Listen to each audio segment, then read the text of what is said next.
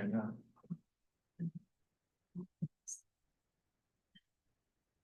Yeah.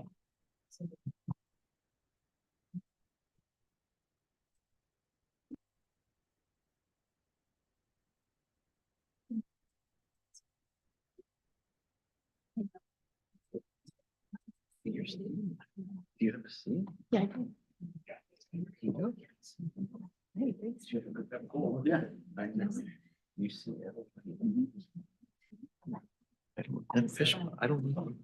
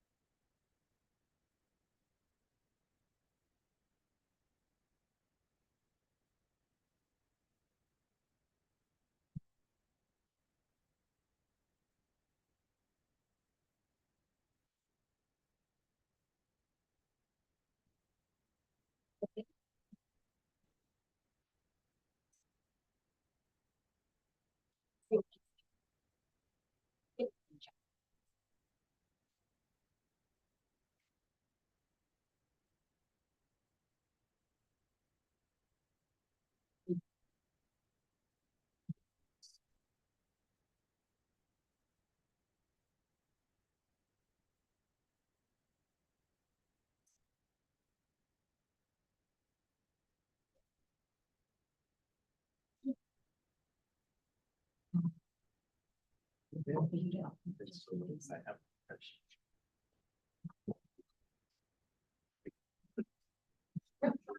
And you forget that. Yeah, then I would prepare you. Eventually I'll make my way. Like, That would be great. but as long as I have everything. Does that work?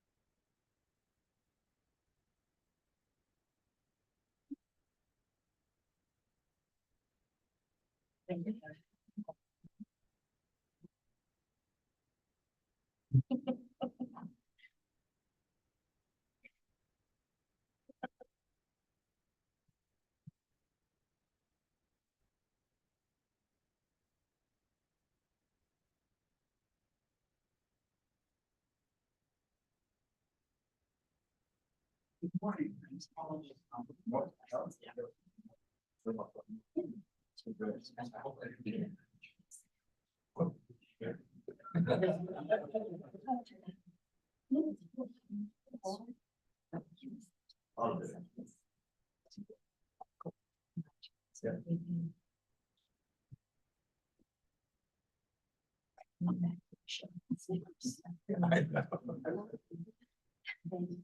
What was that? Here's my name.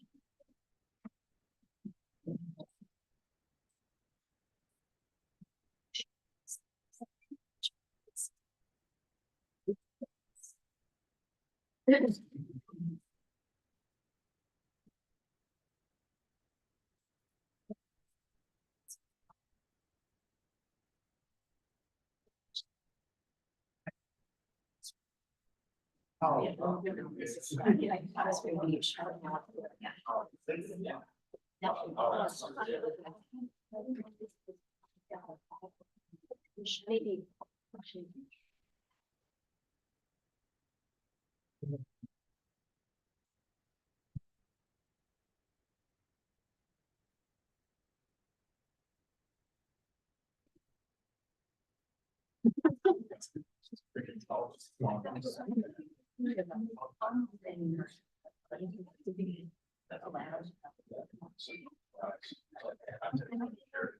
I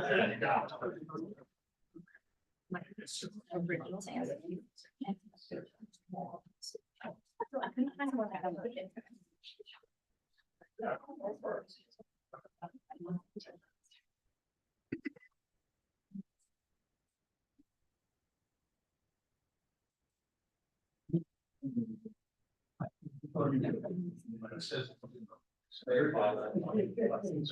Yes.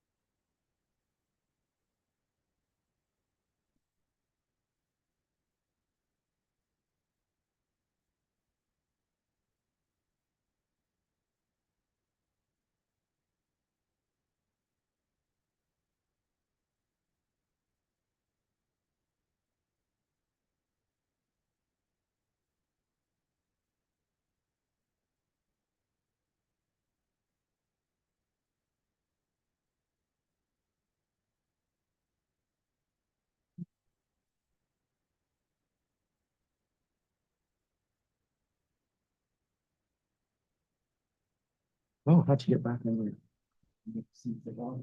Yeah, no.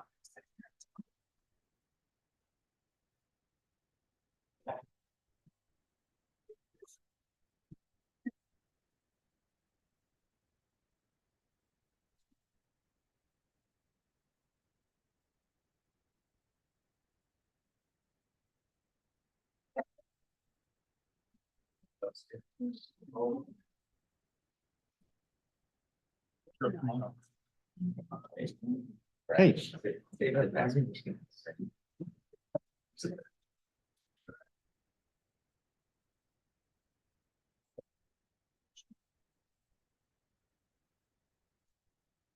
Thank you. Actually, through Vivian Wednesday. That's easy. Catch it.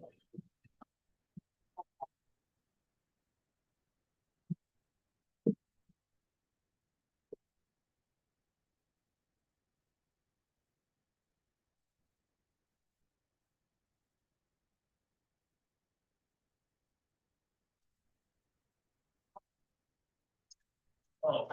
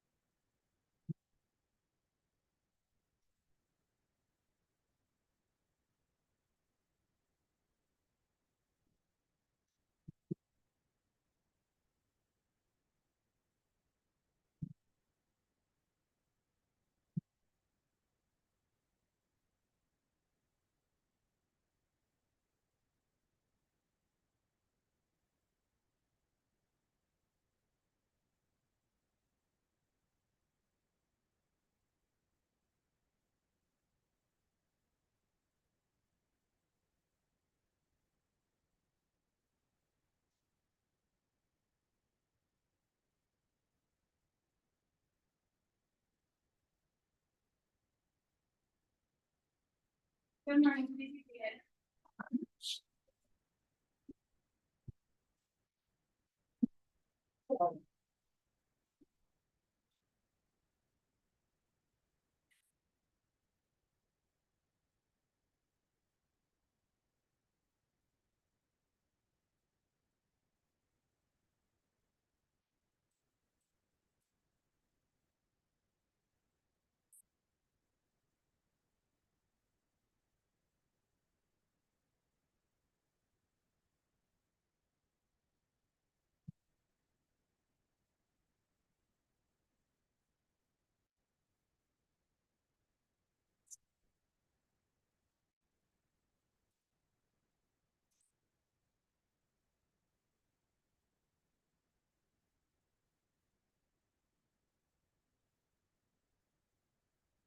All right, good morning to everyone. We're gonna go back on the record in 230832.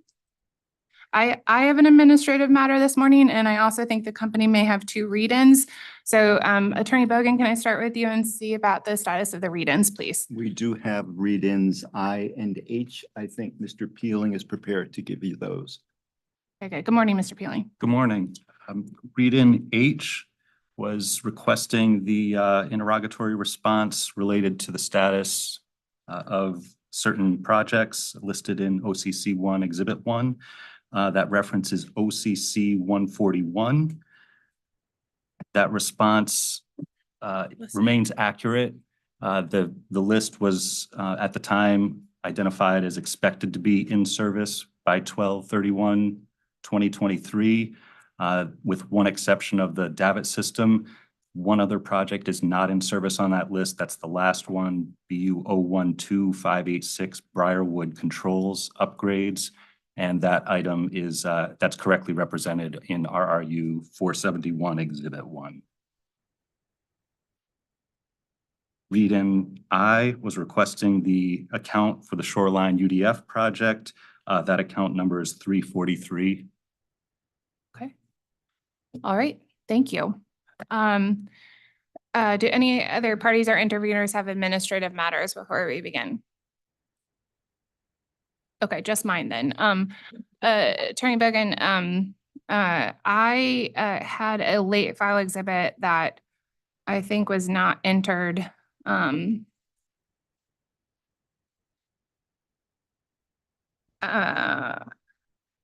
the prior panel. So I need to go a little bit out of order here and enter a late file exhibit. So I think it's probably directed to Mr. Peeling. So after I read it, if you can ask any clarifying questions. I lost Mr. Peeling. He's there. Sorry, Mr. Peeling. I think it's for you. So there was an exchange yesterday with our staff and then later with me. And I think one of us may have verbalized this, but not formalized it as a late file exhibit. And specifically what we're looking for was for the company to provide a list of proposed projects that are not part of the company's physical infrastructure. In other words, not currently providing water service to customers. And the list of proposed projects being the proposed projects that are included in the company's requested revenue requirement in this case. So for each project on that list, also to provide the benefit to the customer at the current stage of the project. So I can say this back, but I think we're trying to get to the heart of some of the confusion that we were experiencing about like maybe differing definitions of complete and in service. And I think the best way to do that is by getting just clarity from the company about which projects and its revenue requirement are not actually at the stage of contributing to the physical infrastructure of the company. Is that request clear? So that relates to our discussion specifically on the design projects. Correct. And I think we asked this a couple of different ways yesterday, but are looking just for a complete list. So when you go through the company's schedule and your requested in your application, any project that you are proposing to include in the revenue requirement that is not currently in service in terms of providing physical infrastructure. Is it something that is actually a physical piece of infrastructure providing water service to customers? And if it's not, it's just at the design stage, in the preliminary stage, then we can look for the company to explain why you think that's benefiting customers at the current stage.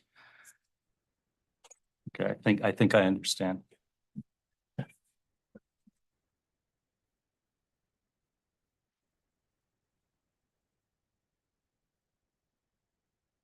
We got it. Thank you. Thank you. So that's going to be entered as late file exhibit 33.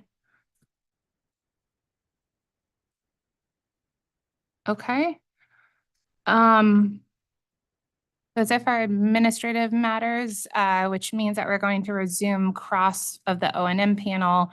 Mr. Peeling, thank you. I'll remind the witnesses that they're under oath.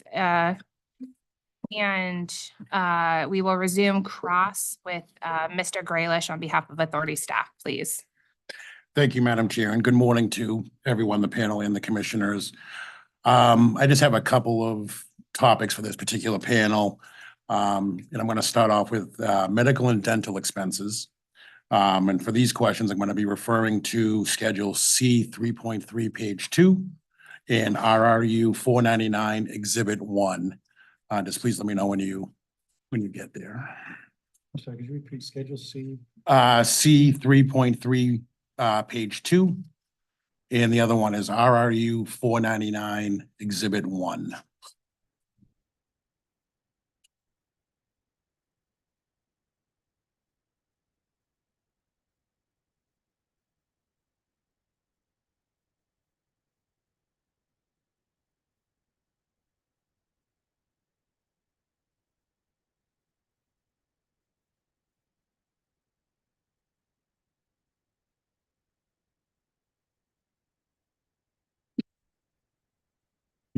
There you go. All right, awesome. Thank you. So if you're looking at RU 499 Exhibit 1, column J, titled Total Medical and Dental 2023 ER Cost, that sums to $2,464,419. If you look at Schedule C 3.3, page 2, total ER contributions for 2023 is $2,536.25, which is a variance. Can you please explain why there's a variance between the application and the support? So I followed the first number, the 2,464,000. Mm-hmm. What was the reference to the filing? The second one is on Schedule C 3.3, page 2. I have it coming out at $2,536,25. And where that's coming from is I took the $3,554,682 total that you list, and I back out the employee portion of $1,018,658 to arrive at the 2.5 million.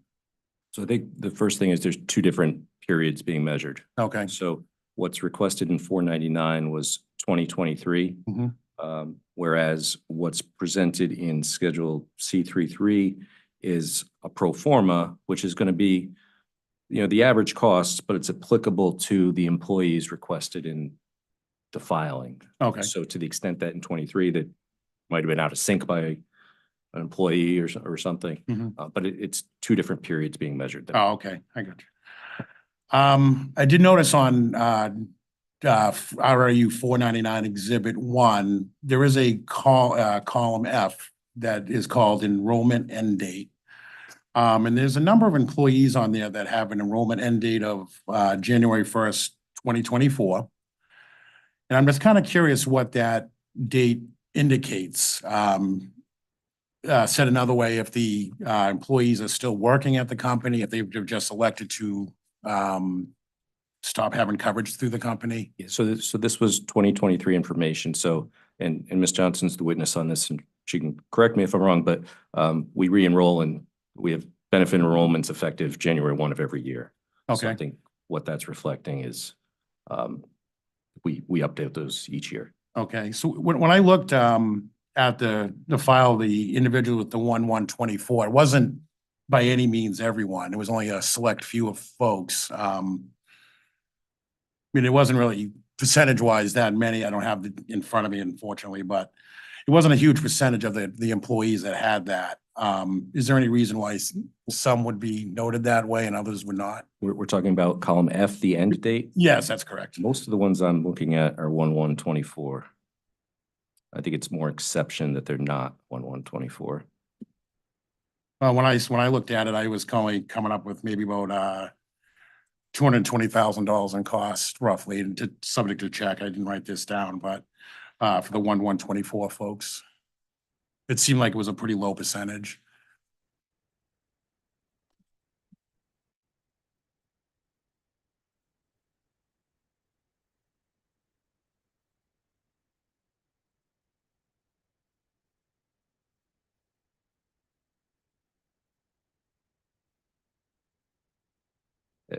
Again, if I look at the column now, it looks like they were mostly 1/1/24, but I'm also just informed that it's really a system setting for us. So Okay. I don't think there's too much to be garnered from that column. Okay.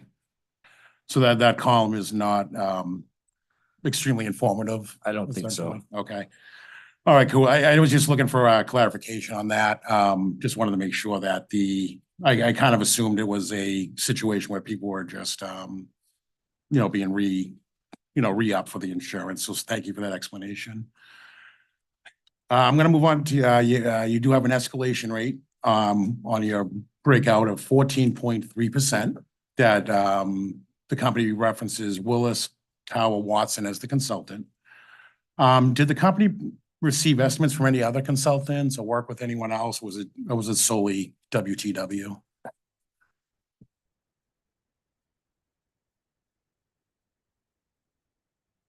Yeah, it's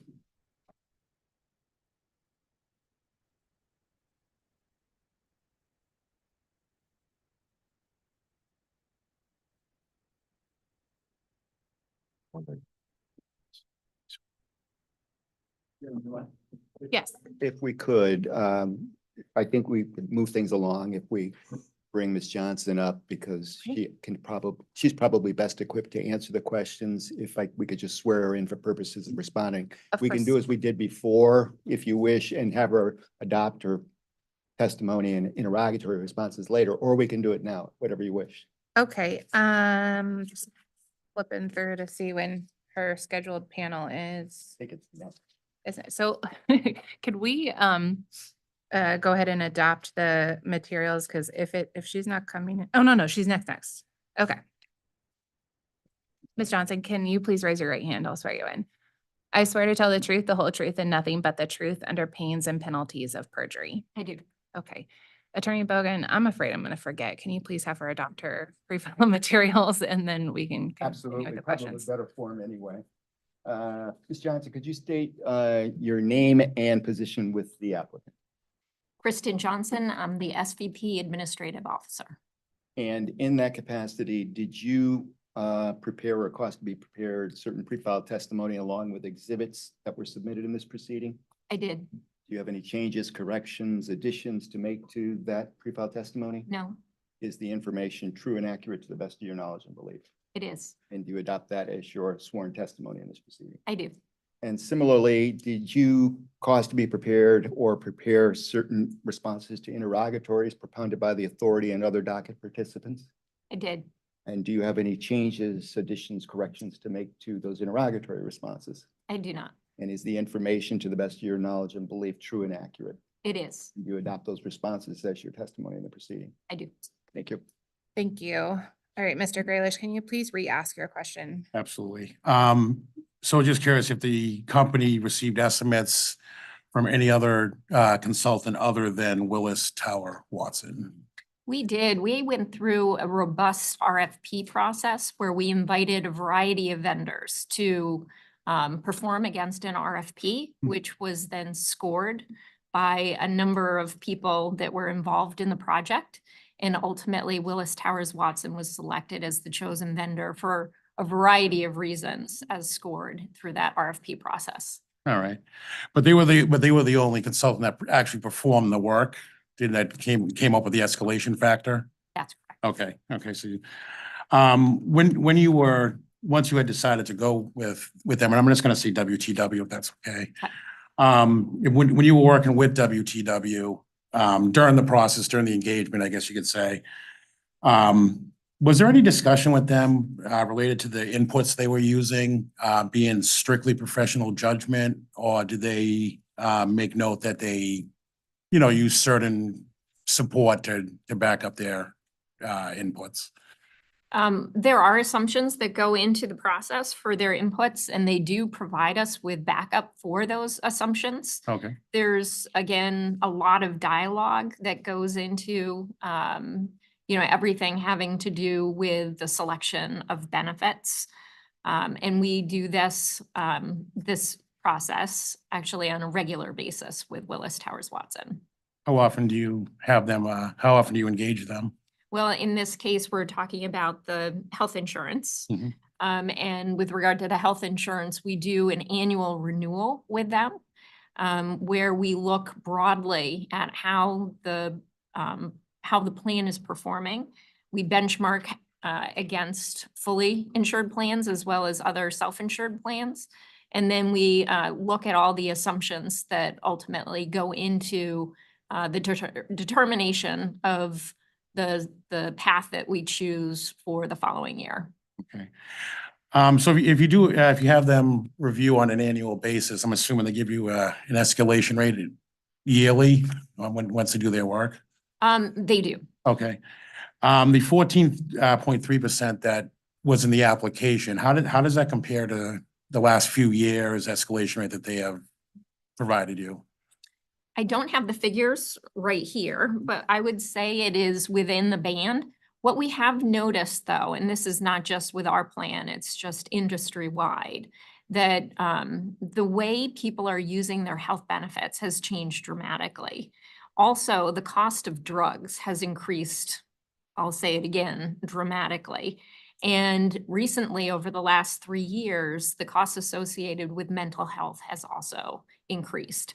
So those were some of the primary drivers behind the escalation rates that we've seen over the last 3 years. Okay, so the use of the benefits has gone in different directions that you've seen over the last few years with mental health and what have you. That's correct. But relatively consistent, that the escalation rate the last few years. Okay. I mean, to the best of your knowledge, the escalation of 14.3%, how does that compare to a national average, or even a regional average, New England, Northeast, that kind of thing?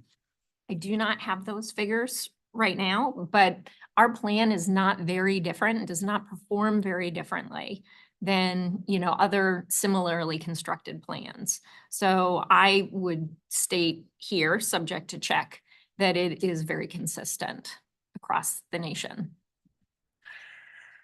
All right. That's actually all I have for the medical and dental expenses. I did want to move on to inventory. What I want to be referring to in this particular set of questions is RRU 501 and RRU 503 Exhibit 1.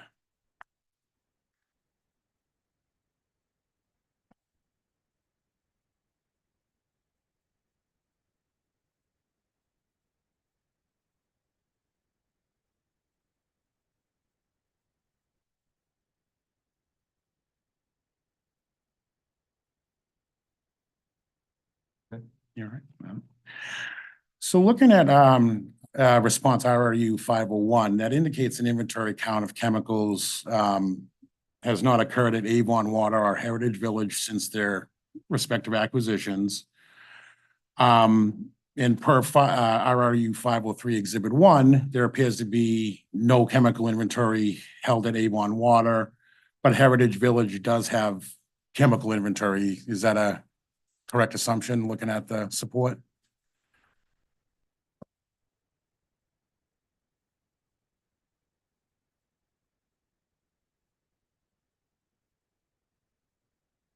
They would. So the question I had was, how does the company ensure unneeded purchase of chemicals does not occur? Seeing inventory, your internal inventory database may not be accurate, given there was not a count performed. And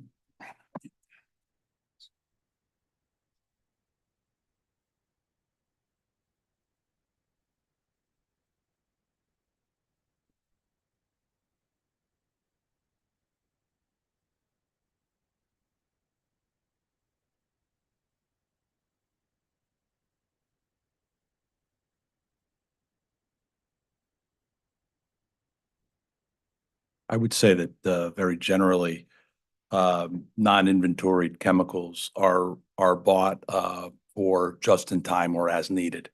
We don't have warehouse space for chemicals, only containers at the treatment facilities themselves. Okay. So there's not an ability to over order.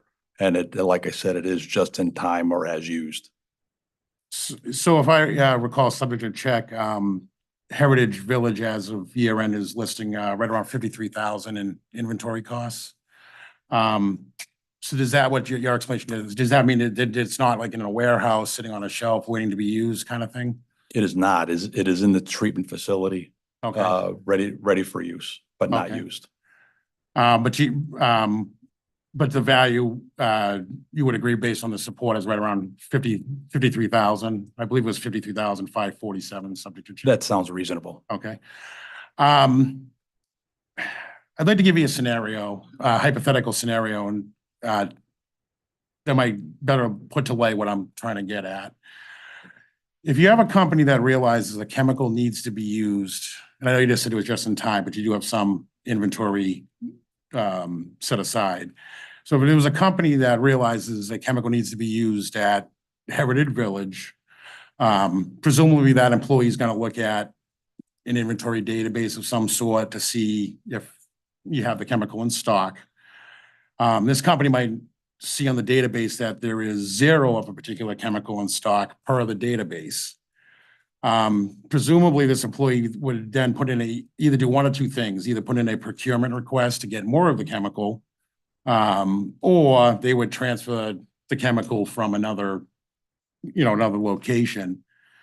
However, if that inventory wasn't accurate, that chemical might have already been sitting on the shelves and it never would have had been purchased, which then leads to overstating of expenses, because you might not have to buy those chemicals. I know it's a hypothetical situation, but I thought it better shows what I'm trying to get at.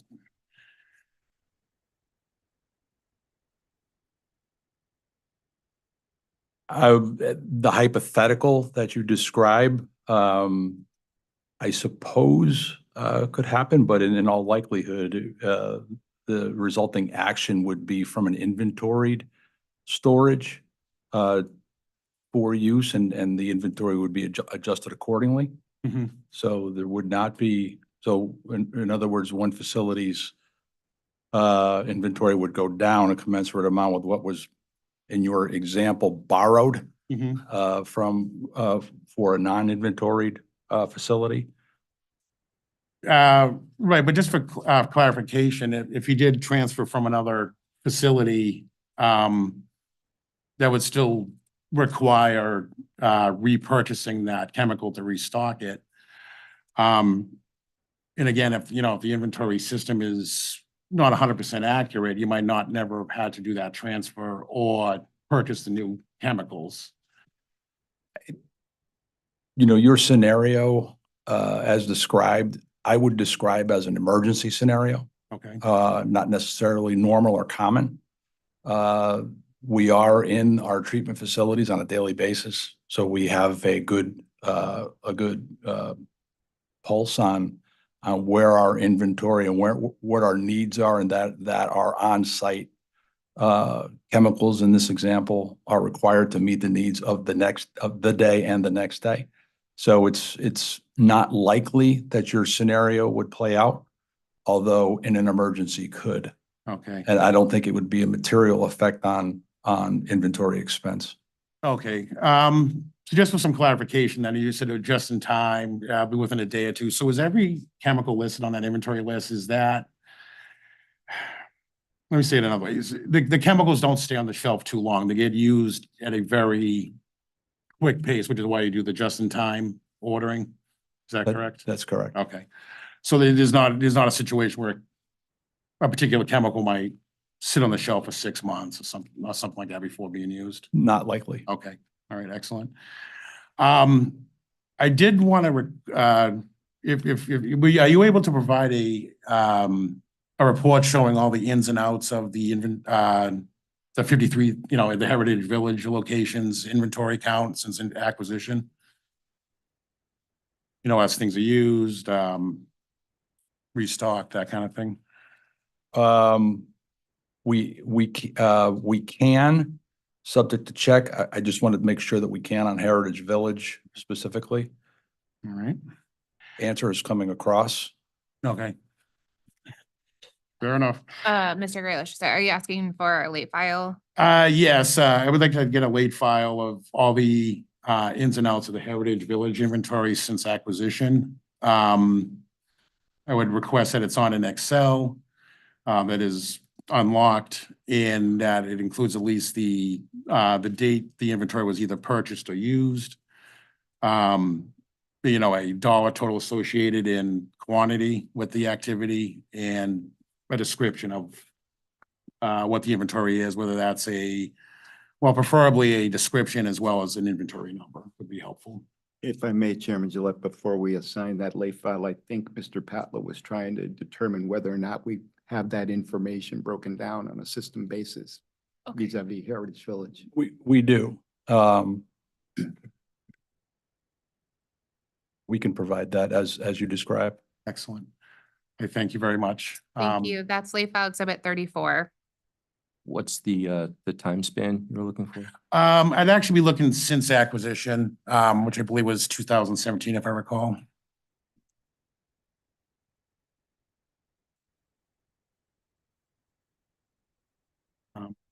And that is actually the last question that I have for this particular panel. So I thank you for your time.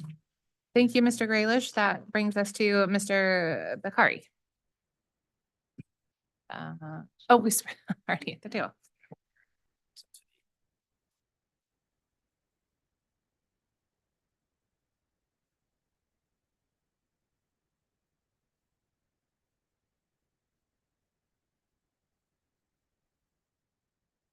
Good morning, Commissioners. Good morning, panel. Sulaiman Bakari for Pura staff.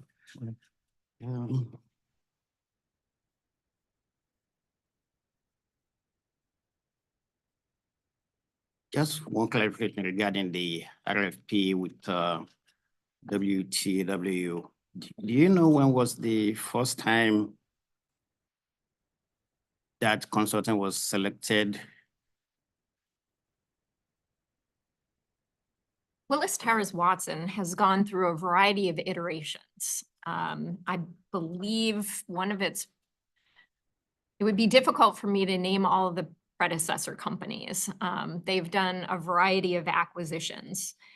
When I actually came to the company in 2007, one of my first initiatives was to look at our broker for our ancillary benefits.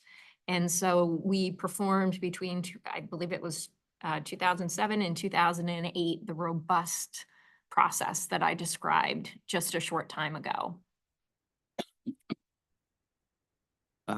So essentially, if I hear you correctly, Tower Watson and subsequent succession companies has been working for the company as the consultants for evaluating the company's benefits, specifically health insurance since 2007?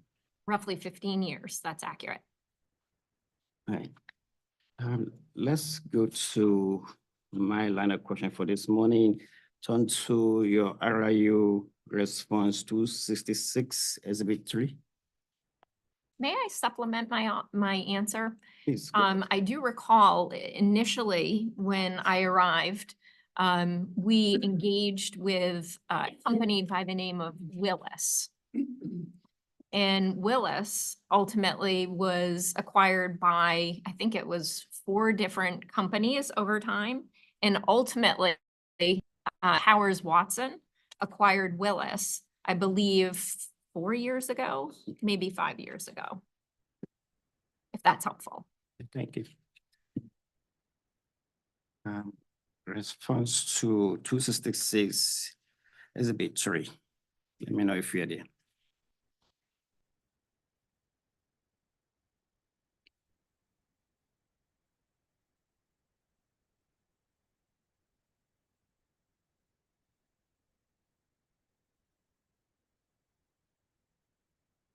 Two 66, Exhibit 3.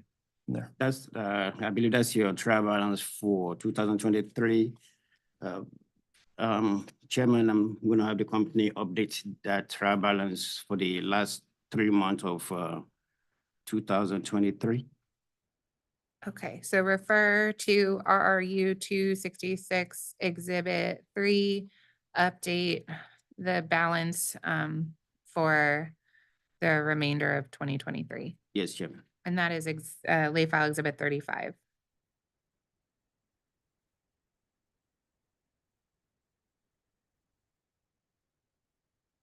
Turn to your SFR schedule C 3.7.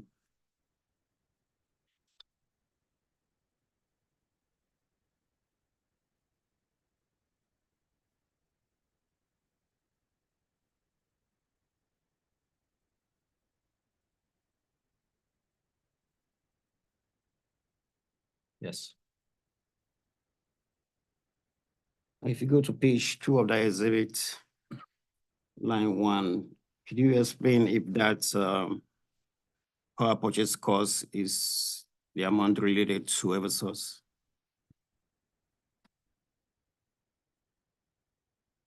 It's a combination of our third-party procurement for energy combined with the distribution charges from Eversource. Okay. For the 3,093,171 reported on line 1, do you know if the company has provided into record exhibit supporting that number? There's actually a detailed transaction list supporting the 3,093,000. I can look up the reference here for you.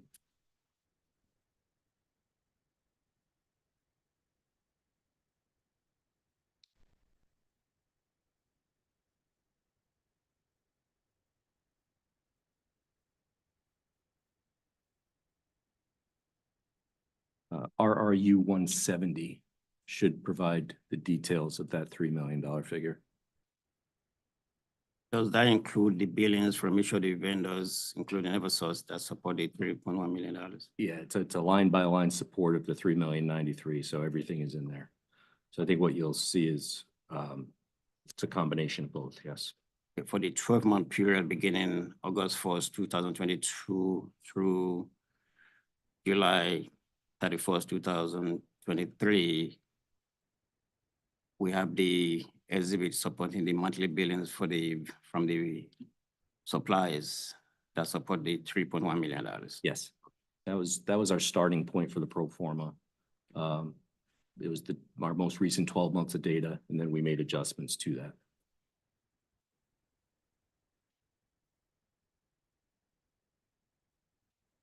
Line 3, Eversource energy delivery rate increase. Has the company provided support as to why that rate is going up as of July 1st, 2023?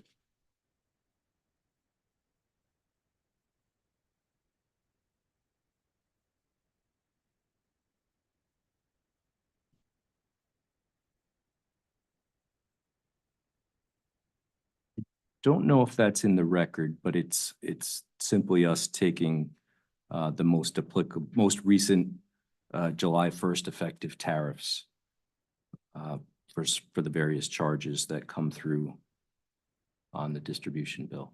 Would the company be able to provide how CWC determine the 357,619 figures? Okay. Yes.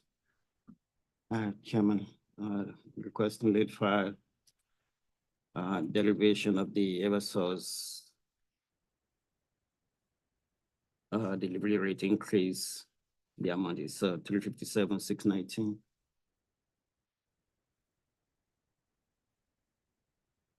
Okay, and that is late file exhibit 36.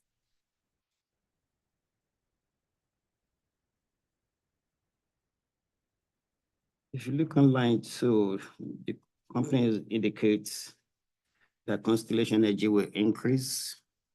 Can you explain why that there will be an increase starting January 1st, 2024? We were under a contract that expired as of 12/31/23, and our new contract with Constellation became effective 1/1/24. For the past, I believe it's 3 years, we've been operating under a contract at significantly lower rates. And this represents that new contract taking effect. Subject to check, I think the increasing rate for Constellation will be about 52%. Could you explain why the company maintained a contract that's increasing by 52% from its previous contract? These rates are still well below the standard offer. So I think one of the things we've put in testimony is that by utilizing a contract with Constellation, that we've saved customers significantly. And So we've been locked in for 3 years. While rates have been going up, we've been locked in at a certain point. It just so happens that at the end of 23, that contract's over and we had to step into a new contract. and there are no other party suppliers that have rates lesser than that of Constellation. As the company, do any analysis to figure whether there are third-party suppliers with lesser rates compared to Constellation? There's a robust process that we go through to engage in this contract. And I can speak to the fact that the rates are still well below standard offer, but I can't speak to the specific other parties that we might have engaged.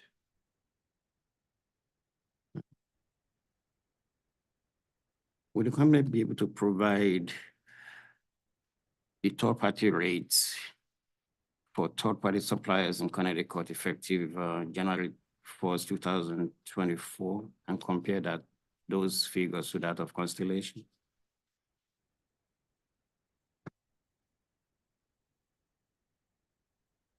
Yes, I mean, I will take this back and we will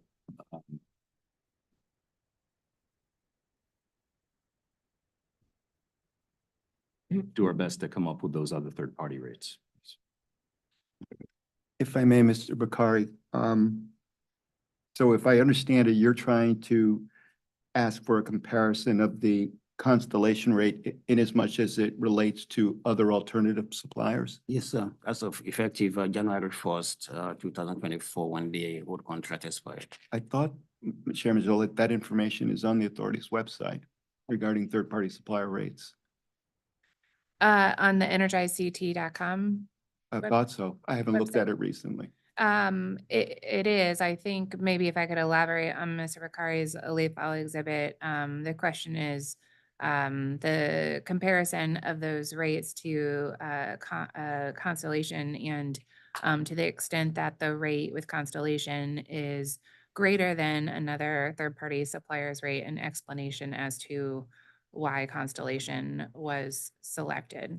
I mean, there are different terms of contracts, et cetera, so just looking for an explanation as to why Constellation was accepted, in which case it is late file exhibit 37. Thank you. Thank you.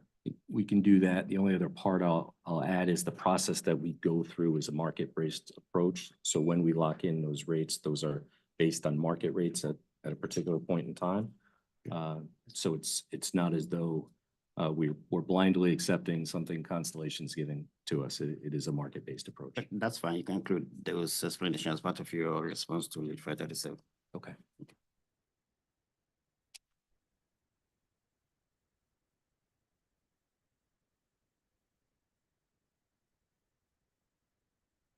We look on line 5. Sewer billing not in base period. Could you explain what constitute those amount? So the starting period that we worked with, that line 1, the 12 months of data, there was a gap in that data. So that's some EDI data that we had, electronic data interface information that we had. And when we scrubbed that, we saw that there was a period of the sewer billings that weren't represented in the data that we had. So we had to put that portion in. Okay. As the company provided in this proceeding support for the 47,200 related to that adjustment?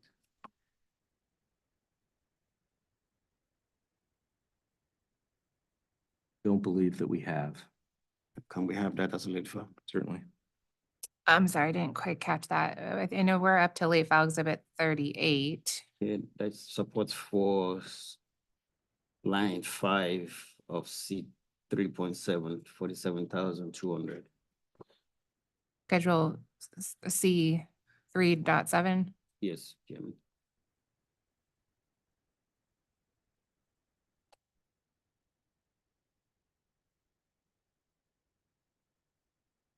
Similarly, if you look at the adjustment described as even water billing not in base period, what does that entails? Yeah, that's an issue where we identified that we were not getting bills from Eversource for a particular site. So we had to, and we still haven't. We've reached out to them, but I think it's something that's still being worked on. So we had to essentially calculate what the bills were for the usage in that span of time. You describe how the company determined the 70,000 that's not being billed by Eversource.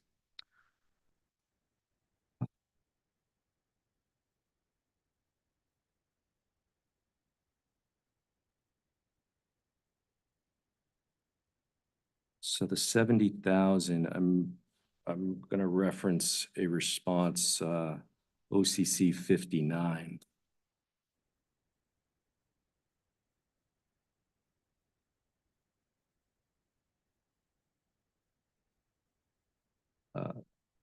So in OCC 59, we actually update that figure.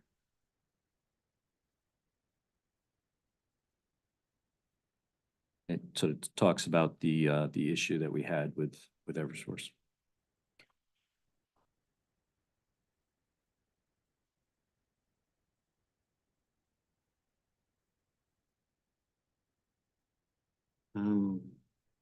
Line 4 of the same exhibit. So could you explain what the company meant by water production adjustment? The 102, 166? We look at the 12-month period and the water production during that span of time. Okay. And we compare that to a 5-year average of water production. And we apply basically a normalization factor so that we're representing 5 years of average of 5 years usage to the pro forma. But the expenses that the company is requesting here is for power purchase. How does the water production factor affect the power purchase figure? Our power purchases are largely driven by the power to produce water. So, you know, there's a direct relationship between our power bills and how much water we produce. So that's making that adjustment. Turn to OCC 250, actually, strike that, OCC 225 exhibit 1.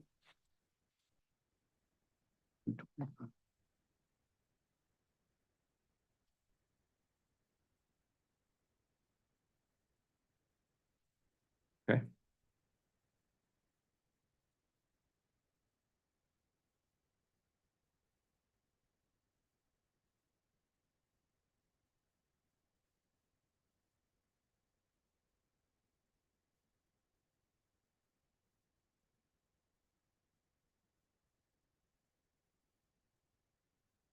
There was an increase in 2019 in the groundwater expenses. Could you explain why there was an increase of approximately 42% in 2019?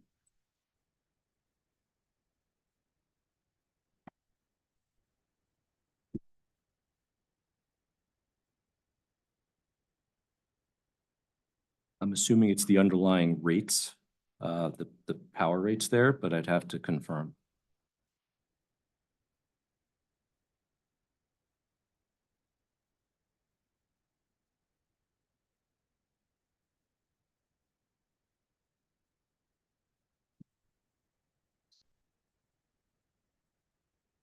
Turn to SFR schedule C 3.8. My colleagues are also alerting me to 2019 is going to be the first year where we have a full year of Avon and Heritage Power reflected in the numbers.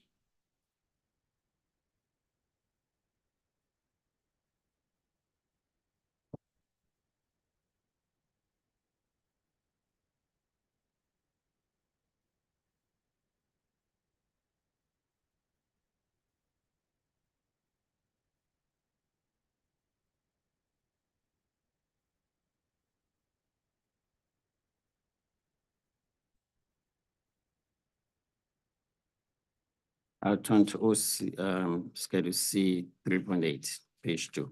Yes.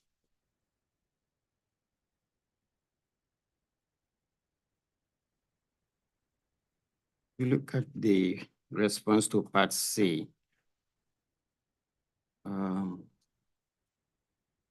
Of the exhibit, is it possible for the company actually also turn to OCC 226?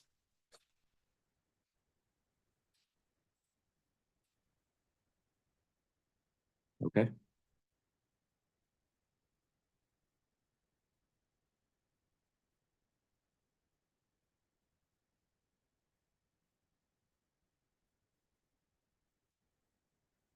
We look at part C of the response to 226. Would the company be able to provide the quantity of water actually purchased from each of these vendors? The dollar amount reported here? You're looking for the quantities for each of the periods? Yes, for 2018 through 2022, actually now 2023, if we can. Yes, we can do that. And also for 2023, we can actually include the costs related to those. We can.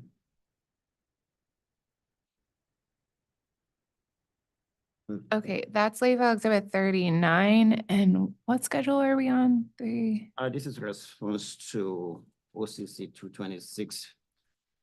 Part C of that response provided dollar value, watermarks in the company to do, instead of the dollar value, to provide the quantity of water that actually were purchased from the suppliers. Okay. Okay, thank you. Levo Exhibit 39.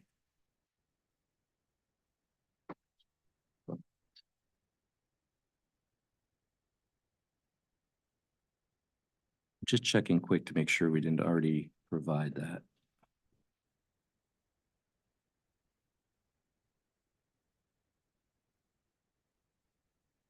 We did.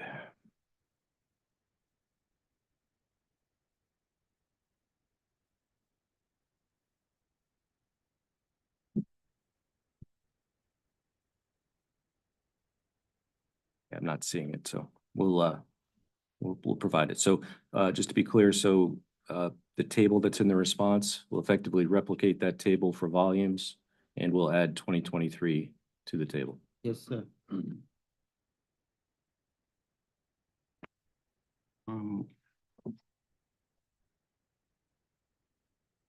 Do you know if the invoices from these suppliers has been provided, say, for 2022 and 2023 into the record?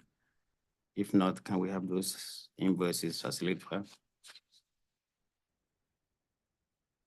The purchase water invoices for 22 and 23? Yes. Yeah, I don't believe those are on the record at this point. All right. Chair, do you want to include that as part of 39 or label that as 40? Let's label that as 40, just to be clear. So Lay file exhibit 40.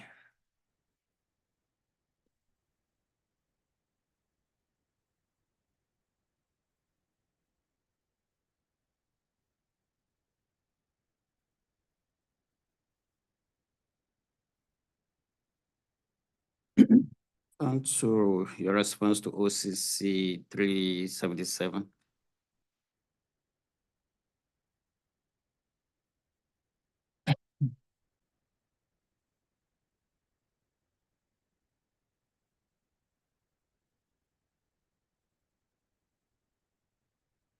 We're there. Uh,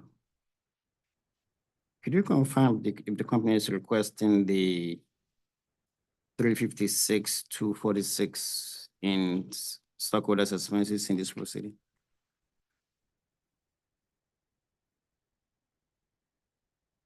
Yes, that is flowing through ultimately as the base amount and then will be reflected in our residual O&M requests. So yes.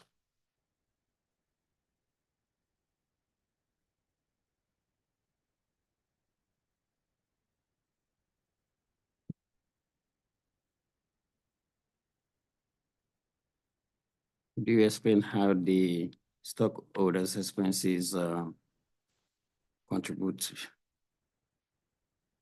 to serving our customers? Ultimately, that's the vehicle to maintaining or to fund our investments. It's a mixture of capital, equity and debt, and maintaining that those costs are really supporting, our overall company structure in terms of how we'll get equity investments into the company, ultimately managing the company as well.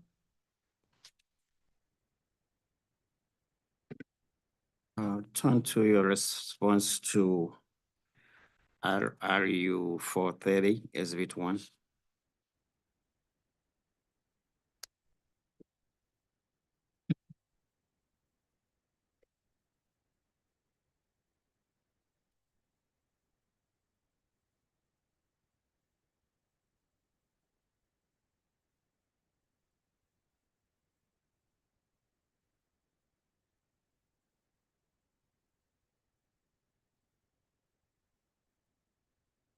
And we're there.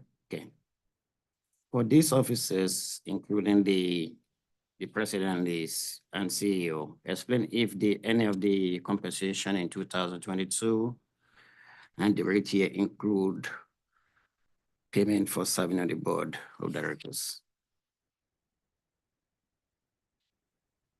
Are you looking at the rate year tab of that?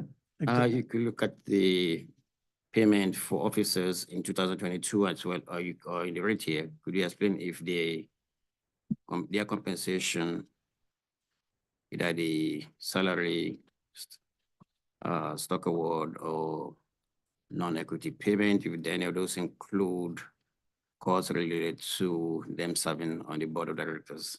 No. Does any of them get compensation for serving on the board of directors? The only board of directors fees are those listed on rows, 33 to 43, who are the external board of directors.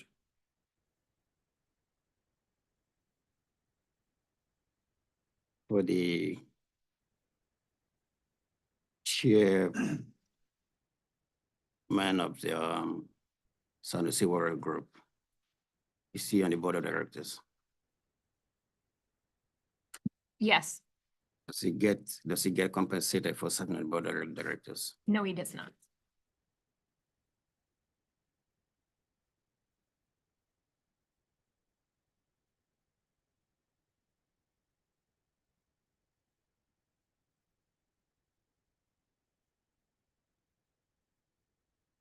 Subject to check in that same exhibit, the total stock award to officers is about $1.3 million. Could you explain the basic objective of stock award to officers? So the goal of providing equity awards to officers is part of a broader compensation philosophy. You know, our goal is to be able to pay competitive total target compensation, which includes basically three different areas. One is base pay, the second is short-term incentives, and third is long-term incentives. The reason why we phrase it this way is because there is a risk offset that occurs. When we're paying people total target compensation, we want to make sure that we have a short-term component as well as a long-term component to ensure that we're not making short-term decisions that would somehow negatively impact the long-term performance of the company. And then when we get more deeply into long-term incentives, what we're trying to do is to ensure that the company has the ability to attract capital to be able to deploy into our communities, and also to have a good return on equity, which is a measure of how efficient the company is. So those encompass the two goals that the officers are currently incentivized for through long-term incentives, which are equity. Could you explain the objectives of the non-equity incentives portion of the overall compensation? Great question.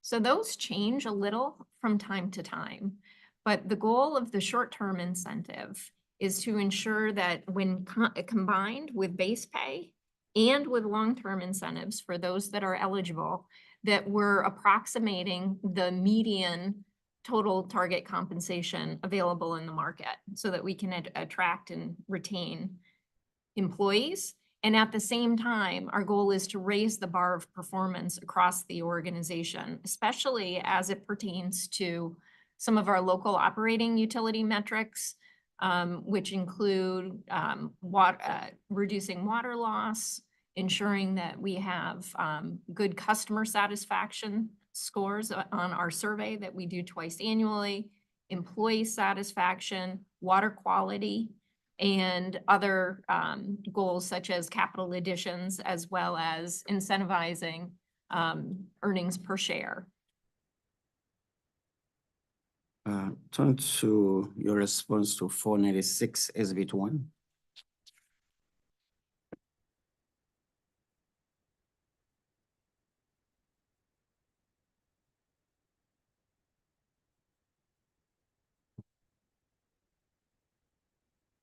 Okay. Subject to check, there are 42 employees listed in the response that receive either STI or LTI. Could you explain if those include officers listed in 430? What was the first part of your question? There are two There are employees? 42 employees listed in the subject to check that receive both long-term incentive as well as short-term incentives. My question to you is, of those 42, are they a component of the officers that are included in your response to 430? There are some employees in here that are also included in the table on 430, yes.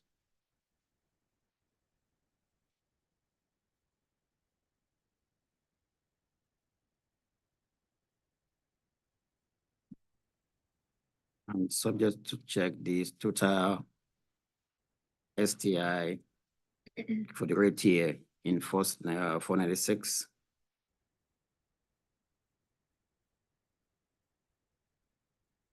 For the 42 employee I indicated earlier was about 2 million. And out of those 42 employees, 9 of those employees also receive LTI, long-term incentives of approximately $1.3 million, subject to check. So the total incentives in 496 subject to check is about $3.3 million. Yes, that's the totals on Road 248, yes.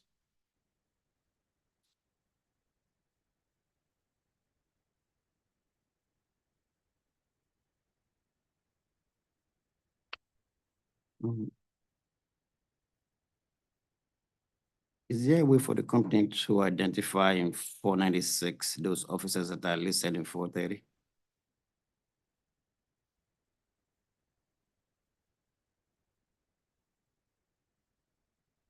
I just want to pull.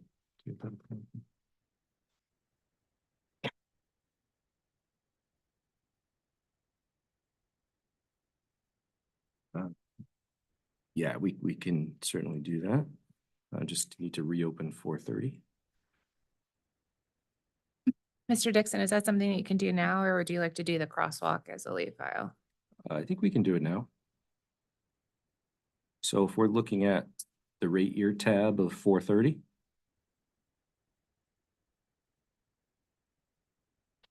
So I have to object to that response. I think this probably will be require some reconciliation of 430 and 496 to identify those officers in 430 for the rate year, the total compensation that's being allocated to CWC and reconcile those to what's in 496. oh, I can put them side by side. Okay. Okay. That is late file exhibit 41. And Mr. Vicari and OCC, no, I'm sorry, and RRU 430, you're specifically requesting the To reconcile that to 496. for the rate year. Exactly.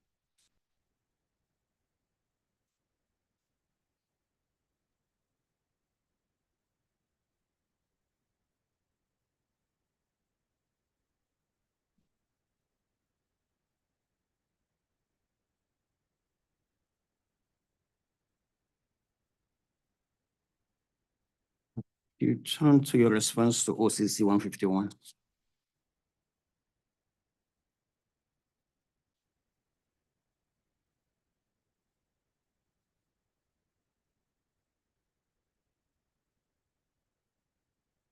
Question to you is the financial goal factor of 35% for cash incentives and 40% for stock award. Could you explain if the company has provided exhibit in this proceeding that indicate where those percentage were derived from? Yes, so specifically, if we start at the top for the cash incentive, the source that's coming right to the top of my head is from Ms. Johnson's testimony. There's a pie chart on there that is a composite of the short-term incentive plan. And within that pie chart, there are two slices. One is related to Capital additions. And the second one is related to earnings per share. Return on earnings per share, okay. one is 20% and the other is 15. So that's the support for the 35. In terms of the 40%, 40% is related to a long-term incentive plan. Okay. And it relates to the two targets for total shareholder rewards. 3-year average total shareholder return against a proxy group and 3-year average return on equity.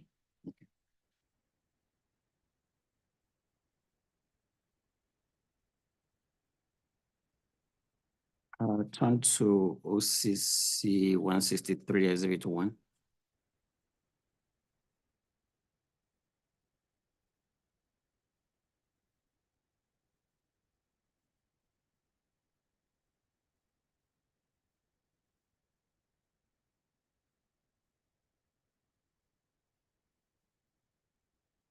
We've got it. Could you explain if the company has experienced any cost saving or reduction in its uncollectible expenses as a result of implementing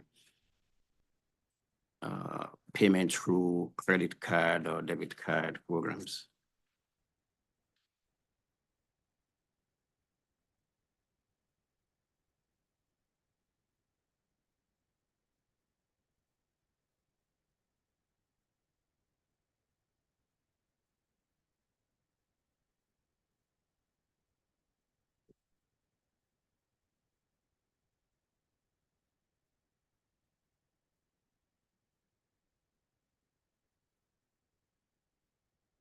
Mr. Dixon and I were just discussing to see if there was a bad debt expense information elsewhere in here that we could point to, but ultimately, we've seen in, there could be further discussion during the customer service section of this with Ms. Williams, but ultimately the increased credit card fees have gone to offset possibly even higher bad debt expense than we've experienced, but really coming out of a pandemic and for a number of other reasons, there are, there's been increases from a write-off perspective, but we've, the additional ways to pay as a result of incurring increased credit card fees have helped to mitigate some of those pressures that we've been seeing on our bad debt expense. As the company experienced similar reduction in expenses related to postage, printing bills, or other bank fees as a result of implementing credit card payments. Yes, from a postage perspective. Is there something the company can quantify to show what the trends in some of those costs, say postage, cost of printing, and other bank fees since the company implemented fee for free payment or payment through credit card and debit cards?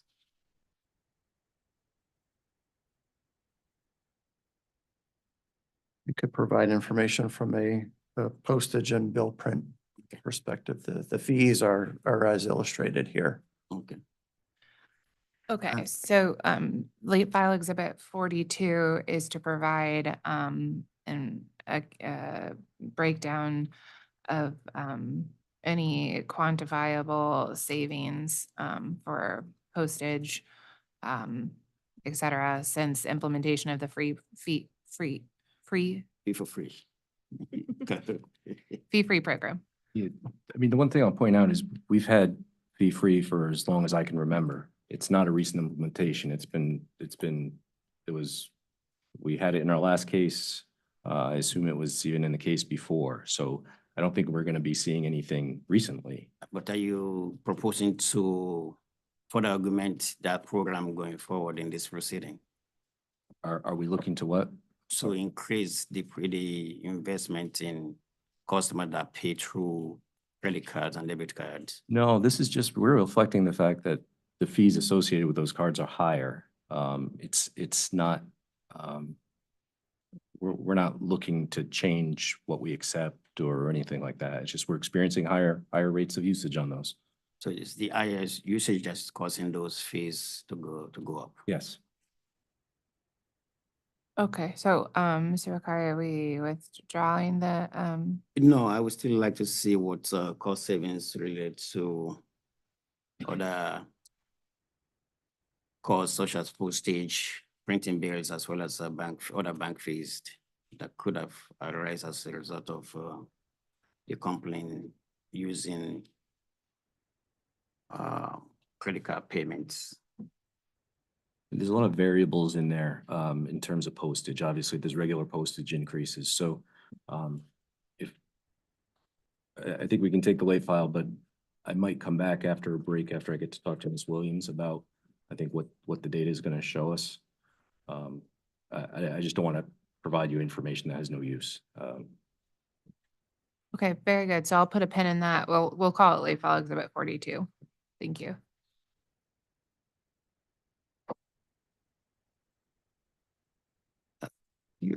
Can you explain how the company tracked the performance of the credit card payment program? Since you have already instituted the program for a while now? I just don't know if we're the witnesses to respond to this. Something more definitive is going to come from Ms. Williams. Okay, thank you. I will reserve the right for those. Okay.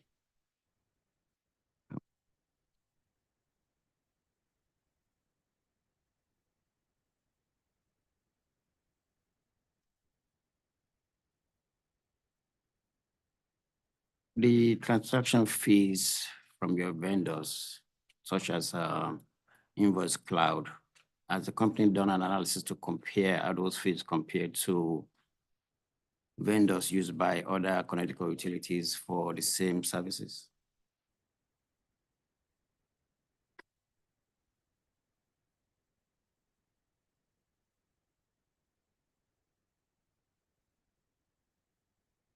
I hate to do it again, but I think it's another one that I think we need to defer to that other panel.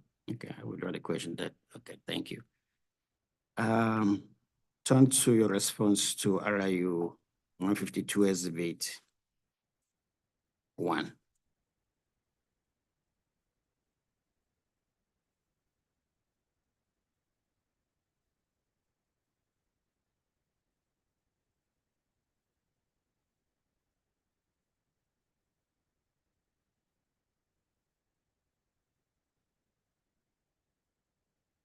If you look on page 4 of the exhibit, could you explain if the RTD reported here are the amount recognized and reflected in the company federal tax return? Or those are the amount reported on the company's financial books?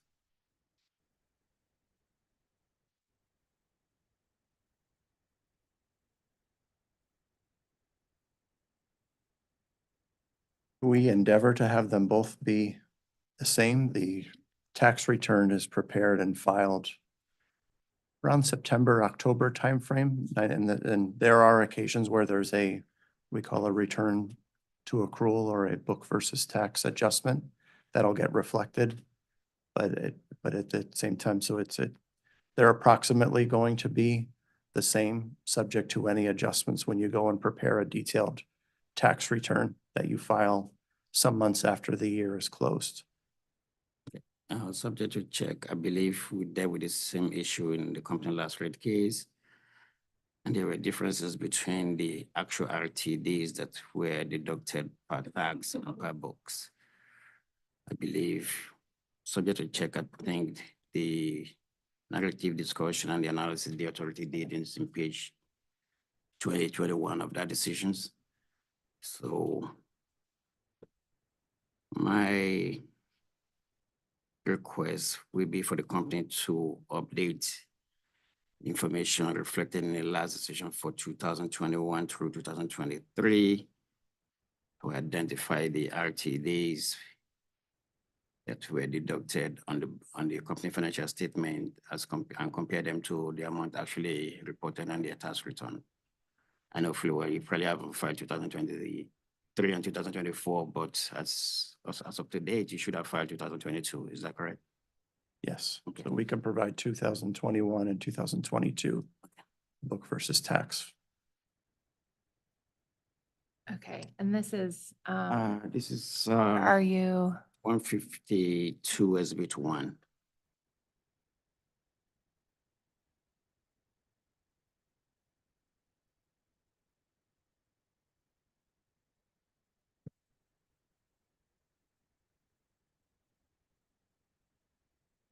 If you go to page 6 of the same exhibit, can you explain how the company determined the PIN 48 expense of $875,000?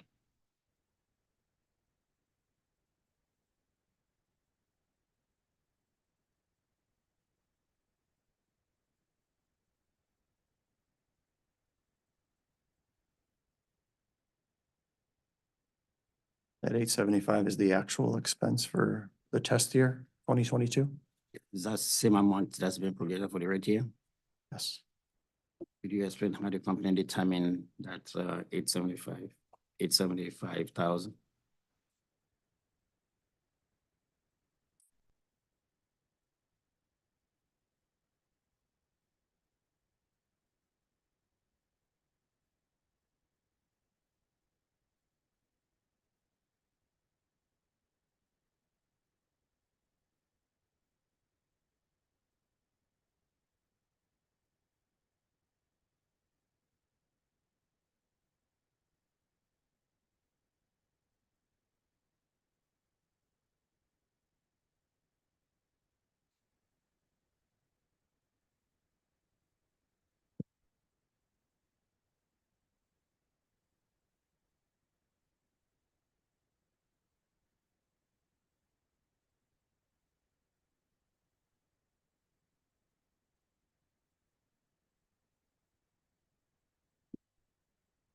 I was mistaken when I said that the 875 was in the rate year as well. If you refer to schedule in the application, schedule 3-3.24, page 2, we took the test year amount of 875 and have a pro forma adjustment to get us to an expected $433,000 rate year, estimated rate year expense for FIN 48.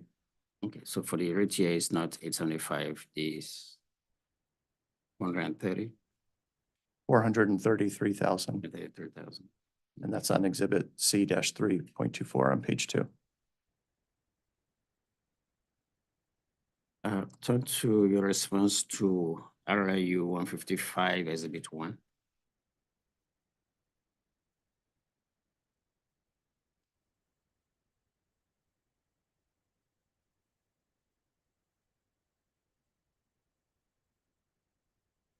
I have it open.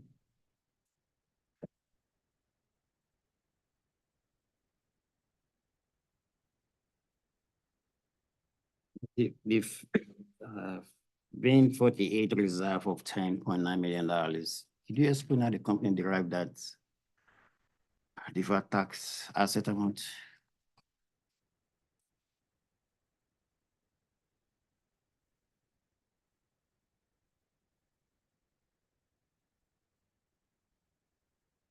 There's an underlying calculation, ultimate FIN 48 is related to uncertain tax positions, and it's a reserve related to uncertain tax positions, which is primarily related to our repair tax deduction and certain aspects of those repair tax deduction assumptions that have not been fully vetted through the Internal Revenue Service process and review, and therefore we set up a reserve for any of those aspects that have not gotten a decision or an opinion really for any company out there.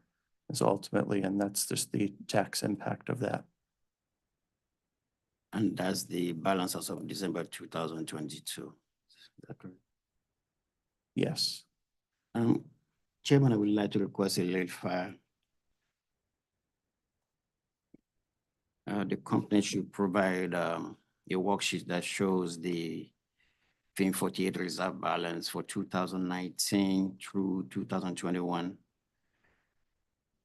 Show the beginning and ending balances.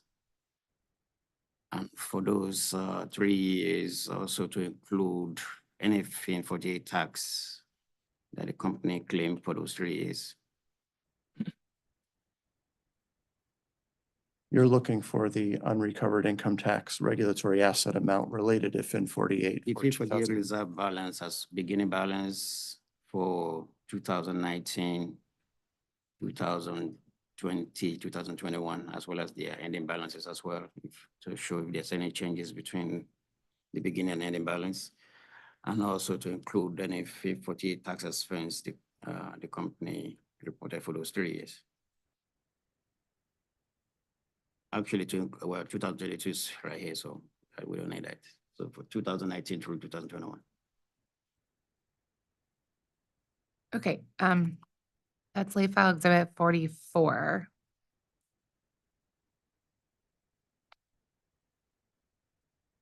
Thank you, panel. Chairman, that's all I have. Thank you. Brings us to Mr. Vacalino, please.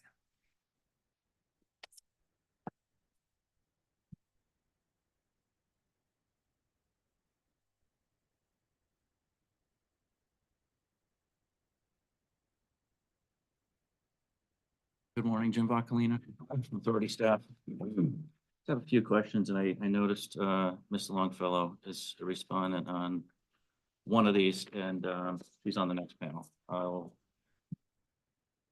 seem to be interrelated with some of the other topics I was going to go over, but I'll try to work around it.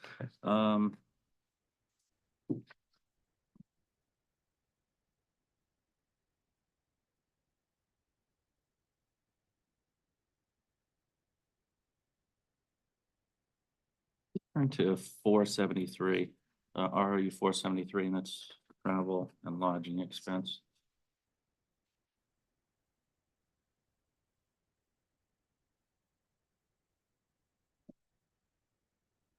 Had some questions on the explanations here. Can you provide,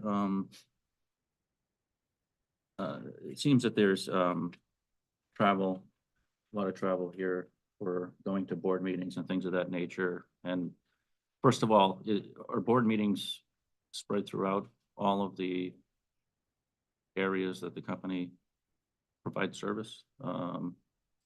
Texas, Maine, Connecticut, California? Yes, the board meetings will typically be held in the various different locations.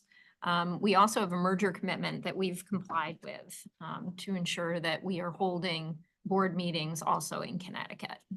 Okay. Okay. Oh, okay. Who specifically is required to go to the board meetings?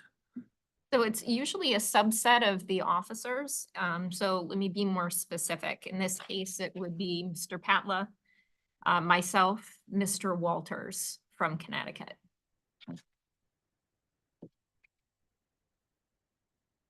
I'm sorry, you were all on the board, or you're, go ahead. We are not on the board. We're officers that report to the board. The report to the board. Okay, thank you. Now,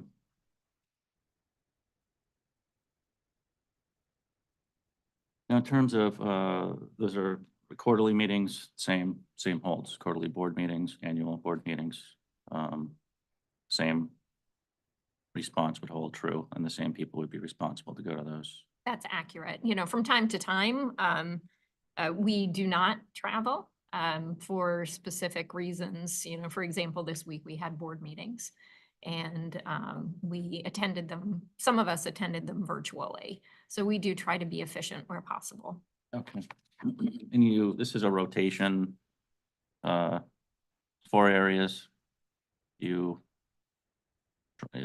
go through those 4, you start at number 1 again. No, it's not that prescribed. Typically, we will have 2 to 3 meetings in San Jose per year.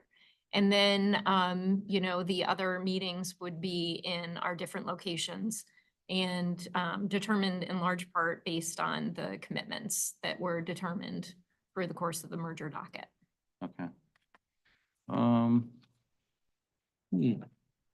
Aside from board meetings, some of the others I noted, let's see here. Particularly new business, I'll say TX-KT, I guess, what would that reference? So that would have to do with Mr. Walters' travel, specifically related to his work in business development. Okay. And now, the letters TX-KT refers to? A specific business development opportunity. Would that be in Connecticut, or would that have impact on Connecticut, or? In this case, that's specifically Texas. Okay. Are there any other charges in here that would be non-specific to Connecticut and applicable only to operations in the other company subsidiaries? Or the?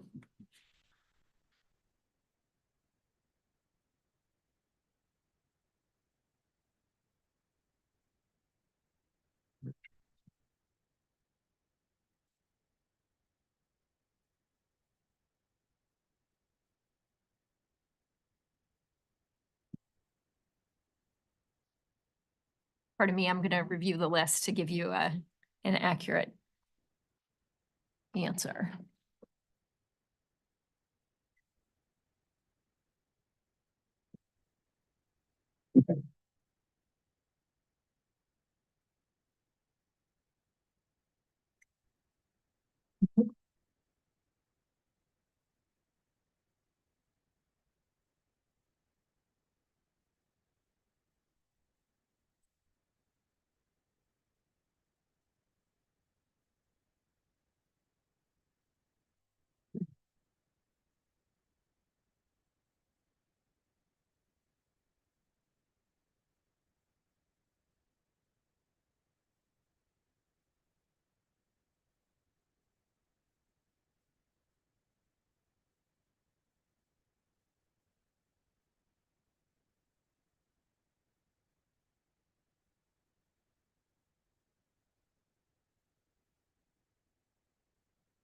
In my brief review, I've identified a small portion, a very few number. And we would be happy to provide that information to you. Okay, yeah, I think I'd like to see that one. Lay file exhibit. So late file exhibit 45, we are referring to, which This interrogatory? is RRU 473. Okay, so refer to RRU 473, identify any, charges listed, that are not specific, to Connecticut, operations.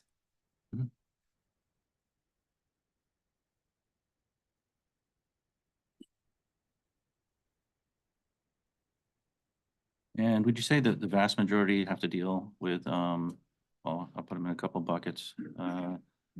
Travel to the board of directors meetings and incidentals related to that, as well as attendance at conferences such as NOC, NERIC, New England NOC, and the incidentals related to that. Yes, based on my brief review that I did right here, that is the vast majority of the charges that you see here to board meetings or to training and industry conferences. Excuse me. Okay. I think the only other area that I had,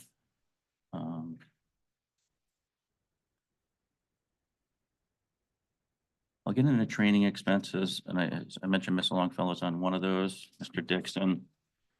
Your response to one also, Mr. Danner, you'll be around if I need to ask you a question. I'll be on that panel. Okay. The other one sponsored by Ms. Johnson, the Student Loan Repayment Program, OCC 235. I wasn't sure exactly from this response what the amount that the company is seeking for this expense within this rate application.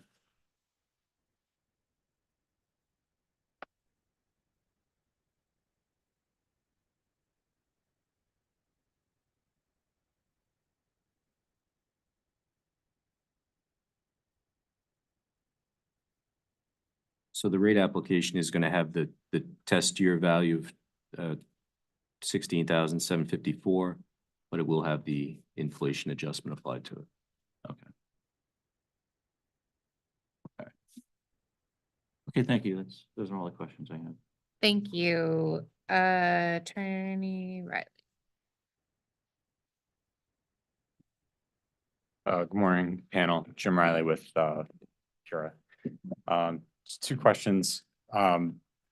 So with respect to interrogatory response RU 449, can the company just please confirm that the employees who are showing an enrollment end date prior to January 1st, 2024, for example, I'd seen 10/1/23 and 9/1/23 are no longer receiving medical benefits?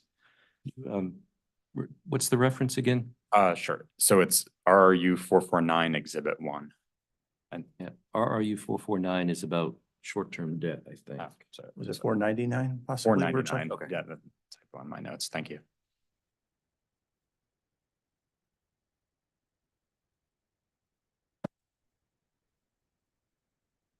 And I'm sorry, what column were you referencing? So it was the column, Mr. Grealish had talked earlier about, there's the end date column. And he had indicated that there was a lot of end dates as of January 1st, 2024. Looked like there were some October 1st and September 1st of 2023 end dates. So I was just looking for confirmation that those individuals are no longer receiving medical benefits. You know, based on the knowledge that I have right now, that's a system date. So I do not believe that it's directly attributable to an employee exiting their employment with the company. Okay.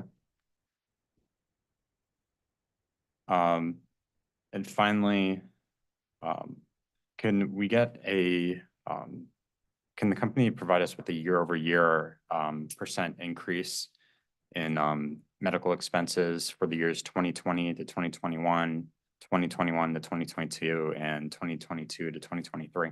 So again, that's a year-over-year on a percentage basis in medical expenses. And if not, the company could take a late file or read in.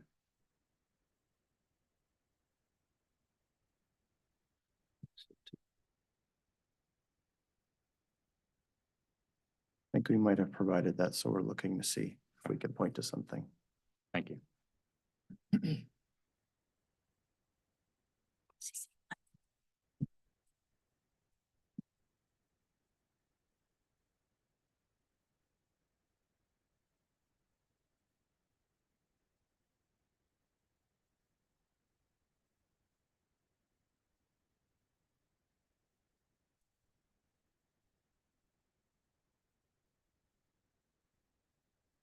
Yes. So the response to OCC 130 has a table, response to Part A, that shows medical and dental expense from 2018 through year-to-date 23 and a projected number as well.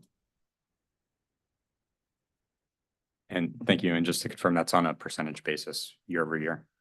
It's the flat dollars, so it doesn't calculate the percentage, but it's just one compared to the other. Okay, thank you.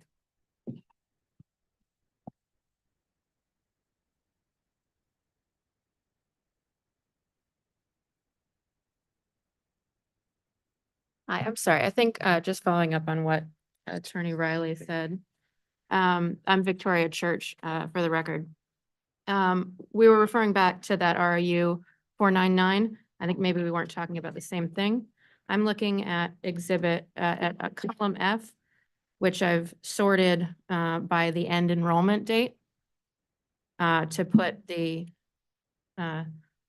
furthest back at the top. I think that puts us with the numbers that weren't 1/1/24, all in the same spot. If you compare enrollment F, if you compare column F to column I, which is the months covered, you see a shorter amount. So what we're trying to confirm is for the employees listed here, where we've got, less than 12 months covered or a shorter end date, is that confirmation that those employees are no longer covered? Or as you're saying, is this just a date in the system? So I think we could do a read-in shortly.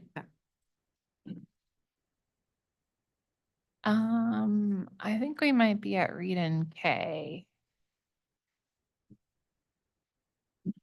I know we did H and I this morning, but I think Attorney Wheel had J yesterday, so we're at K, so it's a reading about confirmation.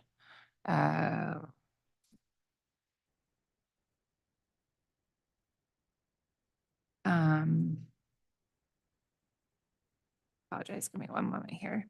So referring to 499, RRU 499, that is, to please confirm whether the employees with the end dates are no longer receiving medical benefits. Thank you.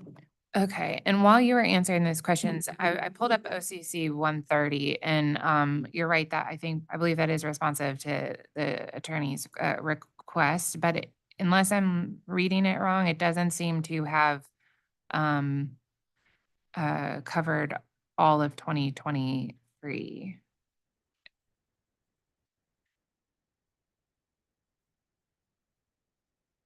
Or does it, the way you read it? No, that's correct. It would have been filed. Okay, would it be possible then just to, for late file exhibit 46, to update OCC 130 for full year 2023, please? Yes. Okay, thank you.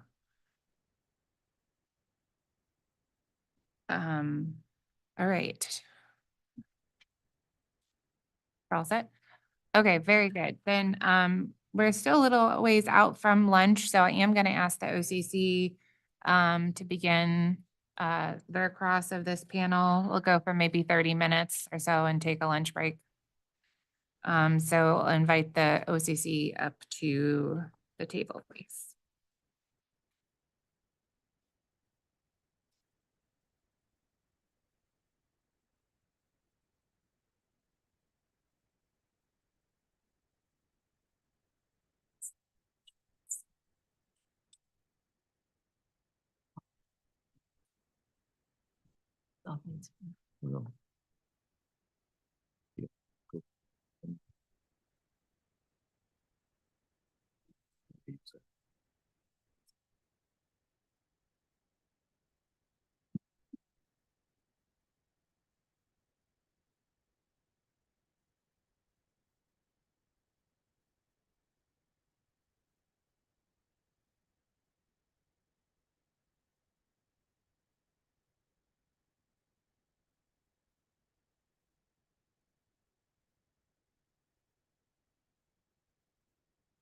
Morning. We're going to start with some cross from Rich Sobolewski.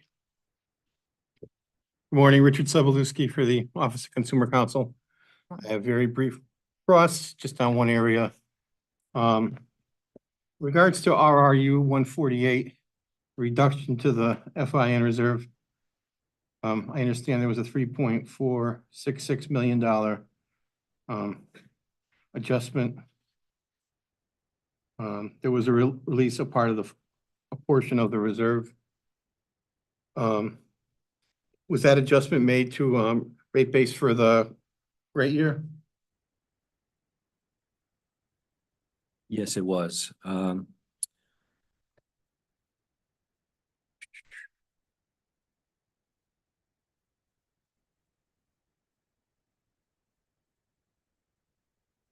Pull up the reference. Got it. Right there. Yeah, on Schedule B8.0, there's a pro forma adjustment number that incorporates two items. You'll see the regular sort of buildup of the reserve, and then the larger reduction for what you're referring to. Okay. So basically, by releasing that portion of the reserve, it effectively reduces rate base, right? It increases rate base. Okay, it increases rate base. Now, were there additional funds that were available to be paid back to ratepayers because of the release? Well, one of the things we looked at was when that liability was funded. And as we look back, Mr. Danner can probably jump in, but we saw that all but, I think it was a few $100s, literally a few $100s, was funded prior to the most recent rate proceeding. And none of it had actually been built into a rate case. Okay, was that related to the repair tax? Or what exactly was it associated with? Yes, it's all repair tax related. So by having that reserve, did that reduce the amount of repair tax, reduced income taxes that were paid back to ratepayers?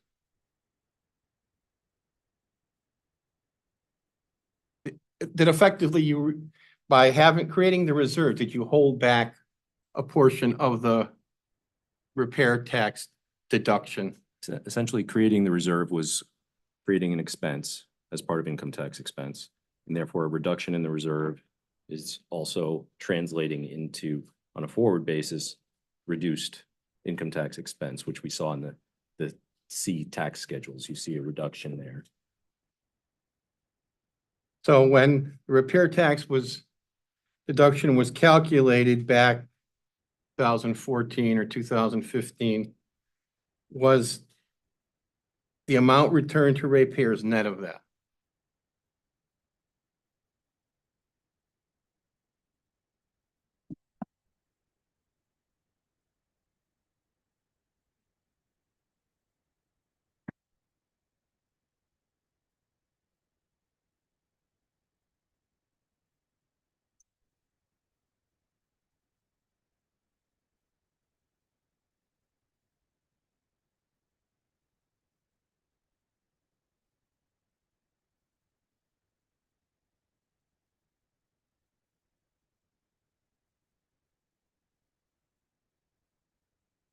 To be clear, you're talking about when repair tax was established, sort of the one-time refund to customers?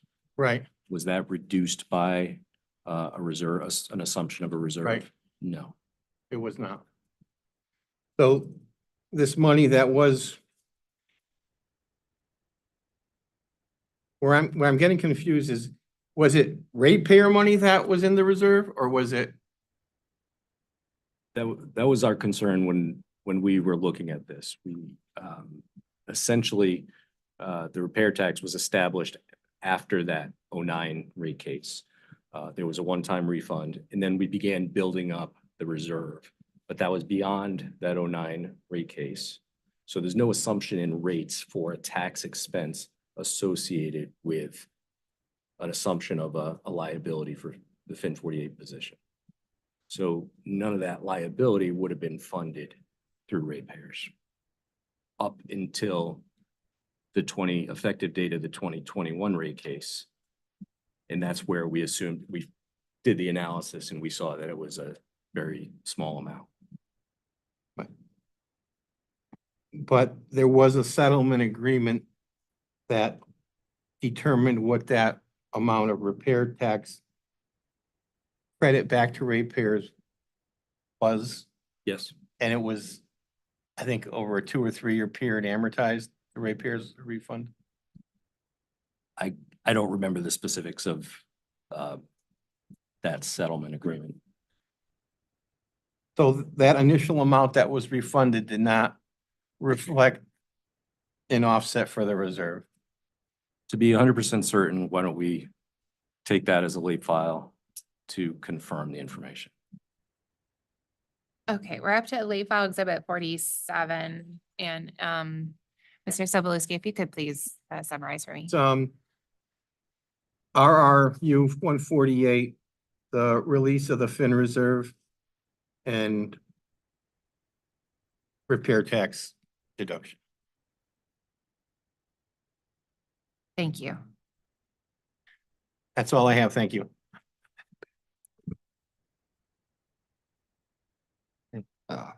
Good morning, Albert Sobolewski, OCC staff. And the first question deals with the company's response to OCC 38 or 214. And this is related to payroll expense. Mr. Sobolewski, yeah, wait. Reference? It is OCC 38 and 214. So for the response to these interrogatories, the company's variances, assuming I did the math correctly here and subject to check, between the budgeted payroll and payroll actuals that the company has spent are for 2018, 1.6 million or 9.5% under budget. For 2019, 2.2 million or 11.7% under budget. 2020 is 450,000 or 2.2% under budget. 2021 is 1.44 million or 6.7% under budget. And for 22, it's 0.5% under budget. Would you characterize this as coming under budget for that time frame?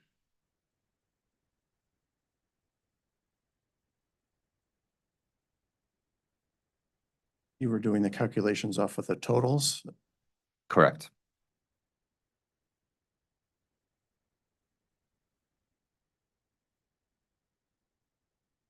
would say that in the years that you mentioned, if you're looking at an actual number versus a budget, and if it's lower for that year, that would characterize that as under budget. Okay, thank you. So the company also stated here that its rate year payroll for capital and O&M payroll is 27.34 million, which is an increase of 4.5 million or 19.9% compared to 2022 actual payroll. Now, given that historically the company has come under budget, sometimes to the tune of 10% on an annual basis, what certainty do the ratepayers have that the requested level of payroll expense is necessary? I think the certainty comes from how we developed the pro forma in the case. So our starting point is, and I believe it was September 30, we said, who are our employees on record and what are their salaries? So those are actual employees, actual salaries, and that became our starting point. It wasn't a high level number. It was a sum of 244 employees.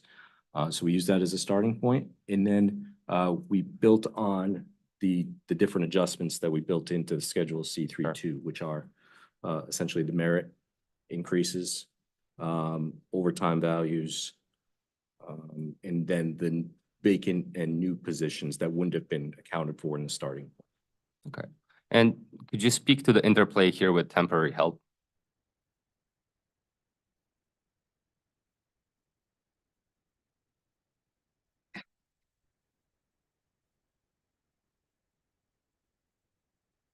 So there's no temporary help built into the C32 schedule. Right. I guess my question is, it looks like the company has historically, at least for those years, has come in under budget on payroll, right? Yet there are temporary help expenses in those years, correct? There is temporary help in general, and this is a spot where Ms. Johnson can come in just to talk about how we manage our payroll and the needs that we have from an operational perspective. I believe 2019 through 2021 presented some challenges there, and there was some supplemental needed from a temporary help perspective. But there's, from a general perspective, if there's anything further that Ms. Johnson, you could add to that, or that we can, if that's sort of where you're going with that calculation from a general perspective. We Yes. referred to OCC 216 and OCC 239 for temp labor expenses. I guess I understand that there are many, different roles that you would consider temporary at play here. That could maybe possibly only be temporary roles and not salaried employees, but it does certainly seem like there is space in that payroll budget for the company to have hired folks and still come in on budget. Would that be a fair assessment?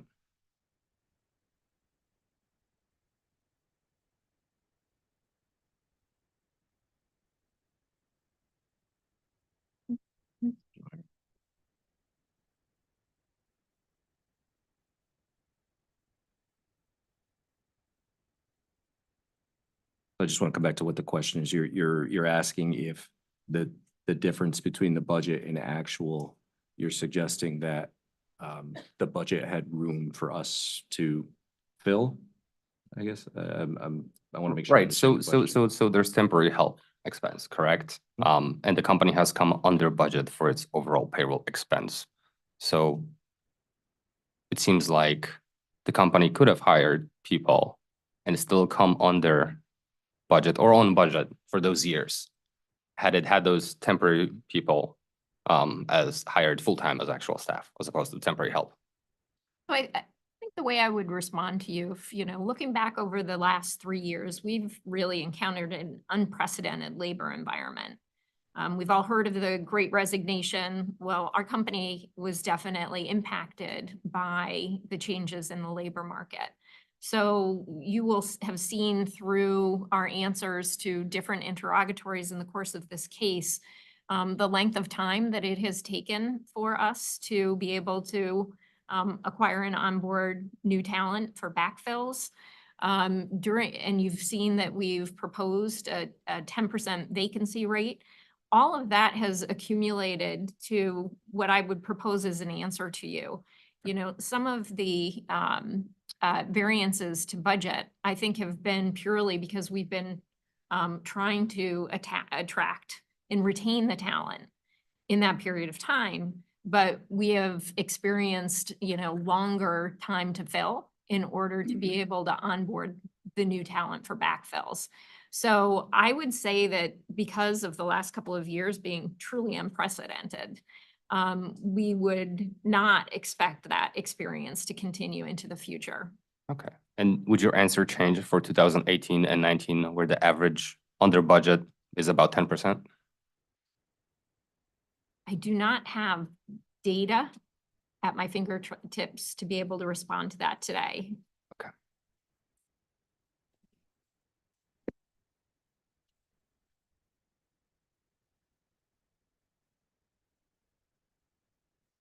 Thank you. Moving on. Just a quick question on the medical opt-out. For the medical coverage opt-out, the company keeps track whether the employees have medical insurance through their spouse or domestic partner, correct? We actually are not able to ask that question. Instead, what we do is we ask people to complete an attestation that they have other coverage when they're opting out of our plan's coverage. Okay, so it's not that it's voluntary. It's more like they have to fill out this assessment and hopefully be truthful, correct? That's accurate. Okay, so are you aware of any government requirements to have medical insurance or penalties associated to the employee for not having medical insurance? I am. So there are some penalties and a government requirement to carry medical insurance? Yes. Under Thank you. the Affordable Health Care Act. And Thank it's something called PCORI, Mm-hmm. where we are required to maintain a benefit at a certain level. And that certain level has to be affordable to employees, and it has to be measured on a regular basis. And if we're not maintaining that affordable benefit, then if somebody acquires medical insurance elsewhere than through the company, there can be penalties. Okay. And does the company see any risk in their employees not having medical coverage, or a gap in coverage? Let's say they do a test untruthfully.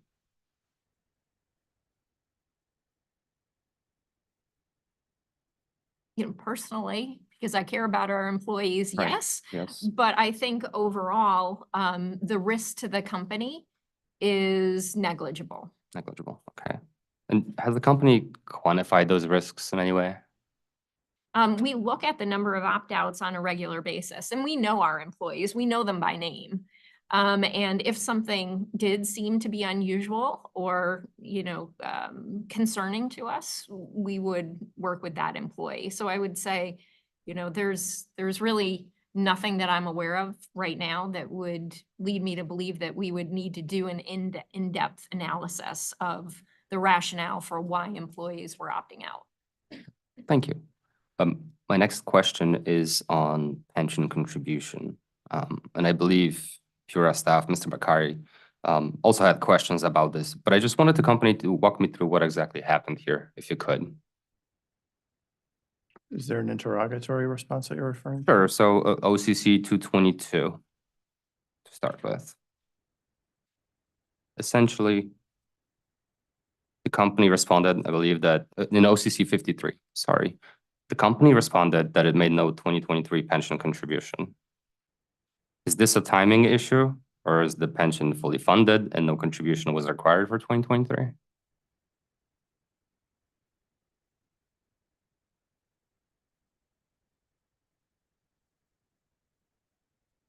I have it. Could you just I opened 253, which I think is. No, I think it was sorry, 2. 53. 253? Yeah, thank you. I don't know why I keep hearing 2.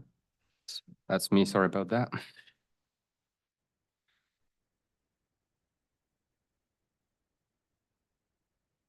It was adjusted correct in terms of the years. But the pension contribution that we make each year roughly matches what our expense is going to be for that year, such that when we record our expense, it has the impact of increasing our liabilities. So we endeavor to try to make a pension contribution that will match the increase in the liability such that our assets are going up by that amount. And that's one facet. Clearly, there are going to be market and other pension assumptions that adjust what the liability as well as what the asset values are at the end of the year. But from a really general rule that we like to take a look at and follow is to have the expense match with the contribution match with the expenses. When the overall expense is in an income position, then we don't make a contribution. And that's what we're indicating in the years where we say no contribution. So are the contributions discretionary and a function of management decision or simply driven by actuarial assumptions? We consult with our actuary, but the plans are funded. There is a requirement to be 80% funded, and we are in exceedance of that. So it is a discussion with our actuaries that we have. And because of where we are from a funding perspective, we've taken that form where we're just going to match our expense, our contribution, match whatever the expense is to maintain where we are currently funded in that position. So you're over 80% funded, and just from the top of my head, from the top of your head, do you remember what level you're at currently? We're over 100% funded. Okay, so arguably there's no expense currently. There's a number of factors that lead into it, but I can tell you that our overall pension expense is in an income position that we are requesting and will be adjusting for the rate year. Thank you. My next question is on OCC 56. This is 401k expense.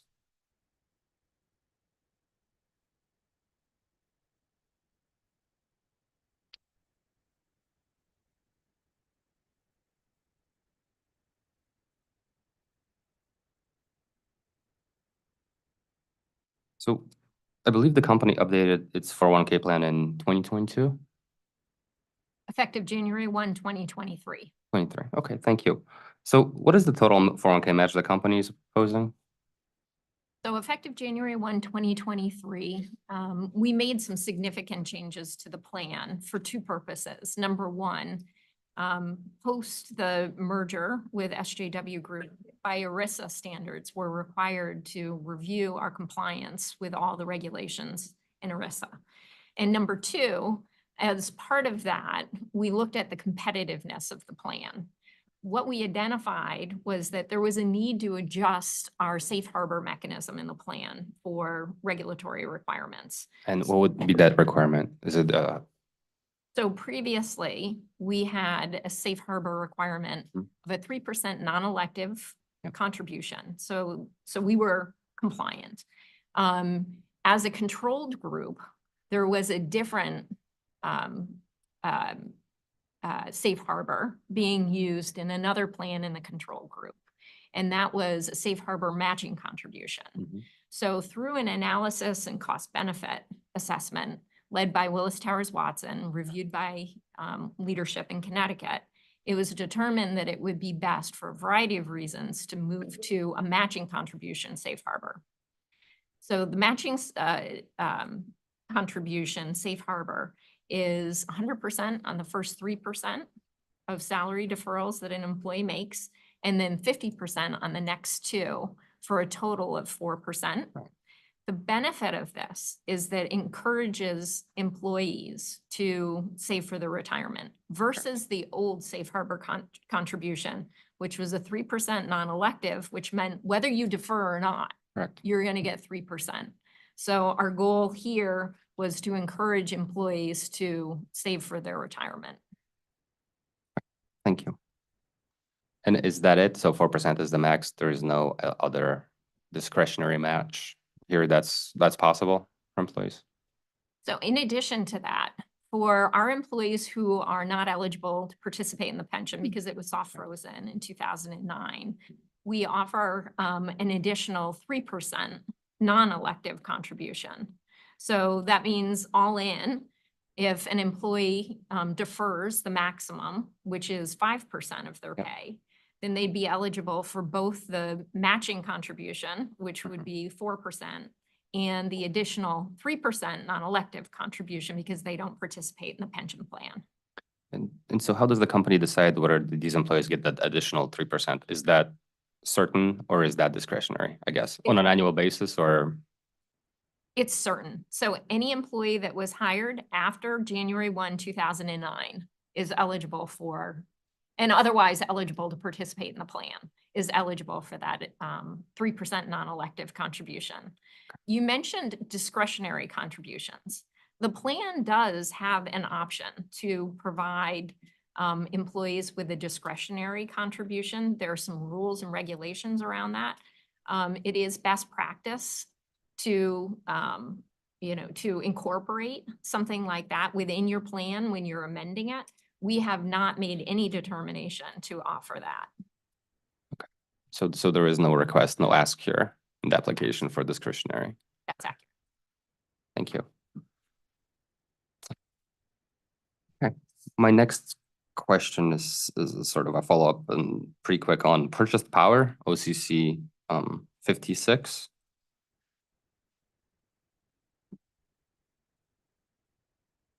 I think we were just on OCC 56. Oh, sorry. Oh, no, I've got the wrong one.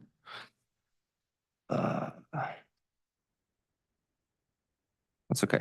Let me just ask it's about purchased power. So, and it's not necessarily, we don't necessarily need that response for it. So just to follow up, on the subject of power, I guess generally, has the company purchased any mobile backup generators not powered by gasoline or diesel since its last rate case? I believe there was none that ran on anything renewable in the last rate case.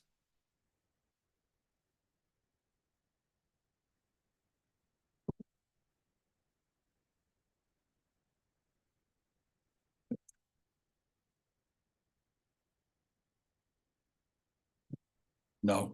No. Okay. Thank you.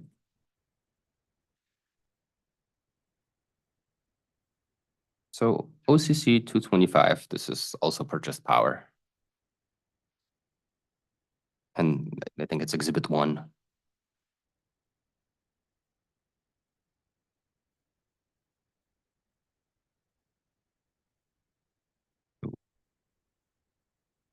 Would you say the primary driver of the pro forma increase is the increase in rates? Sorry, electricity cost. Yes, because we're reflecting a new contract. So your current contract will be up and okay. The new contract became effective on January 1st. Thank you. So further, does the company have any plans to increase its solar installations? And I've heard that you do, but would that effectively be driving this number down going forward?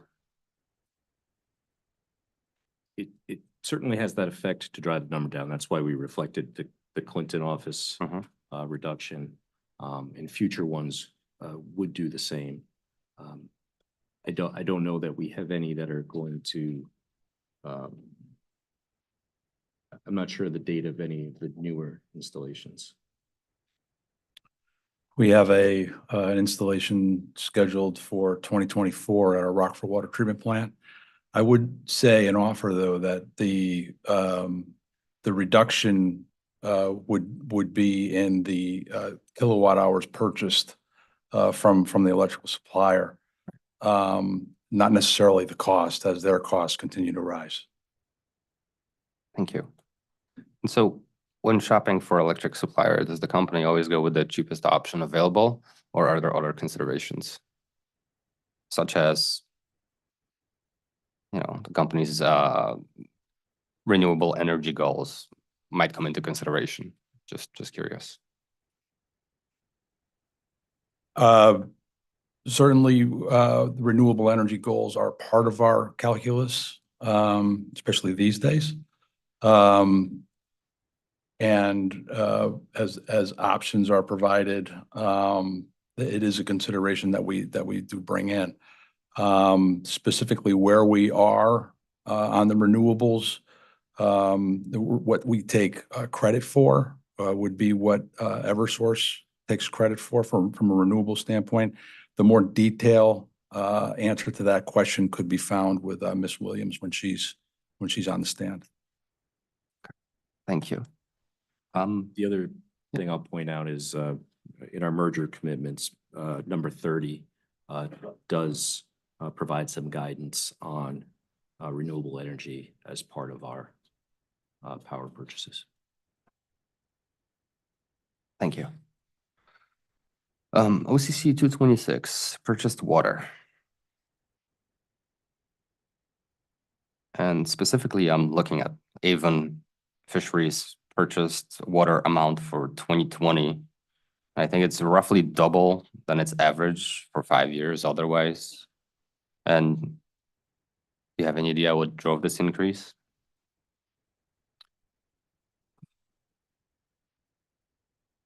Could you cite the reference again? Sure, it's OCC 226, purchased water. And it has, there's an exhibit or a table, sorry, with Avon Fisheries listed. And the purchased water for 2020 is roughly double than the 5-year average otherwise. So I'm just wondering why that is.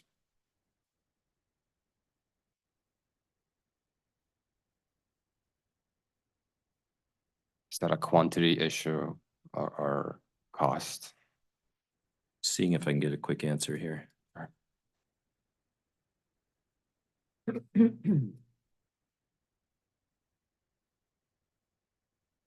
That is not a quantity issue. It is a cost issue.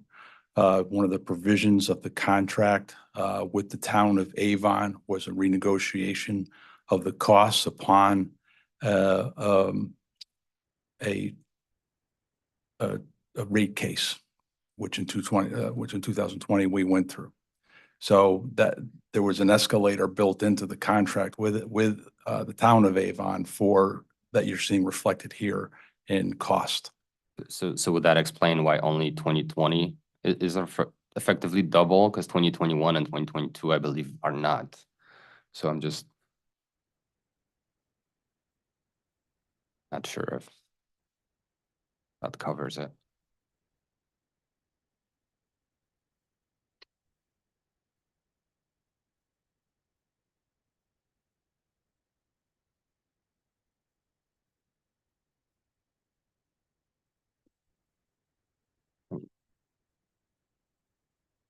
You know, I'm wondering if I'm on the right page here because I'm not seeing your reference No. to a doubling of cost.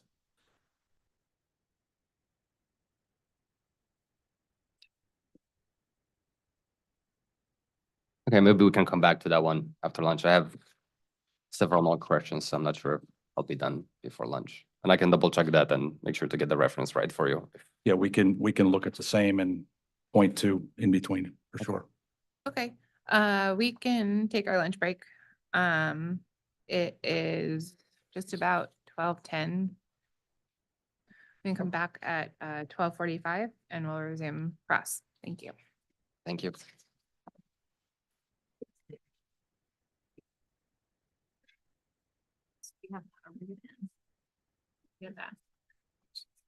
What was that? Yeah. So Okay. I gotta check. I don't know where the double is. This is the spike. They don't want this though. I leave mine here. We all leave. Right. I'm taking mine too.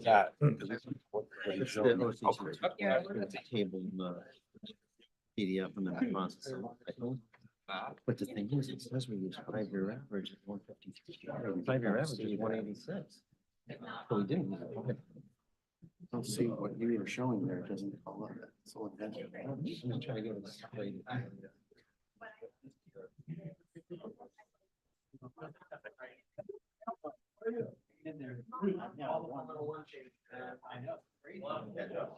I'll talk to you later.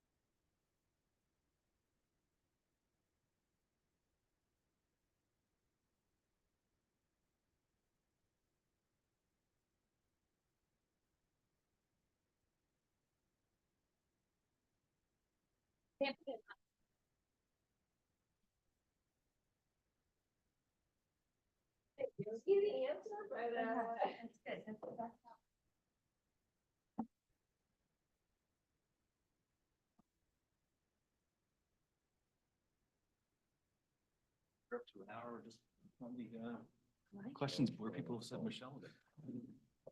Where's my phone? Make sure that's not yours.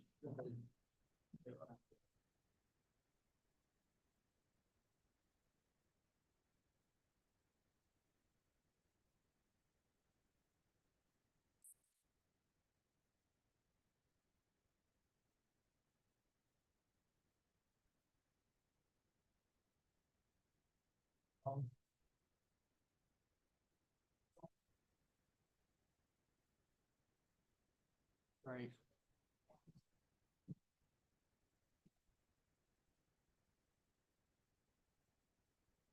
Trying to find the reference there or where the answer is. And ultimately Pam's pointing to the Pure report for those dollars. And it's not volumetrically related. So. Okay. I don't know.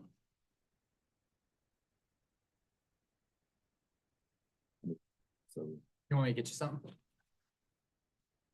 No, I'm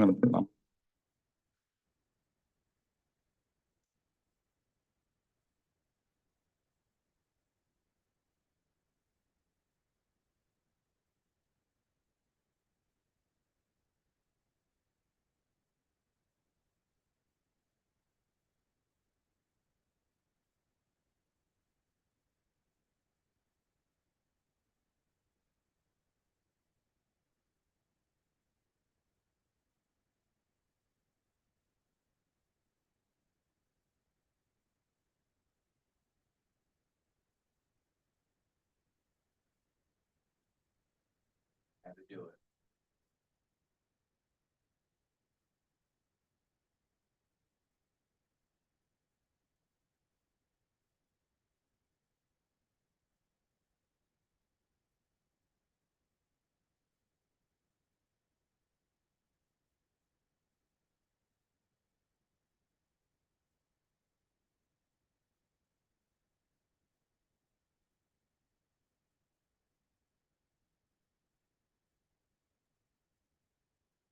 I'll bring it up.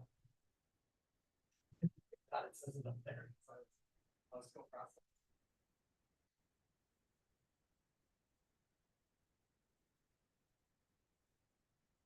Yeah, getting there.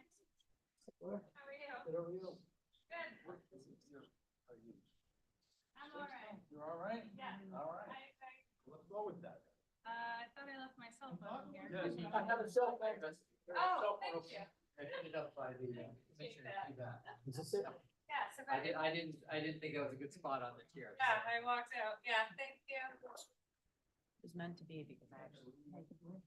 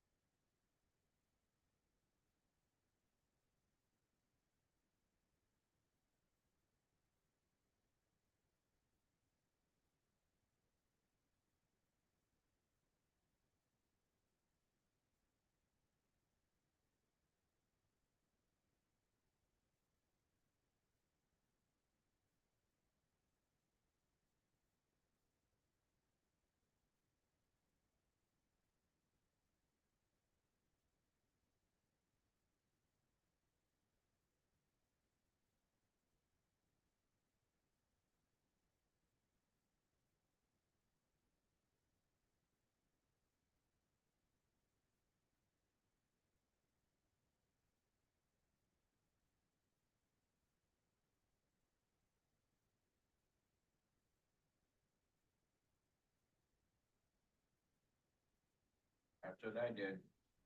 Nice and easy.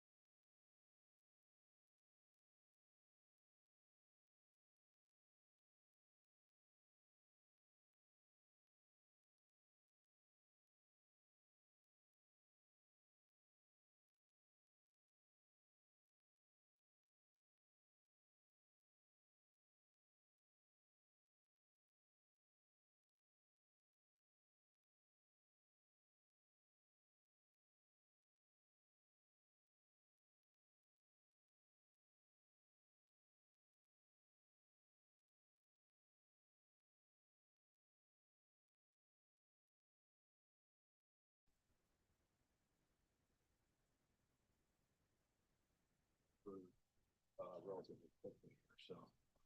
We're at a lunch break now, we got like 5 minutes of this thing, so. Yeah, so thanks, yeah, thanks, I'll call you if I need something else.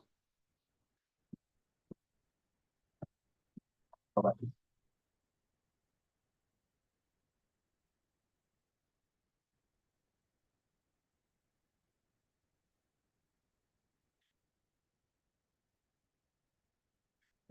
Quick. Start downstairs, I was halfway down the elevator.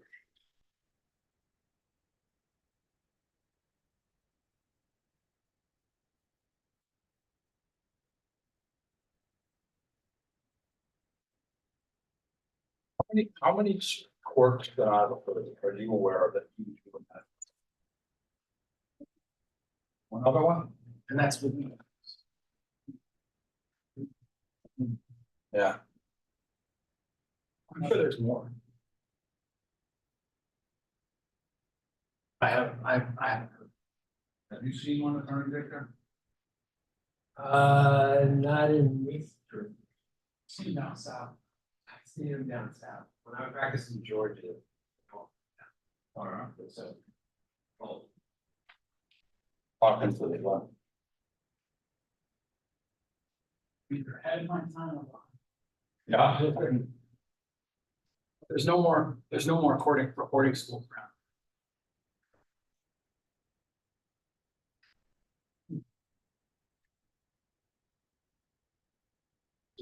So where does one go to get that? Is that just? I'm an autodidact, so I taught myself and then I just got my certificate. There's classes you can take. I actually took testing in Georgia.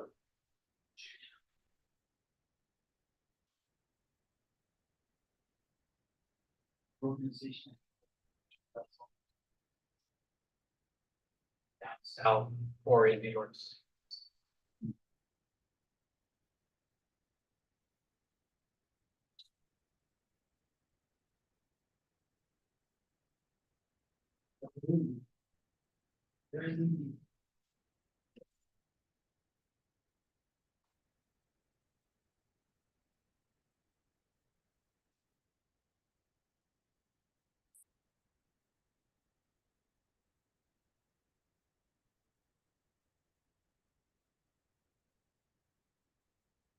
Saying some might be, I think.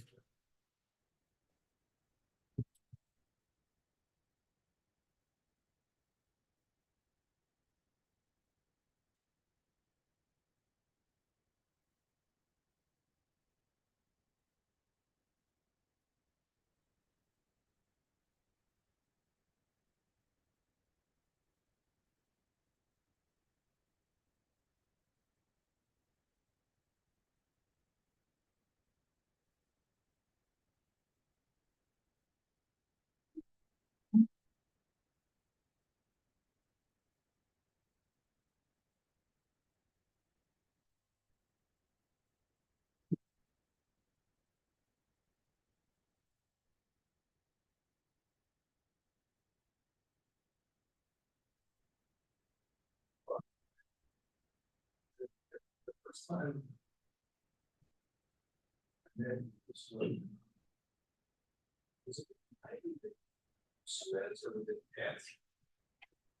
You already made it for that.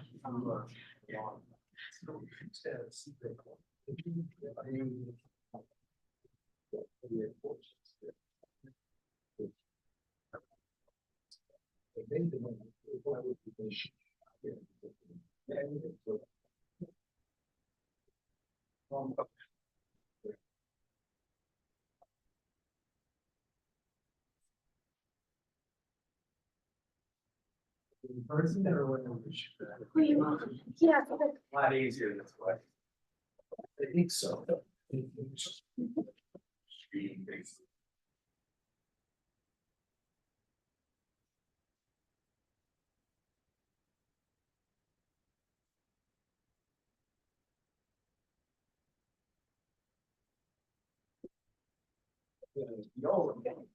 Are you? What are they doing? Is a rate increase? Oh, yeah. How's it going for you over here? It's good. How are you? All right. Ready to go?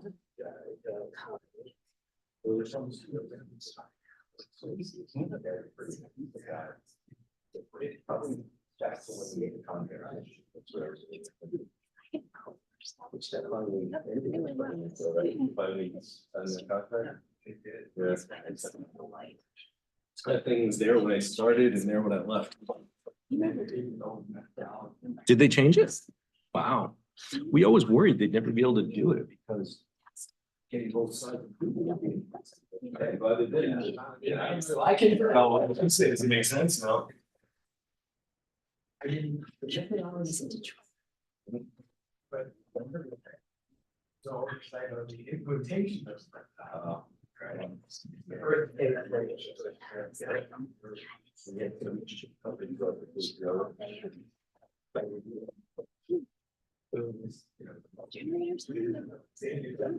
can understand that.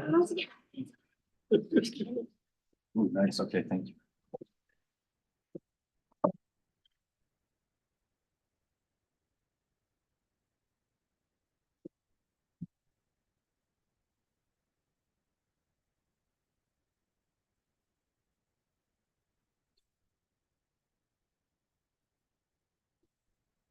I know,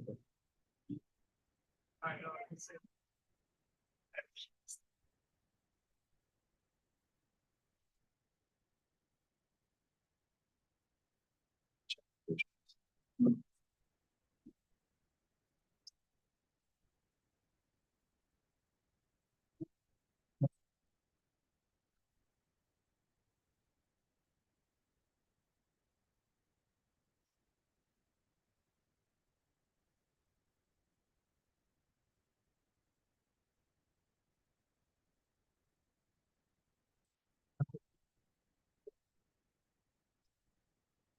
Thank you.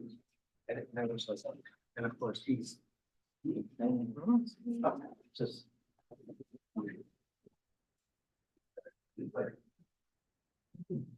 Deals.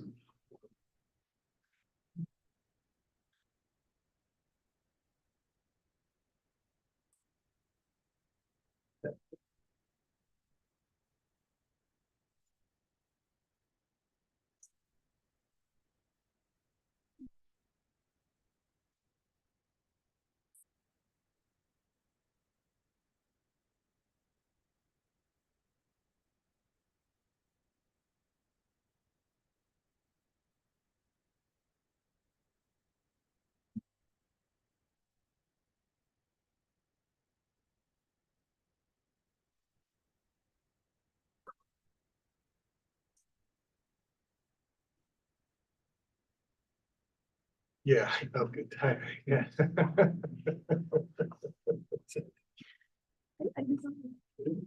Just trying to make one. Plenty of free time.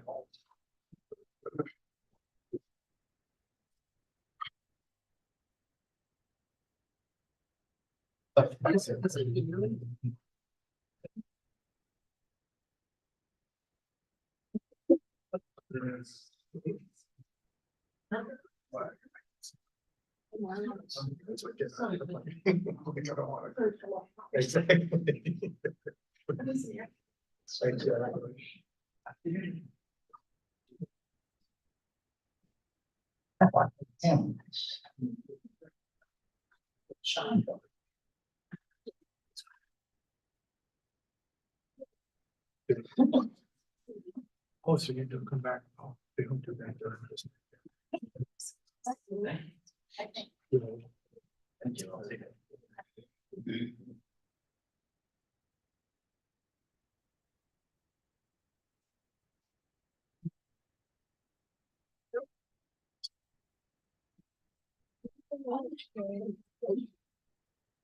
I didn't get on this.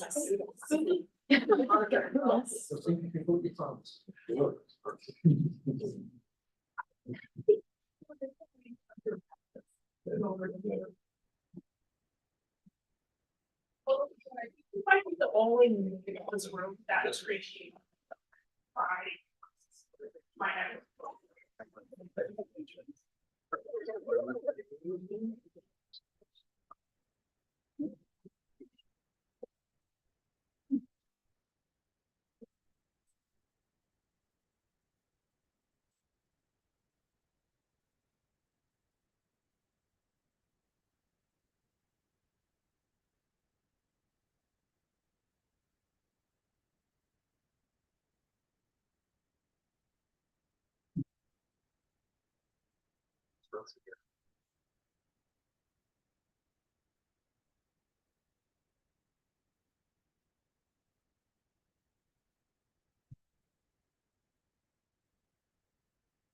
Lunch?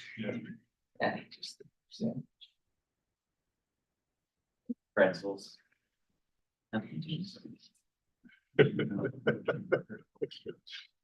Hey, absolutely. Yeah. Yeah, it's.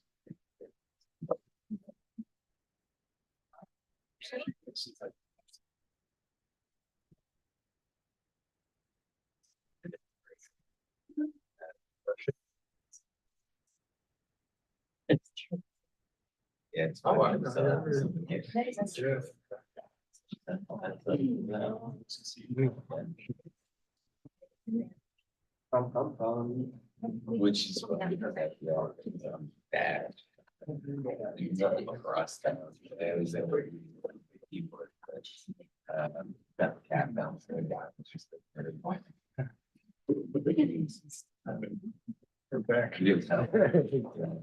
Oh, yes. I got the payroll. Nothing.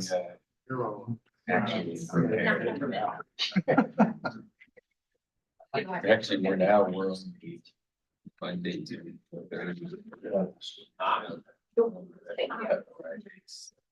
Cheryl Princess. Yeah. One day. They made it. Yeah. Just cause I was part of it. Right. But it's a little Technically, confusing because we take 10%. They 10 FTEs. So I think that's gonna clarify. I mean, I did it for, 20, whatever years. And But the times have changed. yeah, yeah. I mean, that was that first.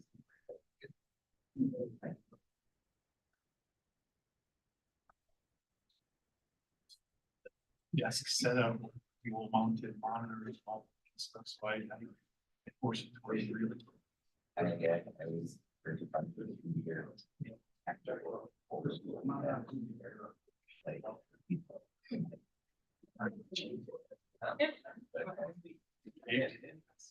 But I only just bought a chair.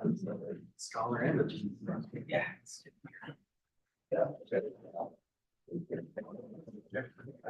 I thought I saw it, and I wasn't sure. So I was going to say something about. Yes. I still have 2 more panels, so I'm booked for Saturday, but if we get ahead of schedule, I'll be there. Thursdays, you never know, so. Well, there's also. Yeah, we have stuck situation there, it's the last time. No. Oh, you were over the weekend. No, I'm talking 2 weeks ago, it happened again. No, because it wasn't, we couldn't find it at home. Well, where were you? We were out here for an hour and for the hour. Oh, yeah, 2 more ago. What? That's twice. I thought you meant last year during you. That's the worst. That was the worst. Because we thought we were only here for 2 days, we were doing laundry every 4 days. Yeah, you had to stay for the weekend.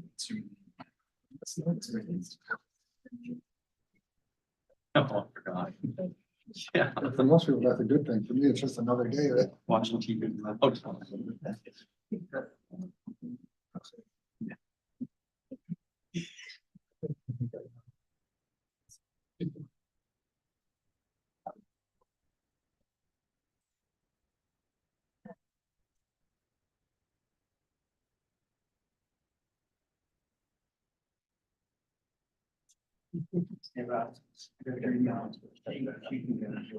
Oh, perfect.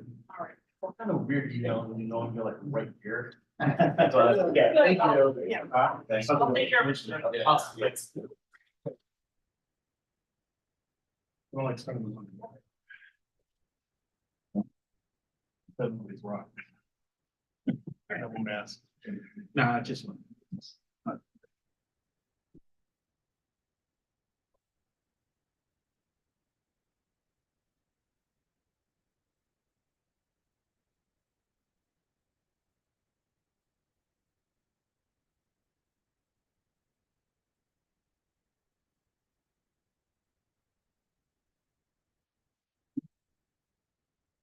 Good afternoon, please be seated.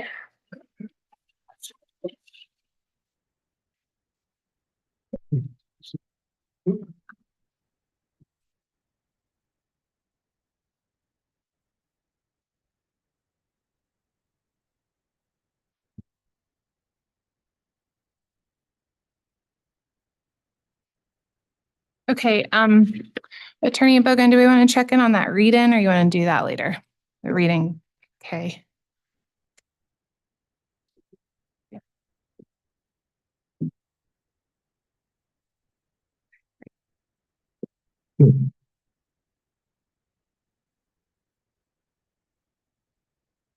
So the answer to the read-in is that it is accurate that that column does indicate that the employee is no longer covered under our benefit. It could be due to a number of reasons, however. It could be that they acquired other coverage, not just that they were terminated. Okay, thank you. All right, unless there are any other administrative matters, I think we can resume cross. Thank you. Has the company been able to find the what I was talking about in OCC 226 for? Yes, and I'll reference you to OCC 226 Exhibit 1, which is the purchase water totals by vendor. And if you look at Avon Fisher Meadows, you'll see a pretty significant and drastic spike in usage in the year 2020, due primarily to drought. Avon and Collinsville represent our highest irrigation loads across the company. And strategically, the water that we take from Avon Fisher Meadows is cheaper than water we would otherwise have to buy from MDC from the Collinsville plant, any water that's in excess of 400,000 gallons per day. So strategically, we utilized Fisher Meadows in lieu of that. Great. Thank you for that.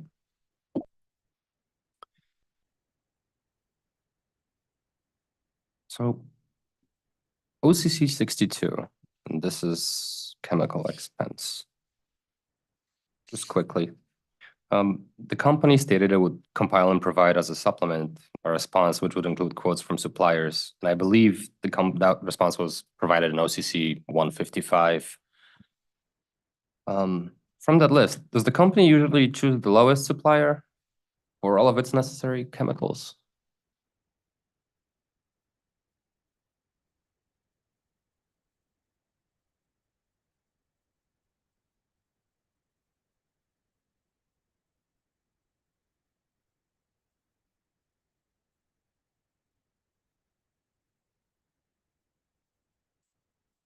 I think it's a combination of factors. I think price is certainly a driver, but there's also considerations of, the different locations.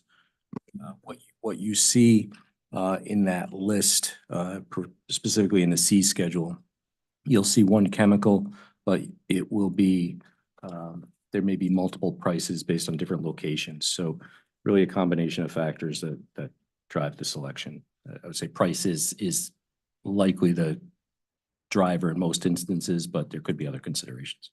All right. So just from OCC 155, I wouldn't be able to see whether the company, let's say, has chosen the least expensive option. Then, okay. And obviously it's not the chemical expenses, it's the cheapest. I guess the company doesn't always choose the cheapest option for its chemical expense because there's other factors at play, correct? Not always, but for the most part, yes. Thank you. OCC 66, audit expense.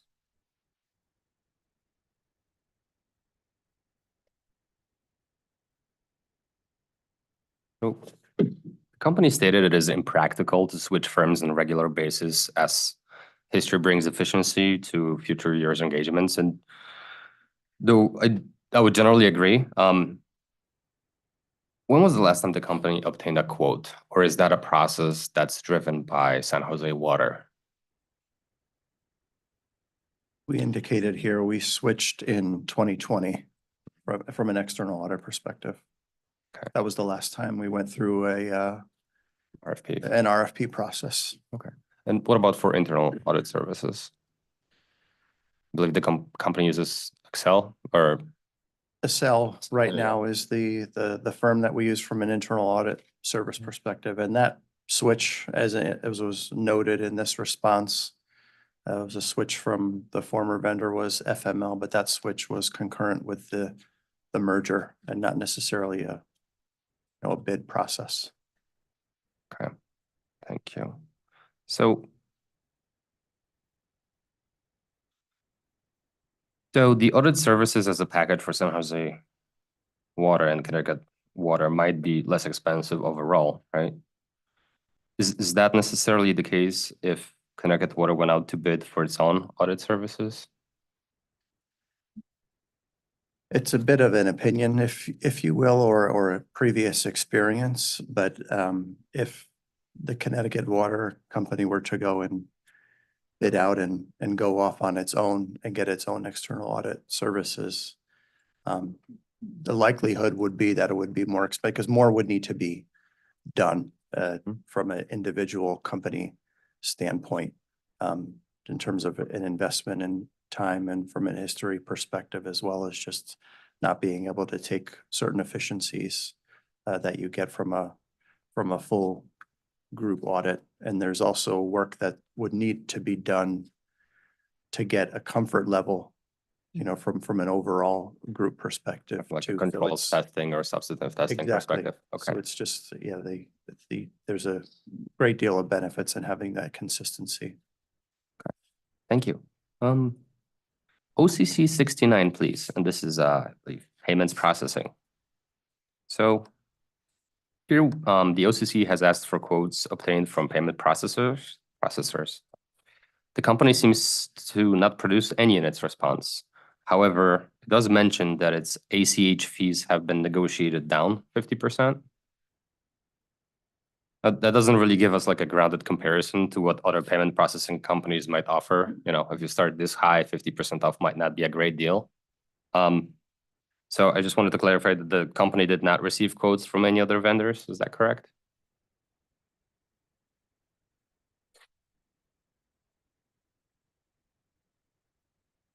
That's correct. And that this, just to note this, the witness on this is Ms. Williams and in that panel that takes up whenever customer service is there, she could expand upon that, but the short answer is that is correct. Okay, thank you. Just quickly on OCC 129, bad debt expense. I know it's come up before today, but.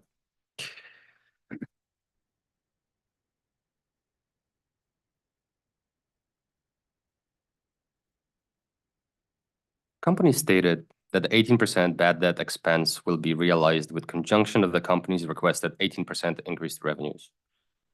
So the company is making an assumption here that the increase in bad debt expense will correspond 1-to-1 with an increase to the overall requirement, correct? Not necessarily 1-to-1. The argument is we're maintaining the same ratio. Okay. So it seems to follow that a reduction in the requested increase would follow a reduction in bad debt expense, correct? Correct. Okay. So what certainty do we have in this, that this is the correct amount, like especially in light of the low income discount rate? Would that have an impact?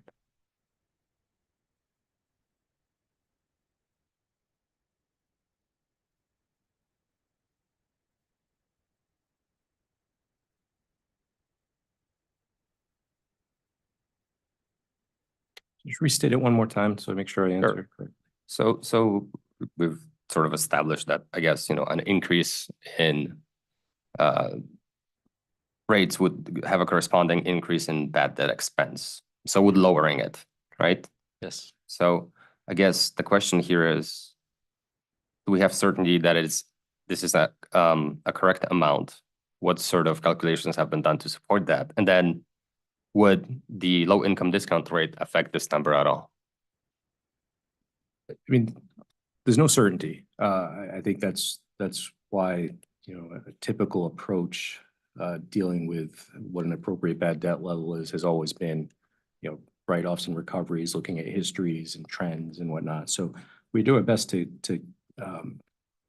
gather what that appropriate level is. In terms of the impact of the discount, and by the low-income discount, I assume you're referring to the expansion of the RAP program? Sure, let's assume that's the case.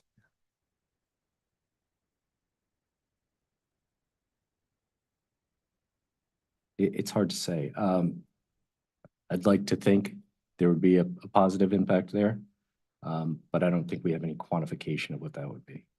Would the company be willing as a late file to produce that sort of calculation, or its assumptions on what that would do to the bad debt expense? I think if I go back, we can sort of gather a group and sort of come up with something better than I think, yeah. Okay. And then just to add to that, could we also get historical bad debt expense requested versus, what has actually? Sort of requested versus achieved. Yeah. How far, I mean, we essentially have two cases, right? We have Correct. a case 3 years ago. Is that sufficient? I get concerned when I'm going back to Really 2009. I would think that's sufficient, just to paint an overall picture and plus the impact of that expansion of, right? So. Okay. Okay, so that is late file exhibit 48. And it's provide historical debt expense requested versus achieved dating back to docket number 2012-30, and then to produce the assumptions and calculation. I think I missed the latter half of that. Yeah, so additionally, the impact of, low income discount rate equivalent, I guess, on the bad debt expense. Sorry, I might have asked to modify that just because of the proximity of the last rate case to COVID, which we know makes issues with regard to arrearages difficult to see trends in. Could we possibly get that from 2018 as a starting point? Well, what's the comparator point? I guess. The bad debt expense allowed in rates in 2018 versus the actual incurred in those years, and then adjusted after the rate case as compared to the. We can do it. It becomes a little bit complicated because you have to go back to a rate case in 2009. You have to add rate cases from Avon Water and Heritage. So I just worry about how stale that is, but we can put it on the page and see what's there. Thanks. So, Chairman, if we could modify that rather than the reference to the last rate case to count, maybe January 1st, 2018 to present. Will do. Thank you.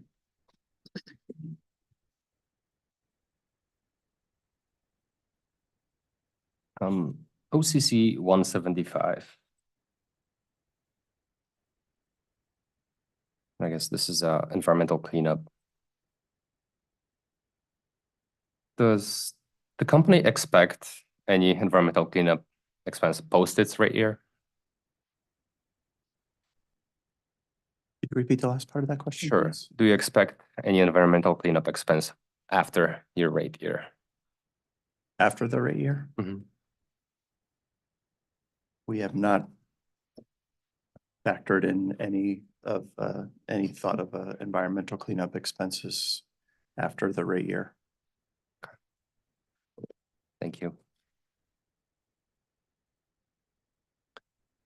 For OCC 200 legal expense. Has the company considered hiring in-house legal counsel to possibly have some more efficiency as far as the rate case expense is concerned?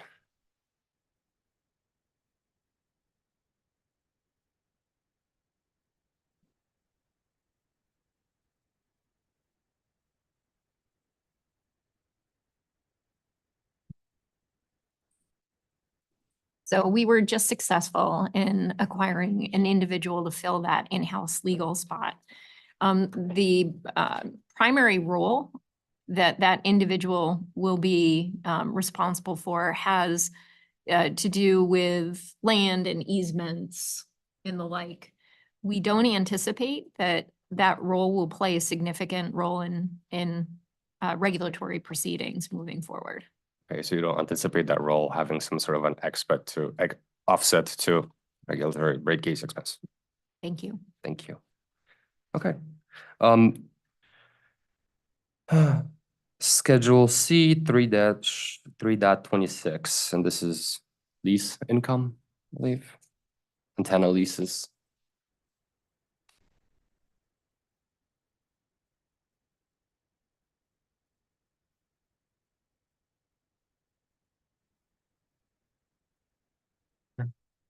Okay, so in the company's last rate case, I believe Pura staff crossed on antenna lease length. And the company responded that these will be fairly stable over the next 10 years or so. So I just wanted to check if that is still accurate today and expected to continue into the future or wrap up anytime soon.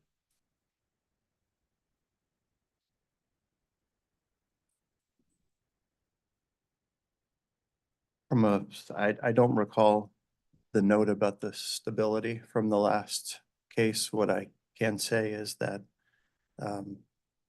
it's a constant item that we are taking a look at just in terms of the rates that we're charging and what those expectations are. We do feel that the pro forma amount included for the rate year is reflective of where we're going to be, where we ended 2023, and what that level is going to be for the rate year.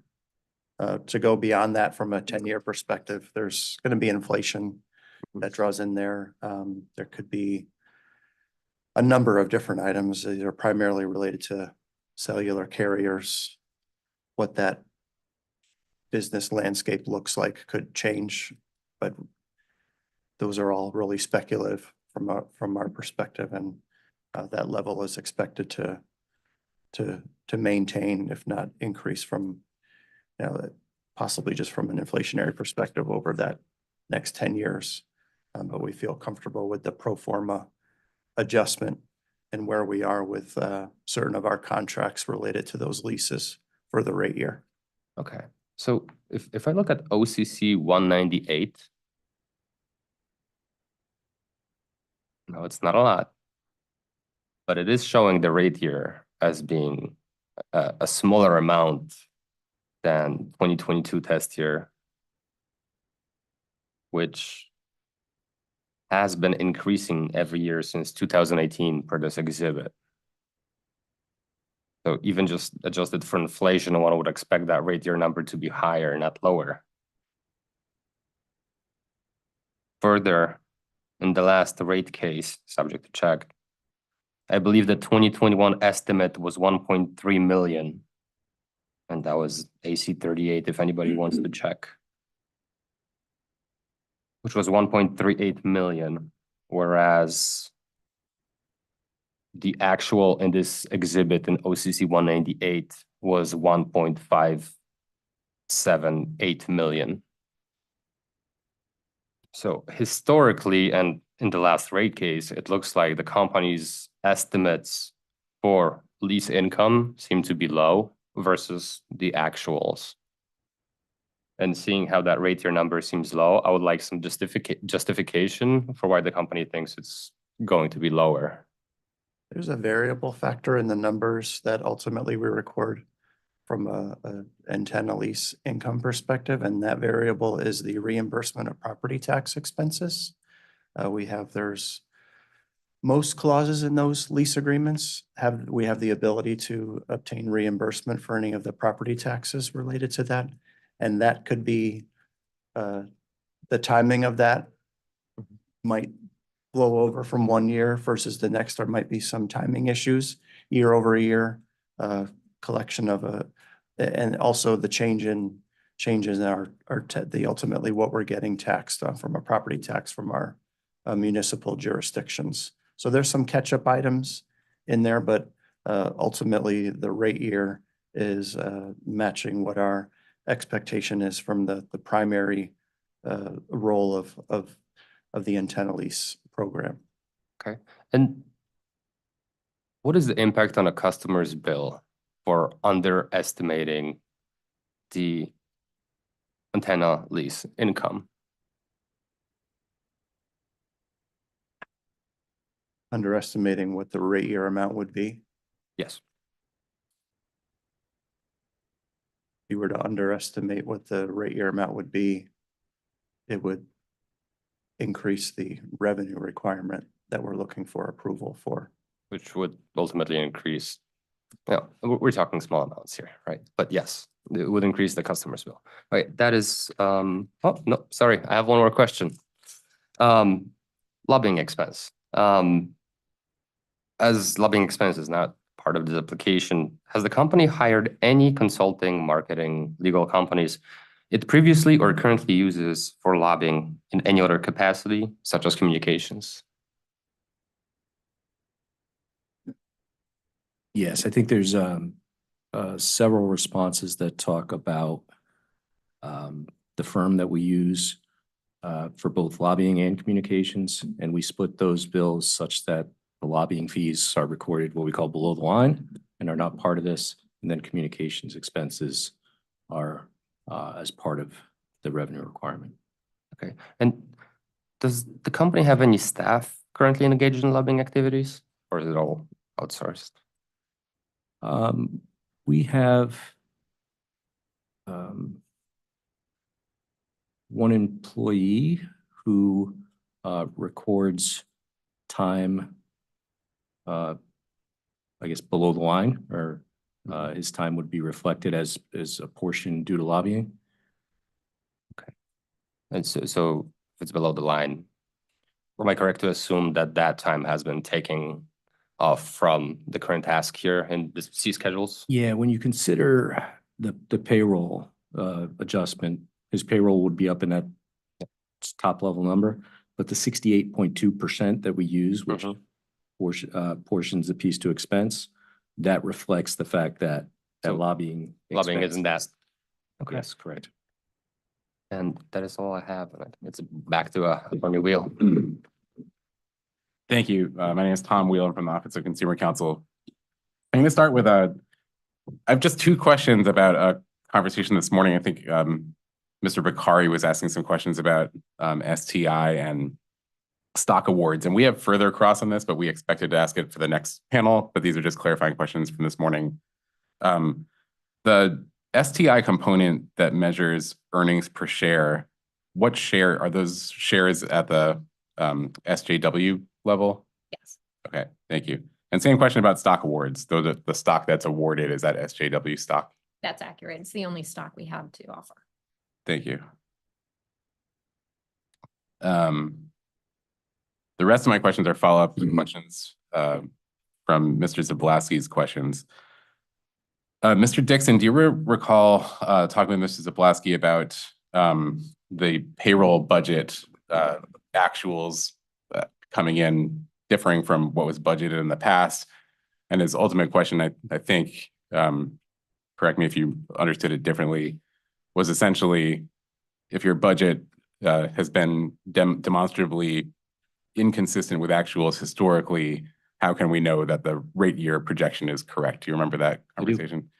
And I believe your response, I believe your response was essentially that the company took under consideration, sort of tried very hard to accurately project the rate year budget.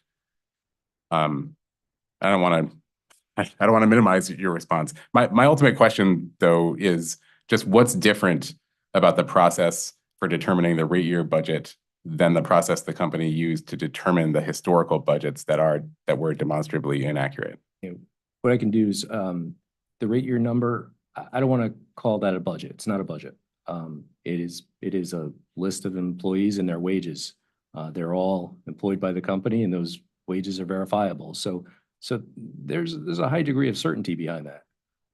I think when you get to a budget, I think timing of when a budget is prepared, Mr. Darren can weigh in here, and there are more assumptions in a budget than there are assumptions in what we're putting forward in this rate case.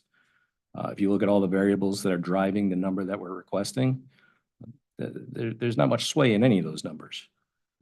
So I can say with some certainty that what we're requesting is going to come to fruition. If you think about the pieces that are involved in Schedule C 3.2, if I try to think of what is at play, there's certainty about vacancies or positions like that. But that's also why we've built in a vacancy factor of 10. And that's consistent with what we're seeing today. If you look back to the case 3 years ago, the vacancy factor, I think we assumed was 4. So we're reflecting that the environment has changed, and that's what Ms. Johnson has referred to. So the variables that we're dealing with as part of our request here, I think are much more limited than preparation of an annual budget. Thank you. I'm not trying to be coy, but I still don't quite understand, because in preparing the annual budget, do you not consider the actual employees and their actual compensation levels as? No, we do. We do that. It's that the timing is different. You factor in information such as the timing of this case and being closer to the end of the year and maybe knowing a bit more in terms of what the annual salaries are going to be for those employees. A factor that we haven't discussed, if you looked at that schedule that that was asked prior to lunch and looking at those years, there was a lot more uncertainty just in terms of the labor market and a lot more difficult getting positions to be able to be filled. If you look at the 22 numbers, we were pretty close to being on budget, and that's really a swing back from that perspective. So there were some unexpected items going up, especially from a recruiting perspective, and that's been well documented in certain of other responses. So that's playing a factor also in terms of actual versus budget. Yeah, thank you. I had a question about that. Ms. Johnson's, I think, sort of testified similarly that there was this unprecedented period that there's no dispute, I don't think, from anyone in this room, that I think recruiting and hiring across the entire globe was an unprecedented condition, but that there's been this return. I'm trying to reconcile that with this larger vacancy factor, though, because if the idea is that things were unprecedented, that the vacancy factor of 4 allowed in the last rate case turned out to be too low given the unprecedented recruiting position, why are we moving forward with a vacancy factor that's more than twice as high if conditions are relaxing? I think that the best answer to that is that we have come to terms that not just the labor market has changed, but the employees that are available to us to employ have changed their vision of, what is acceptable employment. It is not unusual for us to see, see our tenure drop considerably over the last couple of years. It is a frequent occurrence that we'll have employees on board for 2 years or more. These are well-performing employees, but they will seek employment elsewhere for reasons that, we've articulated in this case quite a bit. If they can get an extra couple dollars an hour, or if they can move to another role that they feel more passionate about for a period of time. So we are factoring in that larger vacancy rate because we do believe that this is a trend that's going to continue, and we're trying to be transparent. Okay, thank you.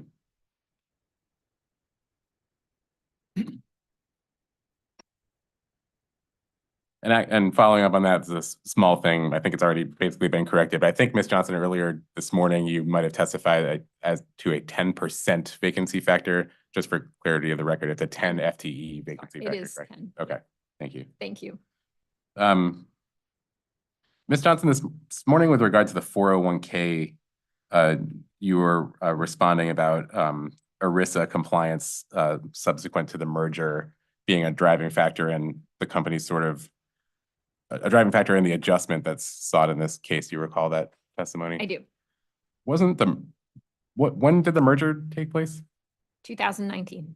Okay, so did something change between 2019 and when the company discovered the need for this adjustment and presumably in 2022? There are regulations through ERISA that cite a timeline that is permissible for companies that have changed their, formation and status to complete this compliance review. So we had requested an extension of period of time to be able to take that and be able to do it at the right time for the company, at the right time for our customers. And then as soon as that period of time was coming to a close, we completed the project. Okay, understood. So fair to say there's sort of an ERISA deadline, such as after a merger, there's a deadline for so long that these sorts of adjustments can be considered. And the company met that. Well, it sounds like extended the deadline, but ultimately met it. Do you know off the top of your head when the deadline was extended to? It is very commonly extended. B, I don't know off the top of my head, but I believe it was until 2023. Okay, thank you.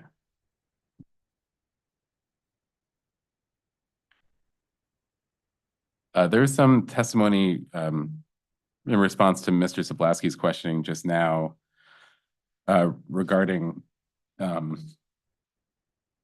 purchase power. And I believe Mr. Patla and perhaps some other witnesses testified about the company's plans to build a solar array. I think it was at the Rockville Water Treatment Plant. Is that correct? Yes. And I think I recall, correct me if I'm wrong, I think I recall testimony actually responsive to my questioning maybe yesterday about that project. And I think that that project is in rate base in this proceeding. Is that accurate? That project's expected to be completed in 2024. But I believe that the testimony yesterday was that asset is accounted for in rate base as of the midpoint of the rate year.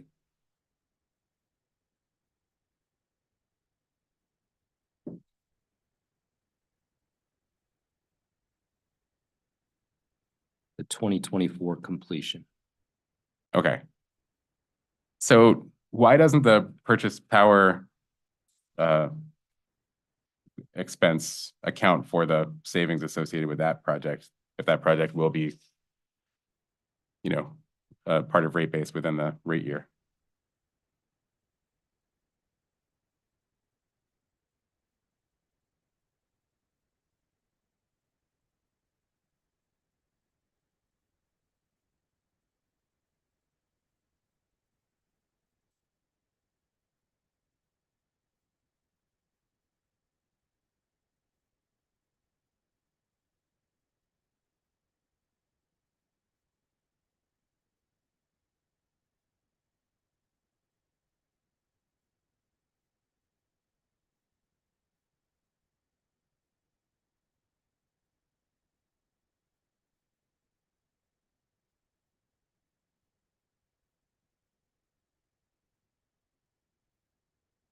I think at this point, we don't know the actual expected reduction in power associated with the project.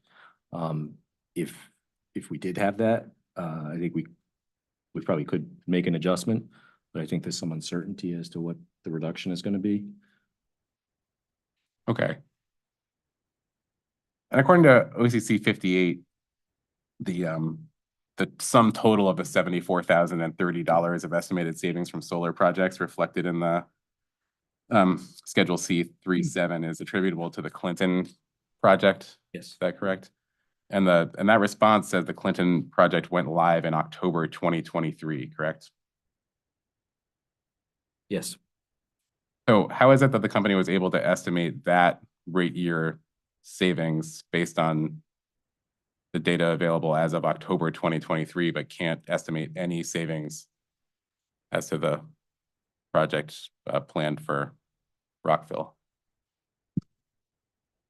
I would say that by October of 2023, and even going to the beginning of 2023, we had an established and designed configuration that had a basically a square footage of solar panel array installed on the property at the corporate office in Clinton.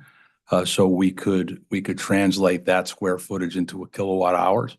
Whereas today, we don't have that for Rockville.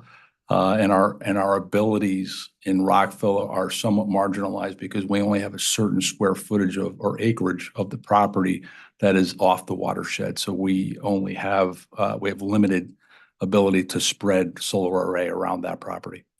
Understood. So is it fair to say that just like square footage of a solar array drives the expected generation, square footage of the solar array is also directly proportionate to the cost of the project itself, the cost of the array? I would, I think you could draw a loose conclusion there. Okay, so how is it that there's a number anticipated in rate base that's being requested in rates, that ratepayers are going to compensate the company for a project? The company has a level of certainty sufficient for ratepayers to pay for the project. So we know the cost of the project, but we don't know enough to know how much the project's going to generate if the size of the project is relevant to both of those answers.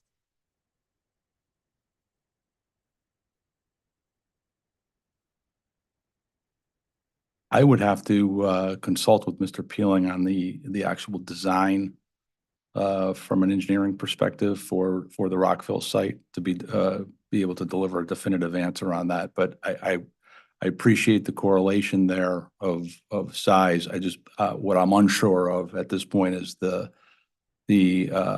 maturity level of the design for that site specifically. Okay, could I request a late file, maybe just seeking more data about the Rockville Water Treatment Plant solar project in terms of the square footage or other size indicators of the project, and what, if any, expected generation statistics have been suggested so far? Yes.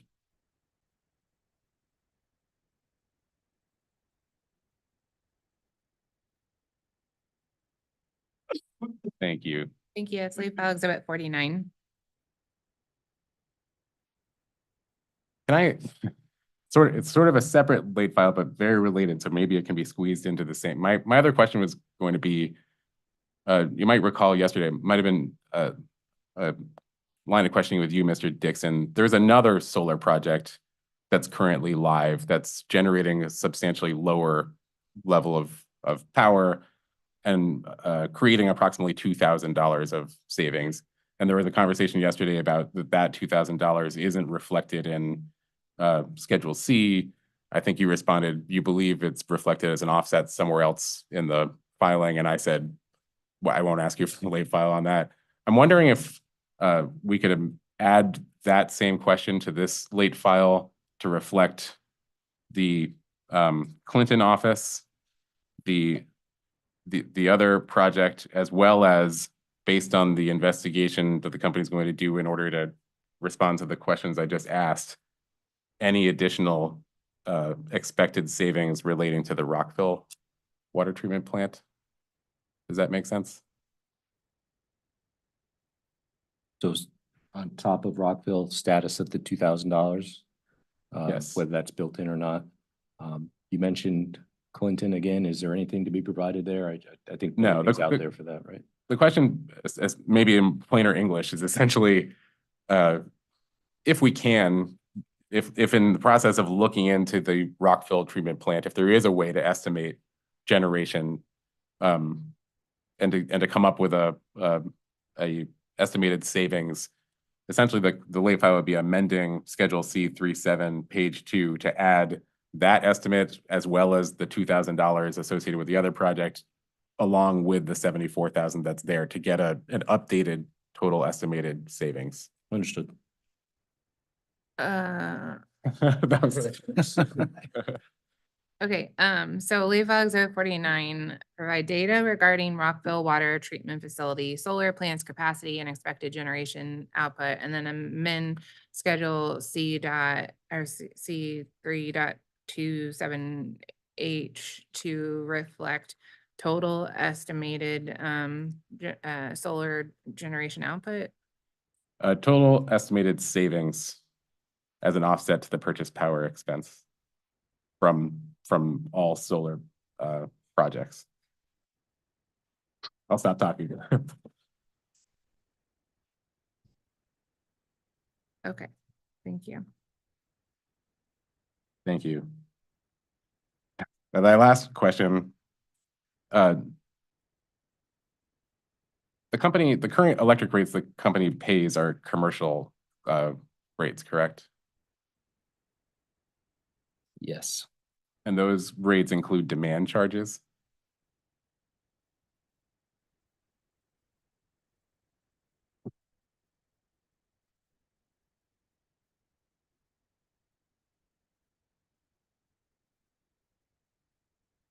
Yes, that's correct. Okay. So my understanding of the $74,000 in savings associated with the Clinton office is that number, I think we talked about it the other day, is derived based on an average electric cost at that location historically, an average annual electric bill, correct? I just want to look back to the response because it has the math there so we can look at it. Sure. Yep, it's OCC 58. Oh, great.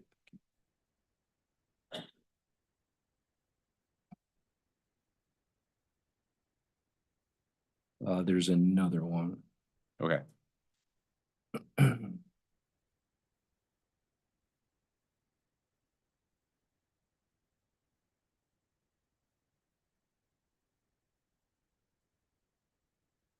I say that because it breaks out the math a little bit more.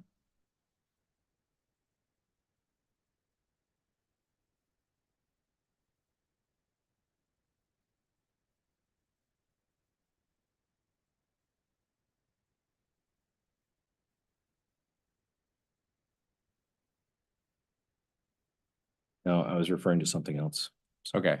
My question is sort of theoretical. It's difficult because it's not maybe applicable to this project, because this project will be covering more than 100% of the current demand at the site. So, and I think we talked about yesterday, ultimately this project, and it's referenced in, I think, Mr. Patla's testimony, would eliminate the need for the Clinton office to even be connected to the grid. I think, you know, that depends, that's seasonal. I think that's an overall net idea, right? Because I expect that the office is actually still going to be interconnected to the grid in the wintertime when it's dark, when the project can't generate power. Is that accurate? Yes. Thank you. My question, what I'm getting at is that a portion of the current bill that's paid at that site and all the company's sites that are subject to commercial electric rates include the demand charge, as we just referenced. And is it the company's understanding that that demand charge is based upon average demand, average historical demand? In the calculation on OCC 58, the 11 cents is, I'm going to call it an all-in rate. Yep. So that's going to include that demand charge as well. Yeah. What I'm getting hung up on is that the solar installation at the Clinton office, for example, will significantly reduce the demand that that building will place on the Eversource grid, correct? For that facility, yes. Yes. So doesn't the company expect there would eventually be a corresponding reduction in the demand charge at that location?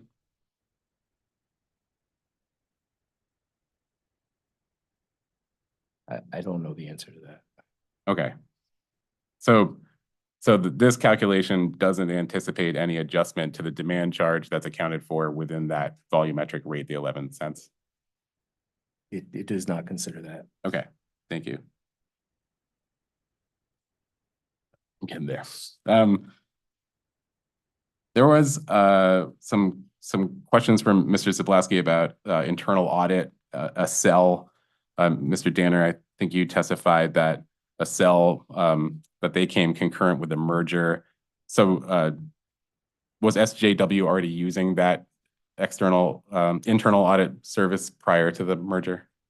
The rest of the SJW group companies, yes. Okay. Do you know how long the companies have been using SL?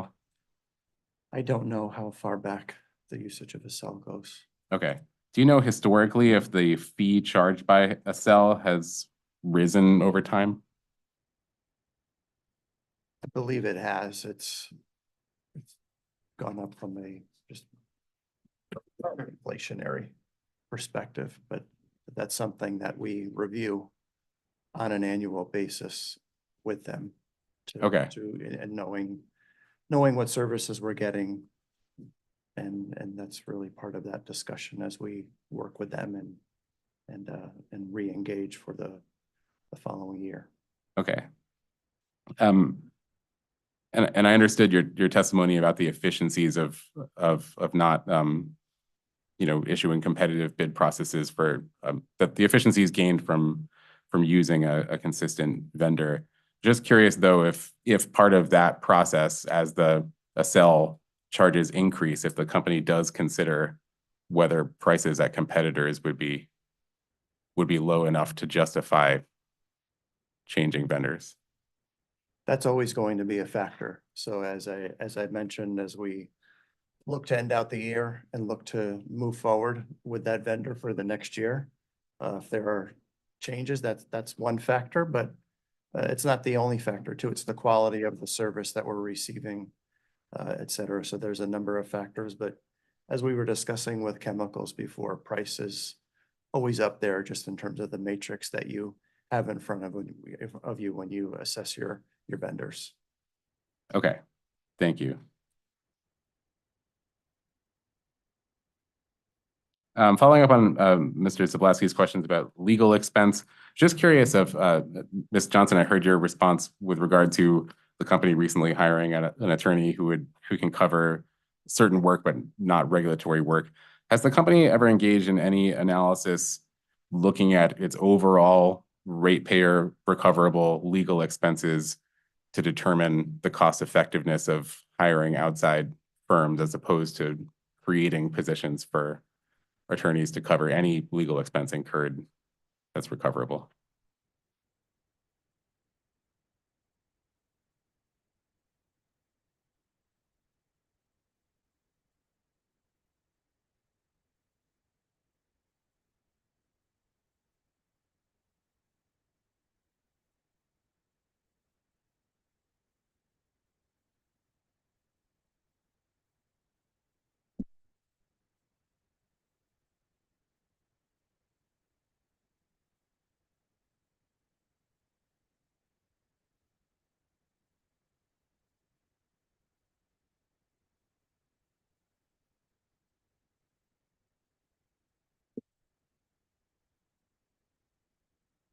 So the legal department did undertake a process to review all of the expenses to external counsel.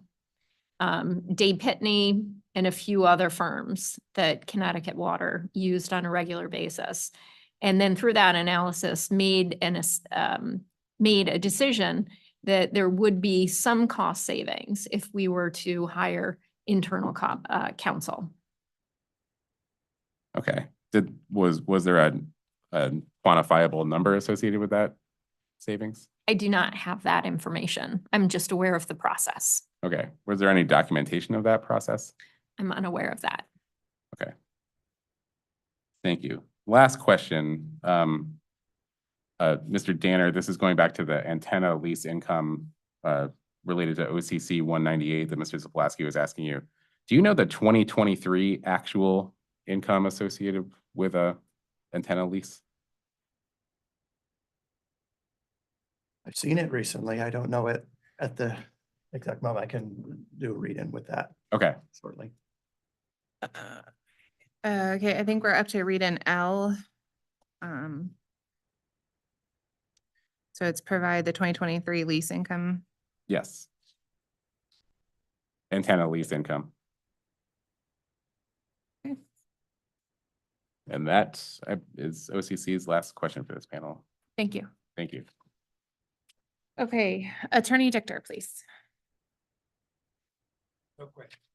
Okay, thank you. Director Lopez.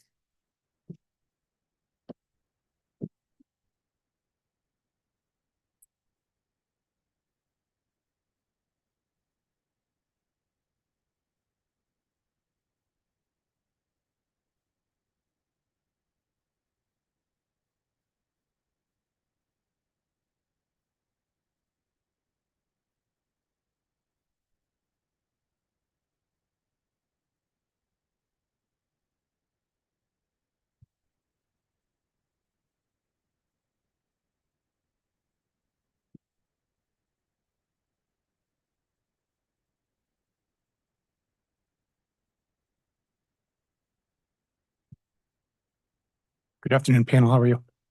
Well, thank you. Handful of the questions that I was going to pose were touched upon by a few of the other panels, so interveners. So if I ask any questions that are already covered, just point it out. I've just been reminded to introduce myself. Chris Parent from Office of Education, Outreach, and Enforcement. My first question is tied to internal software. The prior rate case decision discussed the company's request to capitalize certain IT consulting expenses that are typically expensed under GAAP. If you refer to the prior decision, it's on page 71 and 72. My first question is the company still requesting this treatment? Yes, it was, the company is assuming that the treatment continues as a result of that previous decision, and there's no explicit re-request, if you will, in the current application.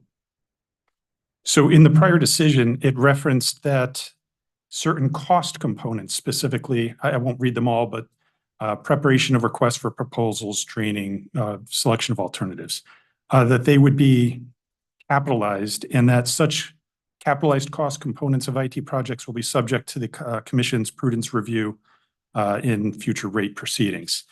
In EOE 67, we requested the breakdown of the individual costs allocated to the different cost components.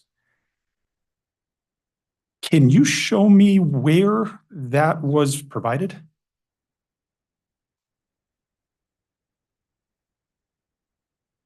There was a follow-up to this request as well that talked about that, pointed a little bit more to those, but there is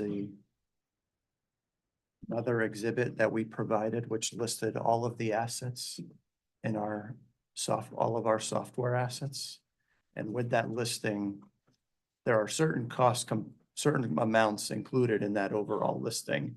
That listing, we don't break out those specific items that were approved in that order. We'll get an invoice from a vendor that'll include a number of different items.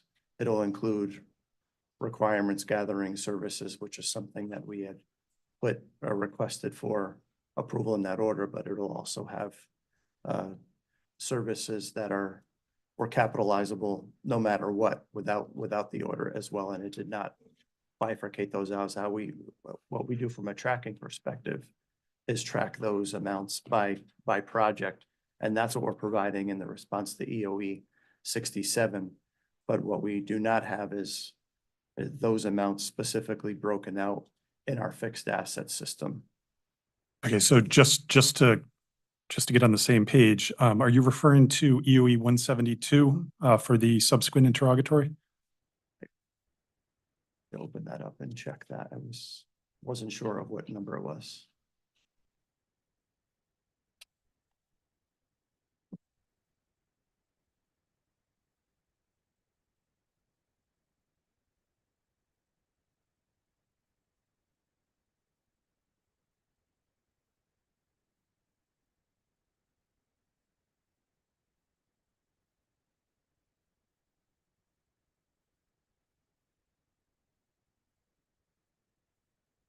Yes, I believe so. I was referring to EOE 172.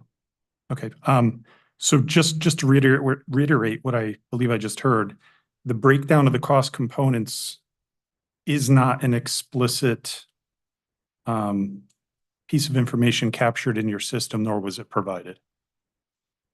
It's provided in the response to EOE 67. Those are the amount of the costs. Not Those broken are- down by the components. Those are the dollar values associated with the components as listed, as you mentioned in the beginning part of your questioning, where you were referring to a number of different items that we applied, that we requested capital treatment for. It's everything combined. All of those items that you listed there, that's the dollar amount associated with those. In the response to the EOE 172, where's the total fixed asset listing?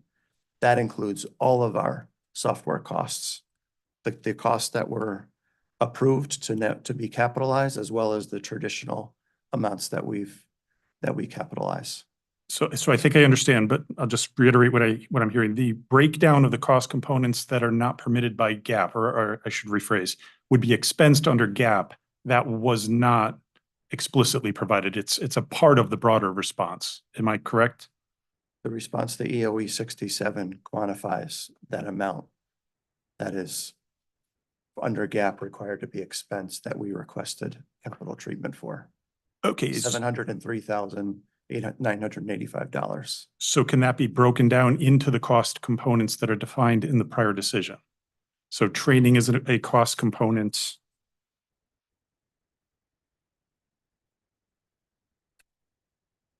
Quote it from so the cost components defined in the prior decision included the preparation of requests for proposals, current state assessments, process reengineering, conceptual formulation. I could read the whole thing. I don't think can that be broken down into each of those components?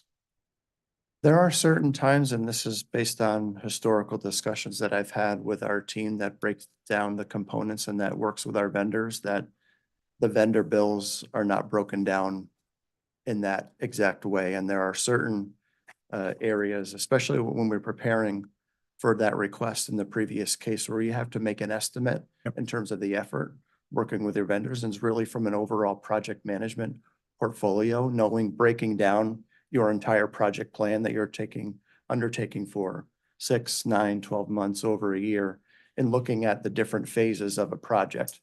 Sometimes the bills from our vendors don't necessarily break it down into that, and you have to use some other information that are at your fingertips. So this information that we are presenting in the response to EOE 67 is a result of those discussions with our project managers and our other IT colleagues to look at, understand, who have detailed knowledge of those projects and understanding to break out those components and having a discussion with them about those components.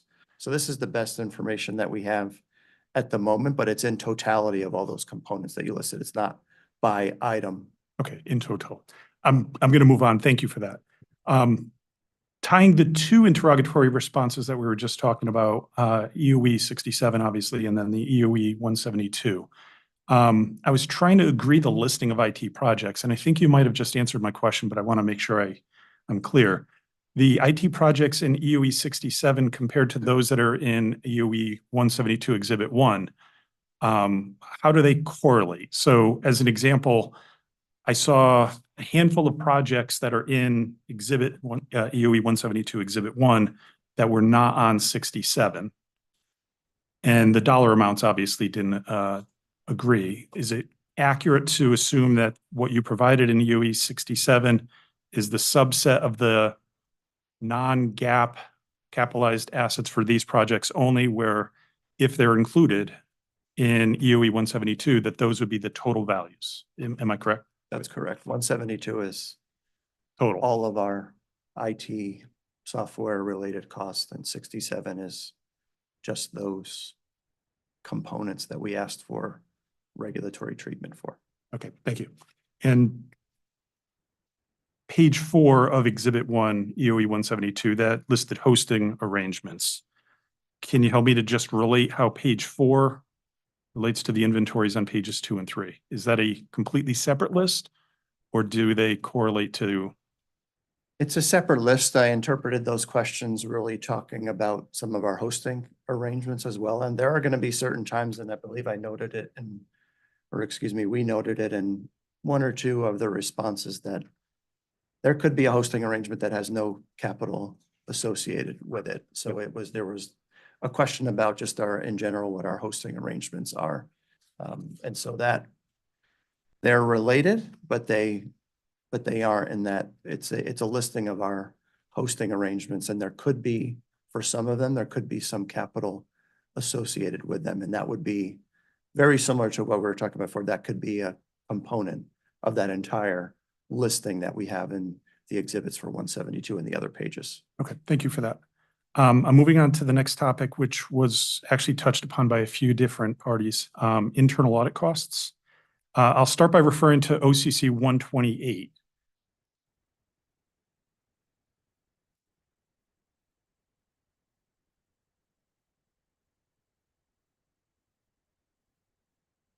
Okay, I'm there. Am I correct to understand that the internal audit costs went from approximately 195,000 in 2018/2019 pre-merger to approximately 370,000 in 2022 post-merger? That's correct. Can you help me to understand what the 2020 credit balance of approximately $37,000 is? 2020 was a transition year for us, going through. It's the first complete year after the merger. There were costs that were probably just a reclassification between where they needed to ultimately lie. There could have been costs incurred for a different reason from a merger perspective. So that was a sort of an in-between year, and 2020 is not necessarily reflective of what a standing normal course would have been, if you will, because that was really a transition year.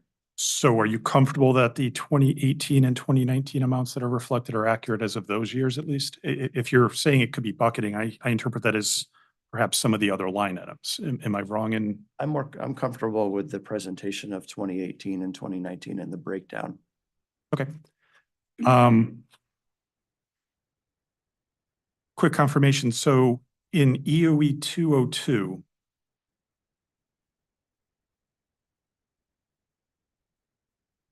really it's the response to B. Am I correct to understand that the internal audit scope has not changed since the merger, and that in general, the internal audit function primarily relates to Sarbanes-Oxley? That's correct. It relates to Sarbanes-Oxley, but there are numerous changes that come out, whether it be from that really changes minor changes to the scope. So it's not and auditing standards, and really what we're working with, what internal audit takes a look at, what is on their agenda for that year, can change. But in general, our engagement with our internal auditors is primarily related to our compliance with Sarbanes-Oxley. And it's work that occurred prior to the merger. It's work that still continues now on the SOX side. Correct. EOE 84. I'm just going to start off with a quick correct the record, I believe. The response to EOE 84 references the years 2000 and 2002. I assume those are just typos. Didn't open it yet. Could you repeat the question? EOE 84, when you read the response, it's a very short response. It references the years 2000 and 2002. I just want to make sure that's a typo.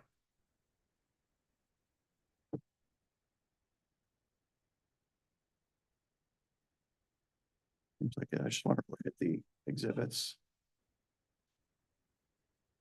I will note, just from our previous conversations, we work with internal audit to offset some of our external audit expenses. So we'll ask them a bit more. Sure. And to do some additional testing such that our external auditors can rely on. So that could explain some fluctuations between those two categories. Just opening up the exhibits just to, So the exhibits that it's referencing are the merger synergies, which is where I want to focus some questions.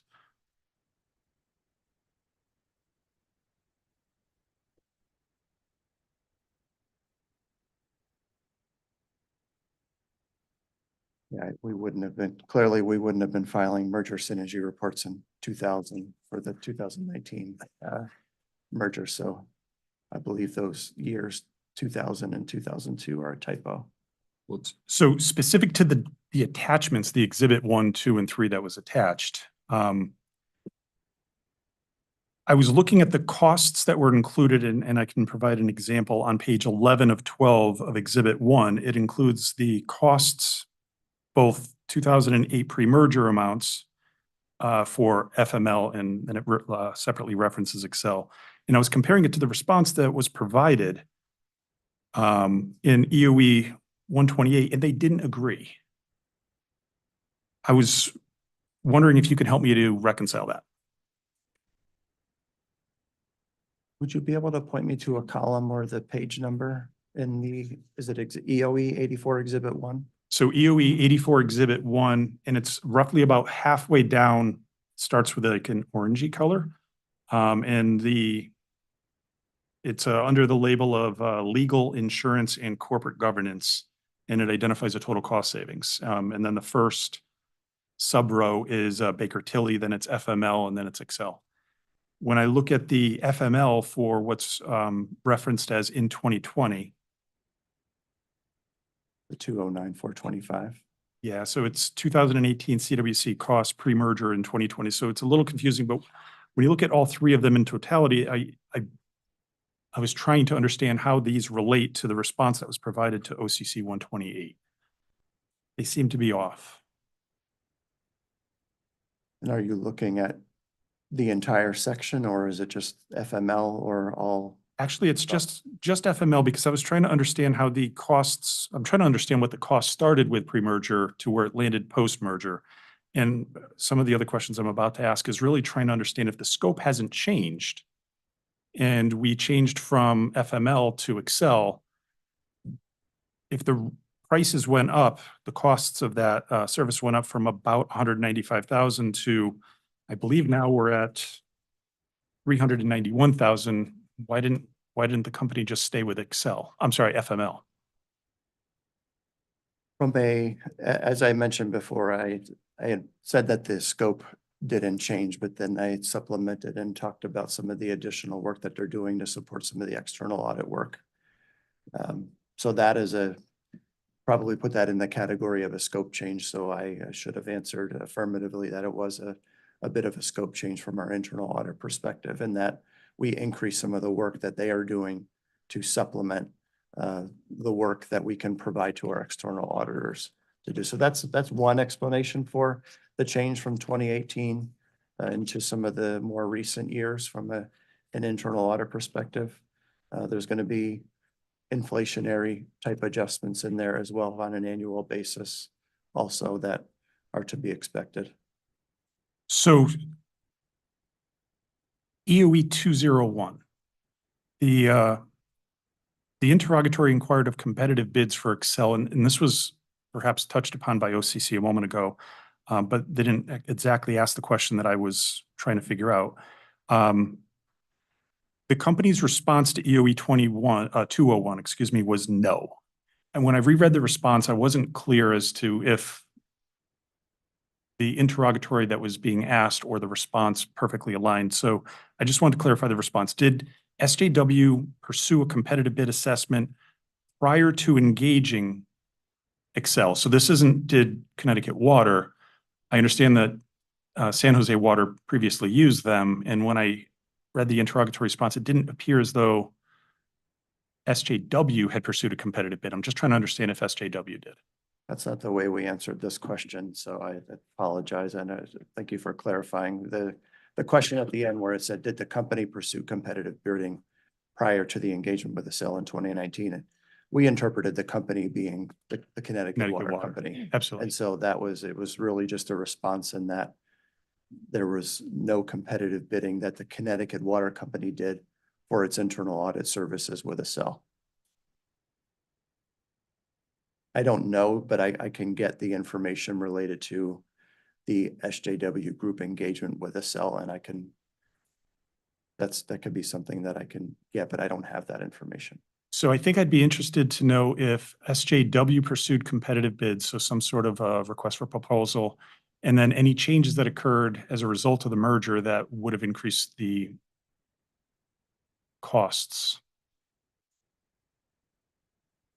Okay, so I think we're up to leave file exhibit 50, which I have listed as discuss whether SJW pursued a competitive proposal for an external auditor or Their internal audit, Chair. internal audit.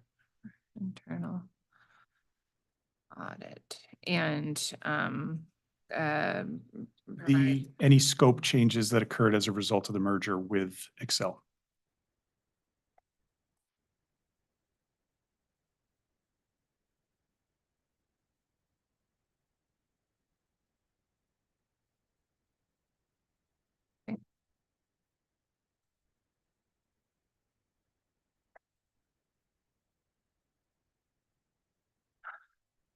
I think my last question on this specific topic is, was the company unable to simply retain the relationship with FML? It would be if it was similar to the response that I had to the OCC when they had asked about external audit. It would not be very efficient or cost efficient either to have your internal audit services be different from the rest of the group. These are services that are best looked at and approached at the group level because they're serving multiple purposes. There would have to be there would be a higher expense with an individual firm to perform the internal services of one company and have to report out versus working on all of the companies together. Is that a speculation or is that an analysis that was actually performed before choosing to move That's those as services? as I indicated in my response to the OCC prior, that's just been my experience and that is my, I don't have any data there to back that. There was no analysis specific to FML and retaining FML for the individual purposes of just the company.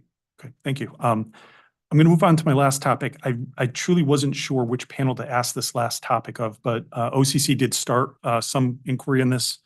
So I'm moving it here. If it's not the right panel, I'm happy to move it to a later panel. In fact, it might be the customer experience if not this one. This is related to lobbying, lobbying and the communication costs associated with one of the vendors. Can the company please clarify the total amount of communication costs associated with, I don't know that I want to really pronounce his last name, Roy Ochio Grosso? Or any of the affiliated entities. I understand that there's global strategies or ethical influence depending upon the year that are included in the rate year. So I'd like to understand the total amount of costs included in the rate year. That's my first question. We have that in interrogatory response and we're just searching for that, but we have that information itemized out. We just need to find that response and point it out. Do you want a minute now or is that a read-in or? We're checking right now.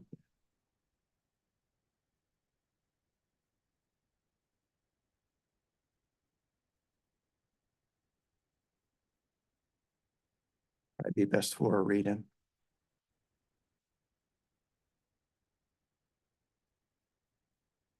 Okay, we're up to read in M, which is to provide the reference. Total costs for Roy within the rate year. I did say it right. Thank you.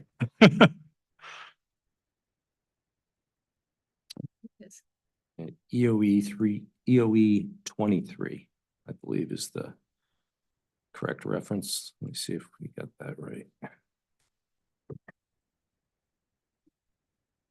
can look afterwards, but it's the rate year expense.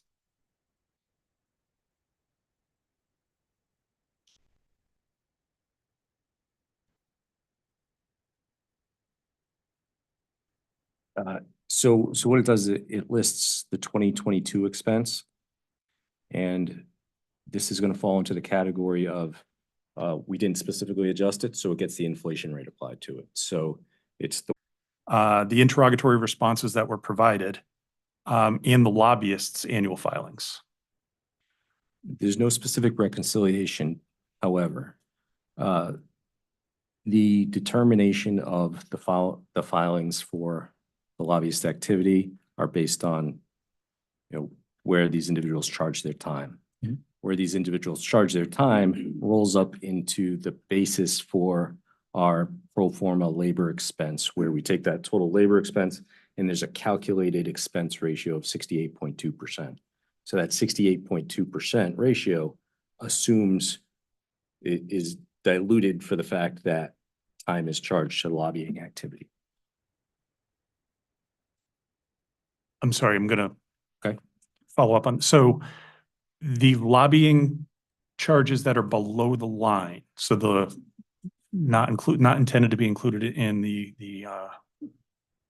rate case, those are based on an allocation, not based on actuals? No. They're based on actuals. However, when we calculate our pro forma labor expense in this case, once we have that total labor bucket, we apply a factor. Okay, just to clarify, what you're referring to is for internal employees only. Yes. I'm also referring to Ray's filings. So Ray's lobbyist filings that he would submit, the company's filings that would include Ray's expenses, and then what was remitted in the interrogatory response. Yeah, I'm not Thank you. I'm not aware of Mr. Ochiogroso's filings. Are you at least aware of the company's filings? I'm aware of the company's filings and how those reconcile to what we've requested here. So what we're requesting for Mr. Ochiogroso, though, is, his bill to us is separated between communication activities and lobbying activities. Those lobbying activities are separated and not included in the request.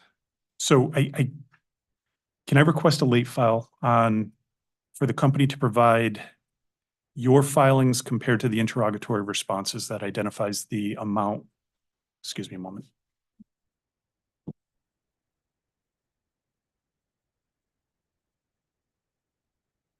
Sorry about that. Can we request a late file that will cover the company's filings compared to the interrogatory response and also include the company's filings?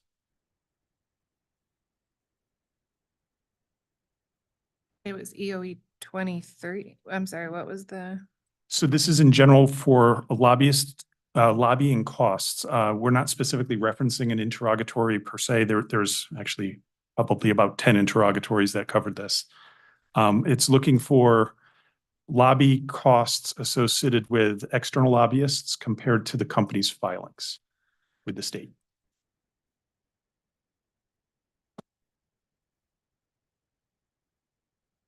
Yes.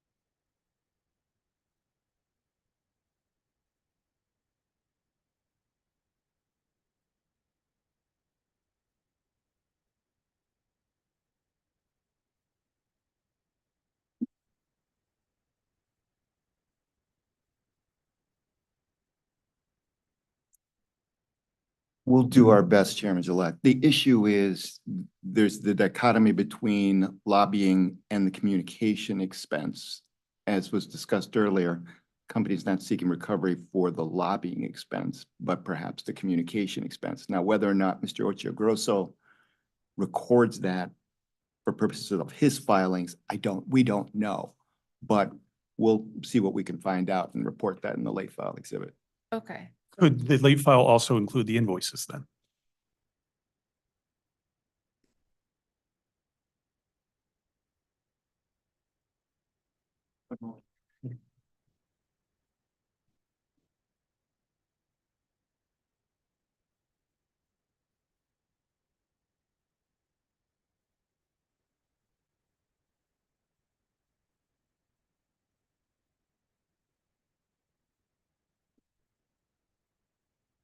I'm told that it's not an invoice, there's a purchase order, and it's already in the record. So perhaps we can designate it as a read-in, and we can identify where that currently exists in the record, if that's acceptable. I think that'd be acceptable, or with a late file that is the company's filings, that could simply cross-reference it there, so it doesn't have to be a separate read-in. It's the company's choice. Okay. And was there a time period? Thank you. 2022 would be, the test year would be ideal. So that's late file exhibit 51. And just so that I'm clear, did we forego the prior read-in? Yes. Okay. Yes. Yeah, so there's no letter M yet.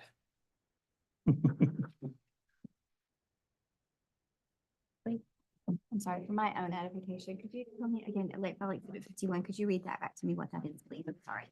Sure. Late file exhibit 51 for the test year, provide copies of and a comparison between the company's lobbying files and the external lobbyist filing submitted to the state. Including the interrogatory, a tie into the responses that were provided in interrogatories. And there were multiple. They were all pretty consistent in the amount.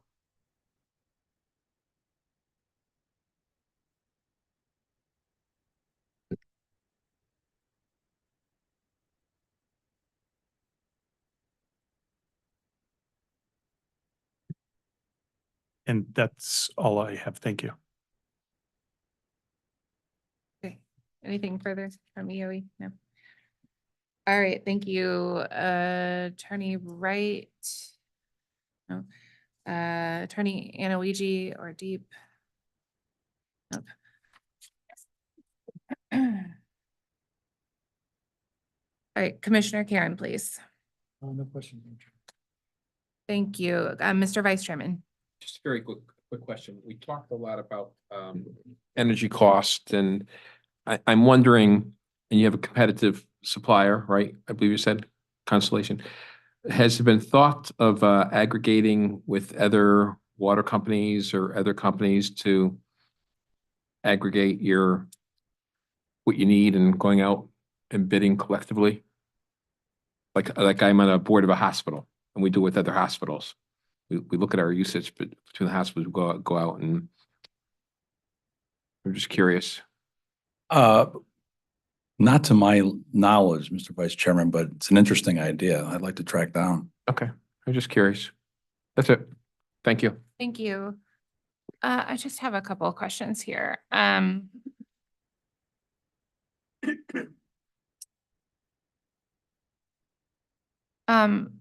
I'll pick up with where we're leaving off with lobbying, although I too think I've scheduled most of my questions for a different panel. But while we're on the topic, can Mr. Dixon, it might have been you that was responding, the difference between the communications expense versus the lobbying expense, and maybe if you can either point me into the record where you've defined or provided your definition of a communications expense, or alternatively, provide a few examples of what, like Mr. Ochiogrosso might have provided you under that bucket, please. Williams is the expert on this, and we have a lot in the record. Ms. Williams is the witness on this, and she has put a lot in the record. She's willing to come up now if you want to. That's okay. I was going to use it as a foundational question for a bunch of other questions, so I'll hold them for Ms. Williams. Thank you. I have a question about shared services. So yesterday, I think it was Mr. Danner, you may have had an exchange with some of our staff about the company's decision not to create a shared services organization. And I think I understood your direct billing concept at the consultant level, but I was less clear on the explanation for how you address billing of employee time for employees that provide work across multiple organizations. Is that a direct billing situation? It is not. We have different systems right now from accounting systems, if you will. So it's aggregating all of those costs and journalizing and getting the costs to where they need to get to from a Massachusetts formula allocation perspective. But that pool of individuals who we review periodically and deem to be supporting all of the activities of SJW Group, though they are paid by really where they reside, or really where they may have started from, if you will, and when the merger came together. There is some information or reasons for that as well from a benefits perspective in order to maintain that. But all of those costs, the related costs of the payroll and the fully loaded payroll, so the fringe benefits, et cetera, are put together from a total compensation perspective and pooled and journalized to make sure that we're getting the appropriate amounts to all of the operating companies of the group that those individuals support. Okay. And I think you may have said there's 28 individuals yesterday I that think that was noted in a response, yes. fell into that category. Okay, so I guess the same question that was asked yesterday about the creation of a shared services organization. I understood the response, the company's response as to why you'd have decided not to create a shared services organization from consultant perspective, but has there been an analysis of creating a shared services organization from the perspective of the internal, like the shared services employees for the 28 that we've referenced? Is that question clear?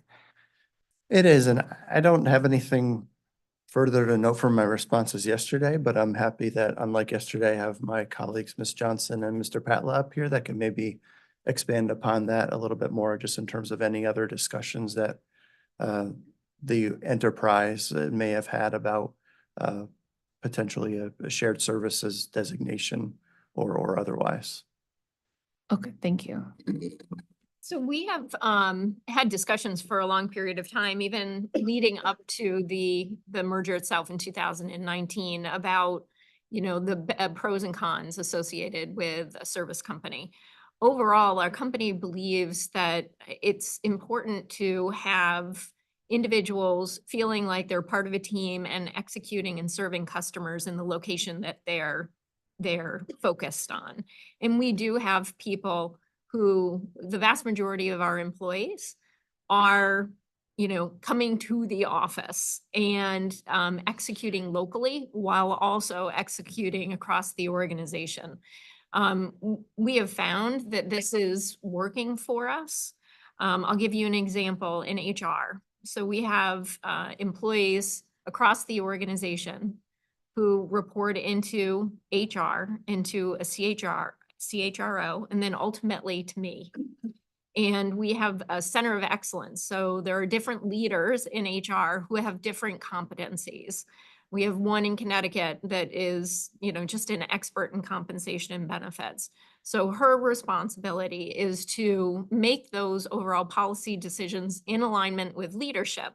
And then she sends that information and trains the other leaders within HR so that they can execute those policies locally. So we believe that that is working for us. And it's been efficient, and we have not questioned whether it's appropriate to go in a different direction as yet. Thank you. That's really helpful.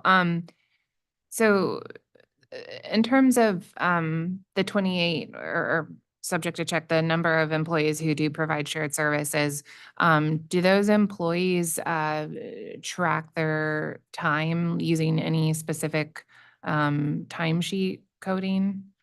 So in the example I gave you of the compensation and benefits expert that resides in Connecticut, we have another expert residing in a different location who is responsible for talent strategy.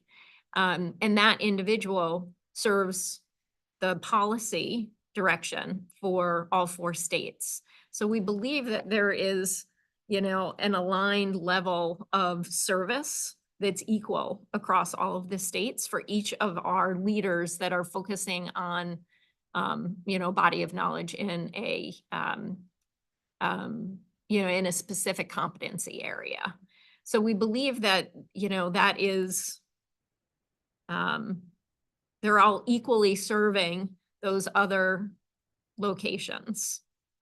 Okay, so in this example where you might have someone focused on talent, that person's 40-hour work week, they don't track whether they spend 5 hours on Connecticut or 5 hours on Maine or That's accurate. that they do not. They do not. They do not. Okay.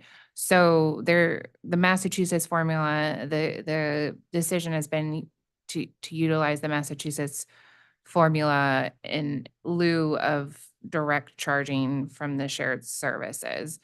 Has there been, sorry, I don't, for the record, you might need to verbalize the. Yes, not- that's accurate. Okay, thank you. Okay, so I have a follow-up question about compensation.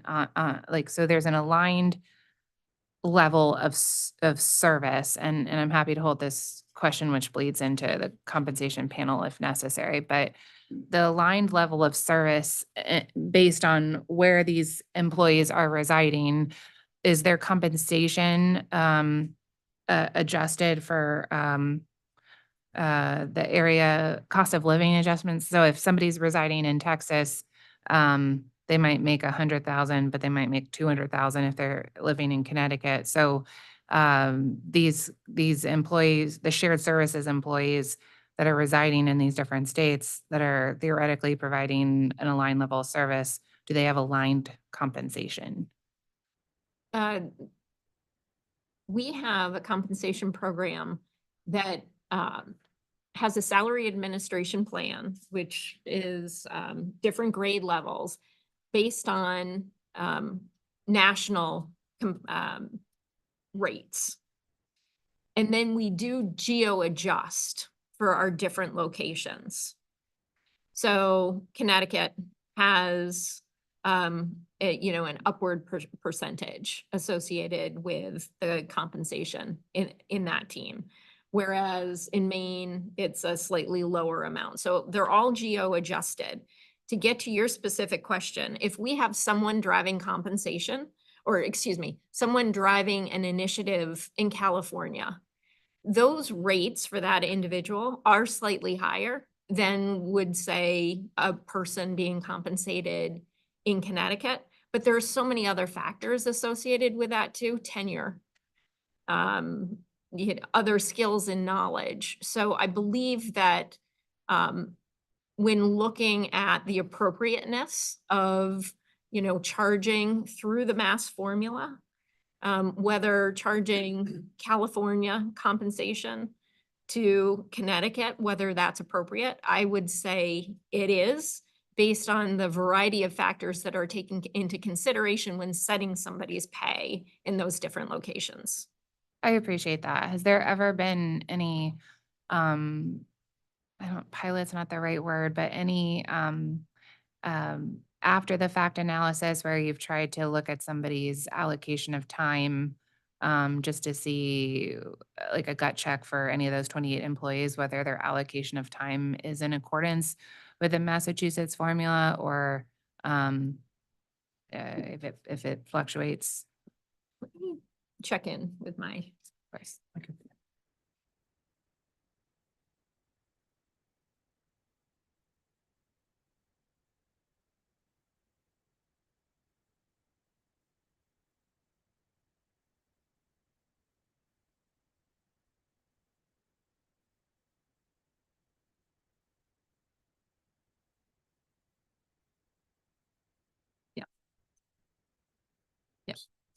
Mhm. Mhm. So there has not been a study, and in discussing with my colleague, I don't see a study in the future. But I do think it's important to point out, that the individuals here that are being allocated, or the positions that are being allocated, they are doing work for SJW Group. So to get back to my original example, around compensation and benefits, that individual is being allocated by the Mass formula.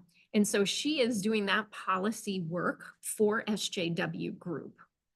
And then that information is passed along to the local entities, such as in Connecticut, where then it's executed locally.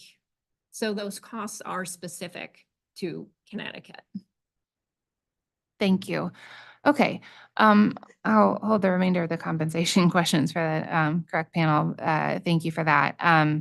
The question about the internal auditor versus the external auditor, and just to clarify the exchange I think you had with OCC.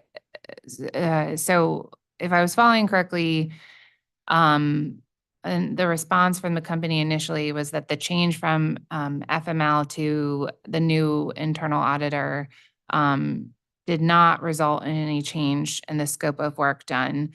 But then later I thought I heard a contradiction that the internal auditors did change their scope because they had to help out the external auditors. This may be a flaw in my notes, but I just wanted to see if you could rectify that. You're right, I did contradict, myself in that it was really an adjustment to a previous comment, but it was not so much that they had to help out. It was really a strategic decision that we made as a company and looking at our external and internal audit services and being able to use our internal audit team to create more work that the external auditors can rely on, ultimately really from a cost management perspective. So that was technically a change in scope that we initiated with our internal auditors. Thank you. So did the change in scope to the internal auditors increase their costs?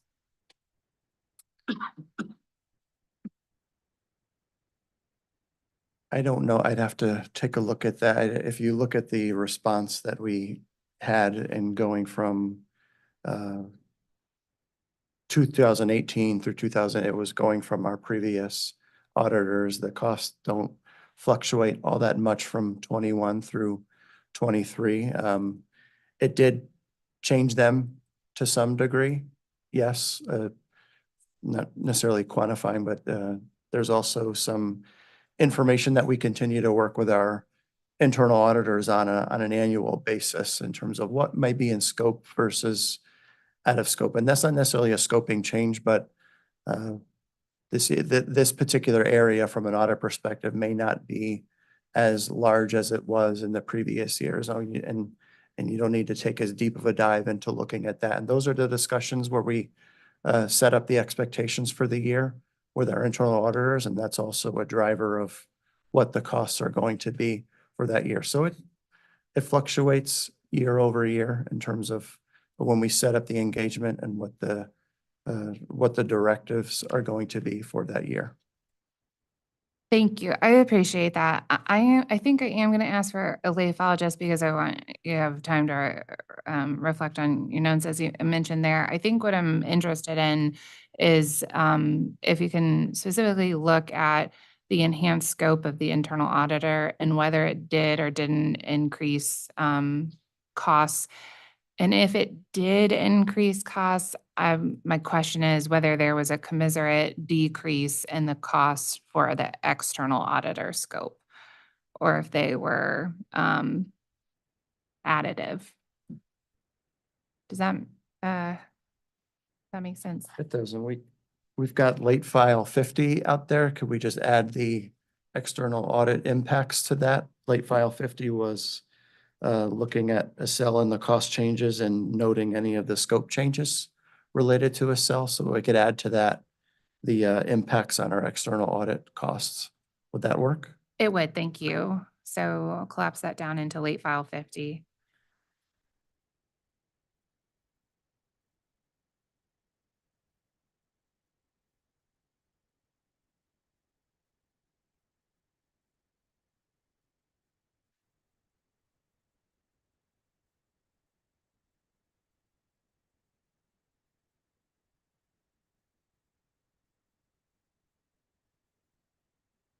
Okay, and a final question here about the inflation factor that we briefly discussed. Out of the exchange with, I believe it was EOE, about the communications expense for the Ocho Grosso contract, or I'm sorry, purchase order. It was noted that there was an inflation factor applied to this category. I'm sure I missed this in the discovery to date, but is there a brief explanation as to why this category was chosen for an inflation factor versus a refined estimate based on historical expenditures or some other metric? No, the general approach on the inflation factor is we look at all of those adjustments that we have, or sort of the more known and measurable adjustments. So all of the specific pro forma adjustments we have in the case, we take all those, remove it from our total O&M, and then the rest of the O&M gets the inflation factor. In terms of the cost for Roy Ocho Grosso, I don't think we saw that there was a significant known change that was going to occur. So it just naturally fell into the bucket with all the other expenses. Okay, so when there is no significant known change in how that falls into the bucket, I guess on the inflation factors more generally, if there's no significant known change, what is the basis for assuming an inflation factor generally? It's less specific to an individual account than it is to, I'll call it the residual balance, where we expect that apart from the things that we specifically adjust, that our expenses are generally going to increase with the rate of inflation. So that's the basic methodology. It's not intended to go line by line and evaluate each one. It's more of the totality of the remainder saying that they're going to move with inflation. Okay, thank you. Has there been, between now and the previous rate case, looking at the rates that were authorized in the last rate case, was there a reconciliation, like account by account, as to whether the inflation factor that was authorized in the previous rate case was more or less than what was experienced in each O&M line item? We haven't done that on an account by account basis for the inflation items. We know that from an O&M as a total basis, it's what we're experiencing is greater than what was allowed in the case, but we haven't done it expense by account by account. Okay. Compared to the last rate case, do you know whether you have applied an inflation factor to more or less accounts? So do you mean we clarify? Like what I'm trying to get at is like you clearly have a bucket of accounts that you apply the factor to. is that the same bucket as the last rate case, or are there fewer or more? It's gonna be, there are always adjustments that occur in one case and don't occur in another. For instance, there was no purchase power adjustment in our last rate case because we were locked under contract. It was a very specific item. But that one is a specific adjustment in this case. So there would be a change in specific adjustments versus unidentified adjustments between cases for those. I will say, in generally speaking, I think we have 12 or I want to go to the number. In terms of the dollar value of the residual accounts, it's generally consistent with what's in the bucket that we apply inflation to. So in terms of number of accounts, I'm not sure, but the dollar value, because for the most part, we want to put as much into the adjustments as we can from a dollar perspective. But the unadjusted value is relatively consistent case to case. So for instance, Schedule 320 is roughly $13 million out of 45 million that inflation is applied to. Yeah, yes. Thank you. So what I'm, and this is my final question, and be the final lay file here. But what I was trying to build up to and may still be appropriate for a lay file is, I was looking for a side-by-side comparison of the O&M accounts in this rate case versus the 2012-30, and in terms of like just identifying which ones you made a specific adjustment to versus an inflation adjustment. And if there's a difference where you sought an inflation adjustment in this rate case versus last time, and a narrative explanation as to why. Is that clear? I think so. I'm envisioning the schedules from both cases. I think we just have to meld them together. So I think we can do that. So that would be late file exhibit 52.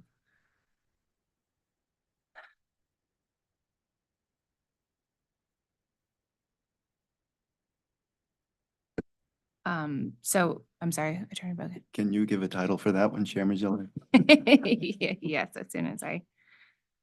So I'm going to say compare and contrast the O&M schedules from this rate case to DN 2012-30, identifying, I don't want to call it discrepancies, that's not accurate, differences in inflation treatment with an explanation.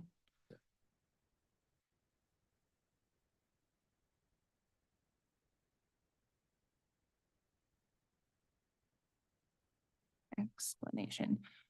Okay, if there are no clarifying questions on that, I think that's it for this panel. So I can do this one of two ways. We can take our break early and also allow time to consider redirect, or if redirect's gonna be brief, then we can go into the next panel. It's up to you.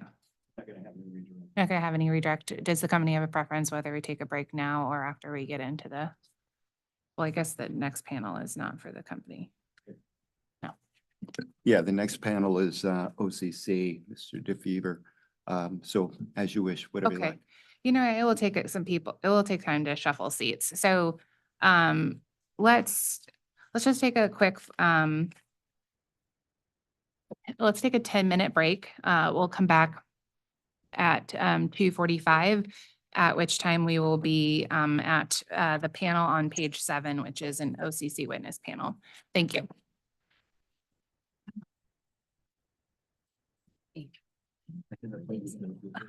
Sorry, I need a second. So OCC's. No, I still Occupy. Okay. You and that will be together. So Yeah, I apologize. I could be on your other side. You stay in. No, I'll be up there. Oh, good. I'm just gonna be down there. Yeah. Like, no weaseling out. Well. I think would be more specific, though. The energy states, some of them are, but, you know, the other challenge is. Yeah. That's the other thing, it's a little weird.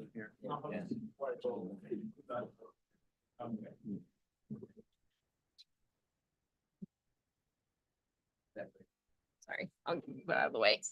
Ugh, I got it. Long arms. You know.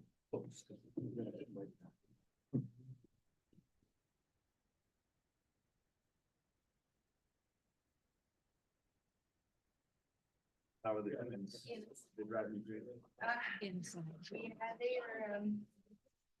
Yeah, they're 7.5. Oh, see, I was gonna say 6. Yeah.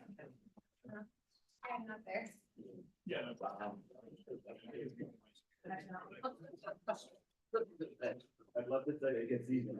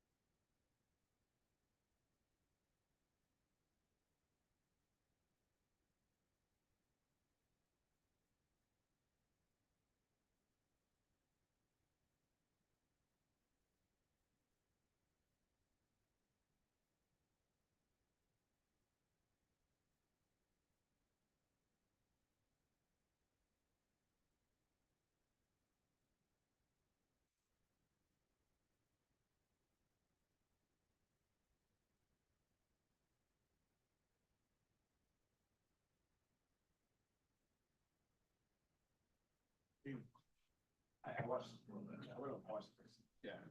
Yeah. Yeah.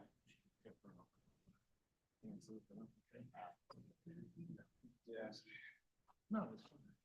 Thank you.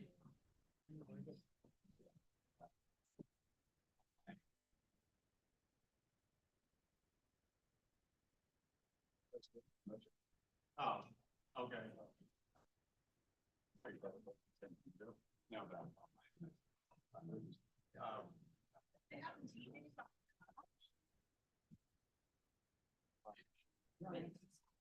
Maybe 10 minutes.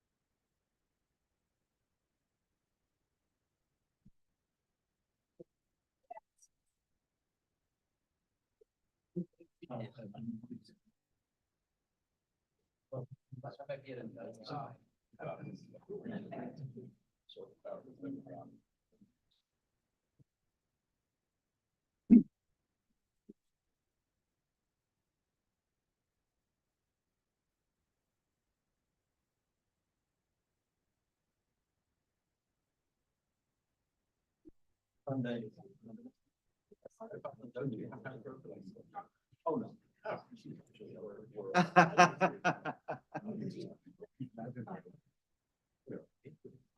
Yeah. Oh.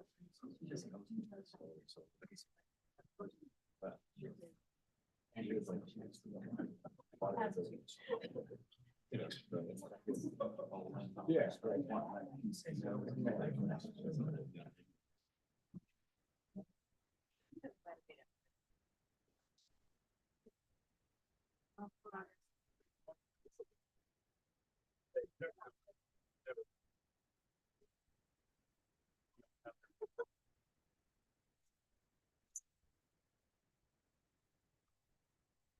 Brittany, we've actually never met. We haven't, that's nice to meet you in Speaking person.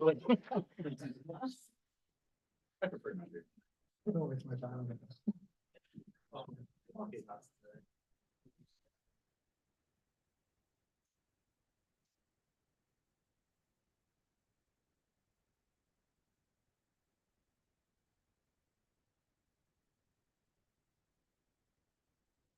One of the better ones we have for the.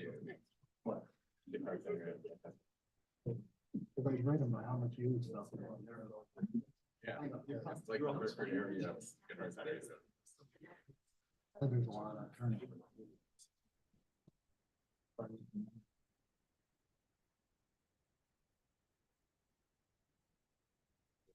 You're like.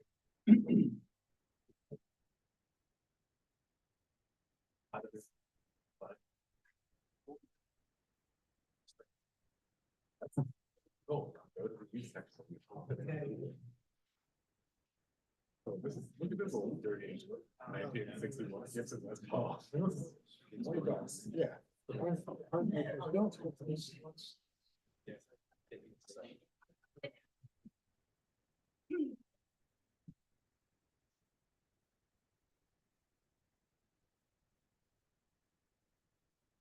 Okay, Attorney Wheel, I believe the witness is already sworn in and has already adopted pre-filed materials. Is that accurate? Yes. Okay, is there any direct before we begin cross? No.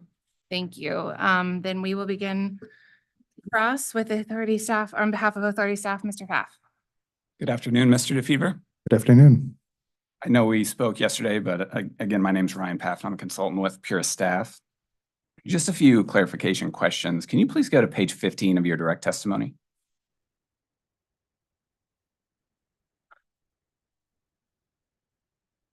I'm there. On page 15, beginning at line 8, you discuss an adjustment that you made to the Board of Directors expense. Do you see that? Yes. And on line 15, you quantify the level of Board of Directors expense that the company is seeking recovery for as $422,840. Is that accurate? Wait, which line is that? I may have the, Oh, on line 4. okay, sorry. That's a typo on my part. Okay, yeah, 422,840. Your proposed adjustment to BOD expense would disallow 75% of the expense the company is seeking to recover in this case. Is that correct? Correct. You note, starting on, I believe, line 13, that Public Act 23-102 explicitly disallows certain recovery of costs for travel, lodging, et cetera, for a public utility company's board of directors and officers. Is that correct? Correct. You further note that to the extent that the BOD expense includes any of these specific costs, you recommend that the authority should disallow any such portion consistent with the Public Act. Is that accurate? That's accurate. So essentially what you are recommending is that 100% of the BOD expenses that are disallowed by the Public Act be disallowed, as well as 75% of the remaining BOD expense. Is that accurate? That's correct. Okay.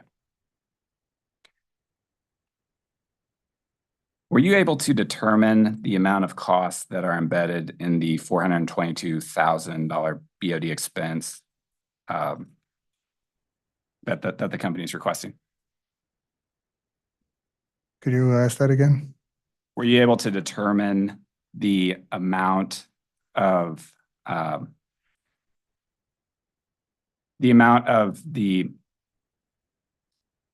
Public Act disallowances that are embedded in the $422,000 BOD expense? I was not. You're not. And did you request that information and it wasn't provided, or had you not formally requested that information prior to writing your testimony? I did not request it.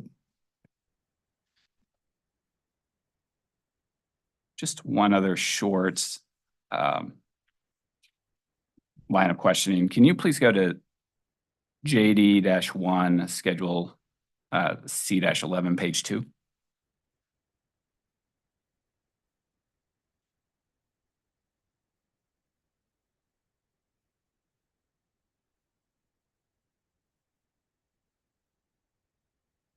That was C-11, page 2? Correct.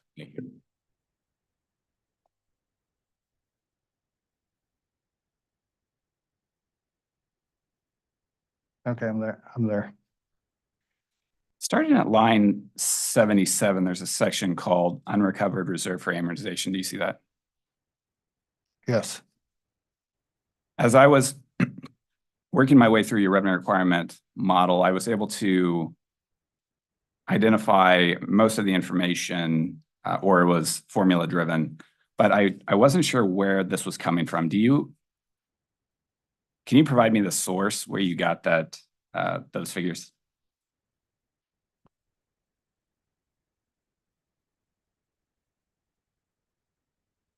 Yes, for say column D, they, it adds, D85. You want to write this down or just you want me to tell you? Sure. Okay, it adds D85 plus D64 plus D46 plus D37 plus D27 plus D14 minus 1.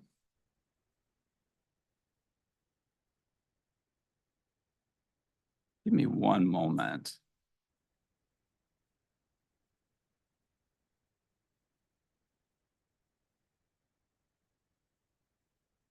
Just as my spreadsheet's loading, are you looking at a, well, I'll give you this specific cell reference and I apologize to everyone listening to this. I'm sure it's painful, but I'll try to be as brief as possible. Cell L88.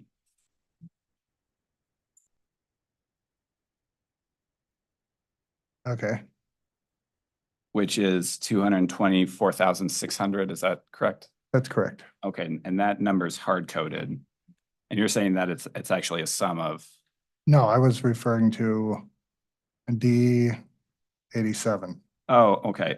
My apologies. I was intending to ask what the items that summed to that total, which are hard coded on your spreadsheet, where those numbers come from, what the source used for those numbers. For L88. Is that what you're? For L88 through L96. Yeah, I believe these come from the company schedules. Okay, would it just be the Schedule B1 that you have listed? I'd have to check. Okay. But you're comfortable that they, These weren't calculated or. okay.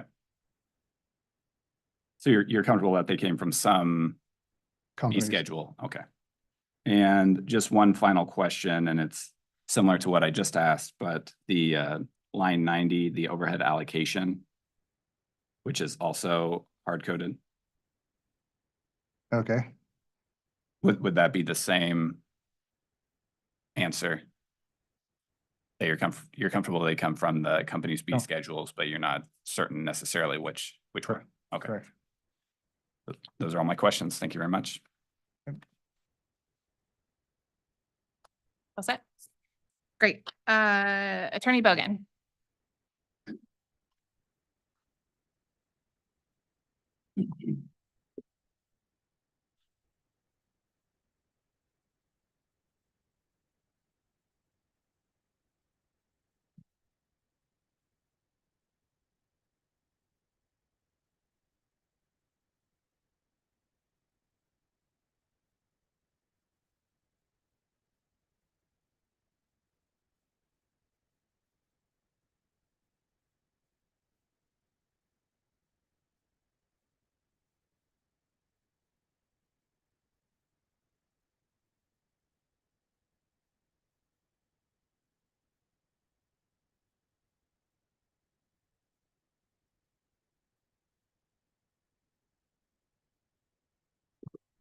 Good afternoon, Mr. DeFever. Good afternoon. For the record, I think you know, because you've been sitting here, I'm counsel for the company, David Bogan, and I'll endeavor to be as brief as Mr. Pfaff was. I'm going to limit my questions for the moment to non-industry dues because I know you're back again for the compensation fees. Okay. Now, with regard to that category, you note that the response to OCC 169 indicates that non-industry dues include chambers of commerce, occupational associations, human resources, accounting, and information technology. Is that a fair assessment of your testimony at page 13? Yes, And you recommend, you find that these costs are, according to the company, point to only vague or indirect ratepayer benefits. Is that correct? that's correct. And as a result, you recommend that they should be excluded from recovery by the company. Is that correct? Not simply as a result of that, also because they violate the act. Okay.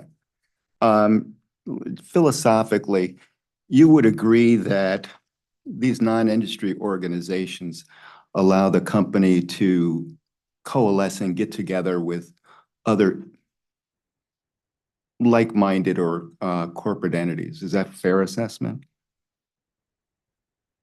If you say allow, yes. However, as they say and state in their response, it also is the chambers of commerce. Well, isn't it possible that you could get together with chambers of commerce and learn things that you might not otherwise have learned that could be beneficial to the company? Well, it's certainly possible, but that And- hasn't been demonstrated. But that could include changes of law, for example, that you might not otherwise be aware. Yes, that's possible. And if in fact those changes of law had a beneficial effect on costs, that would be good for the company, correct?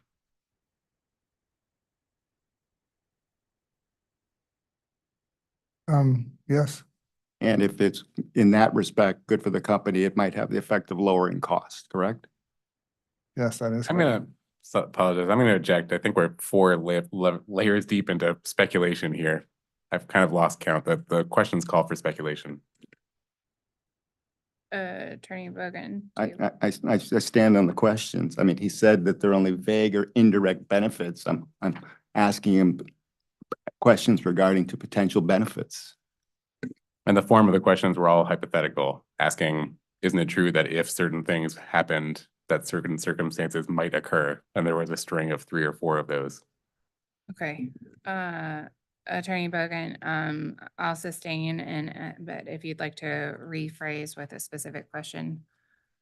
You would agree that IT, information technology, is constantly evolving, correct? I agree. And that one way that you can learn about changes in information technology is by reading periodicals, correct?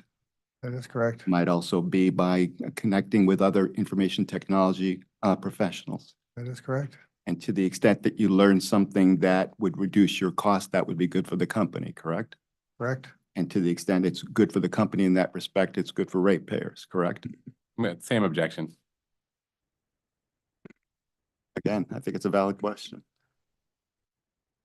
I have the same response that the question appears to be hypothetically, if the company learned certain unidentified information, it could hypothetically be good for the company, and therefore under other deeper circumstances could hypothetically be good for ratepayers. It calls for speculation.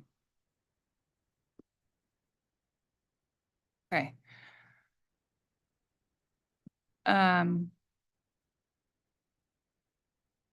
I will sustain and believe Attorney Wheel has demonstrated that the questions are speculative.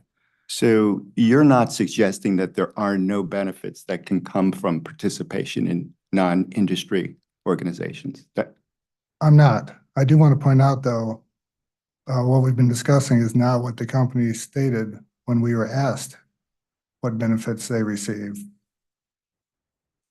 The reason I said they had vague or indirect benefits is because they responded by saying these organizations primarily related to professional development of our employees and enhancing their ability to serve the company and ultimately our customers.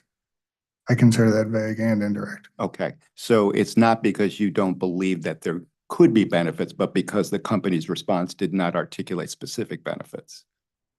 Well, I certainly agree that it's possible there could be benefits. I'm not categorically saying there's no benefit. Okay, thank you. I have nothing further. Okay, thank you. Attorney Dichter.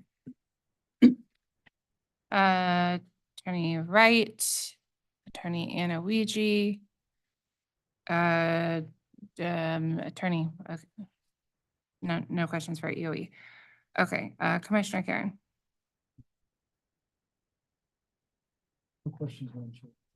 Mr. Vice Chairman.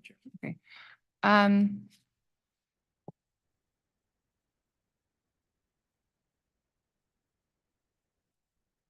I also don't have any questions. Thank you, Mr. DeFever. Is there any redirect? No, thank you. Thank you. All right, Mr. DeFever, you're excused. We're going to transition into our next panel, company panel on IT, employee compensation and benefits, staffing levels, succession planning. So call the company witnesses to the table, please.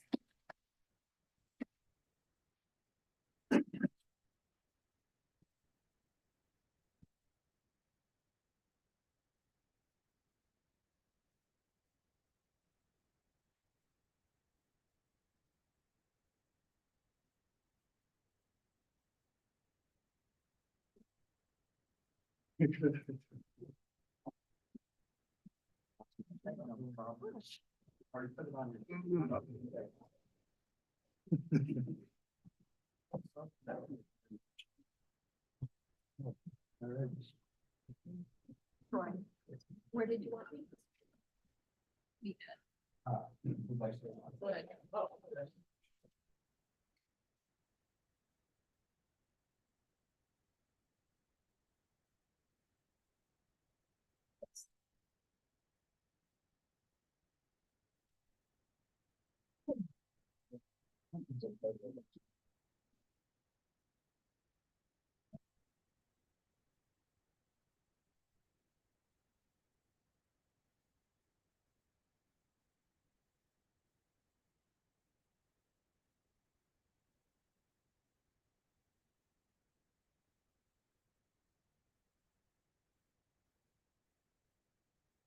Okay, I think we have a new witness.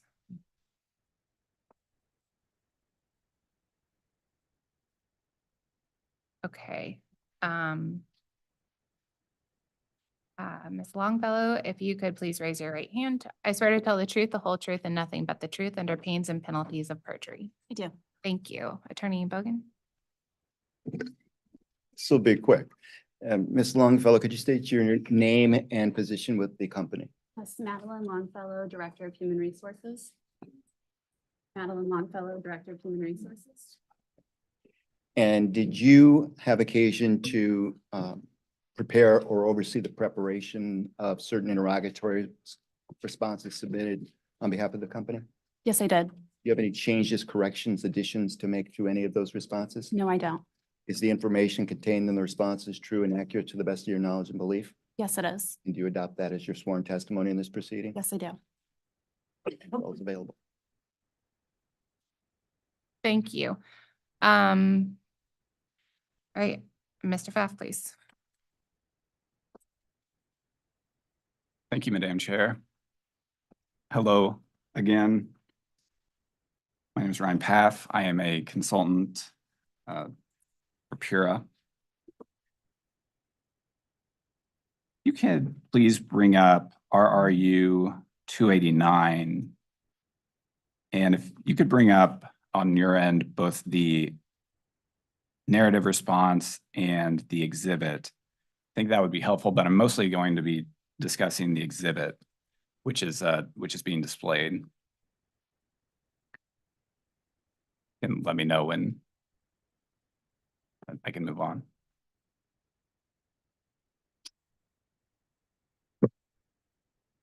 Okay, I'm getting some head nods. In RRU 289, the company was asked to quantify the impact of information technology costs on the company's revenue requirement for 2020 through the rate year. Do you see that? Yes. The request further asked the company to break out the quantification into the applicable elements of the rate-making formula. Is that correct? Yes. My first question is about the rate year accumulated depreciation figure that is included on the exhibit to this response. I've highlighted it on, just to make it easy. I also changed some of the formatting just to make it visually more appealing and easy to read. But if you look at the highlighted cell, the depreciation reserve amount is actually included as a positive figure rather than a negative number. Is that a typo, or maybe I should say a formula error? The incorrect sign on Okay. those two, on that number and the number to the left, Mhm. what you're showing is highlighted in yellow. Yeah, okay. So you're confirming that that is a formula error, and both of those numbers should essentially just, the sign should be reversed. Is that correct? Correct. Can you confirm that this formula error would be isolated to only this IR response, and that it would have not impacted the company's revenue requirement request in any way? Yes, I can confirm that. Staying on this exhibit, line 17 of this schedule represents the O&M expense associated with information technology. Is that correct?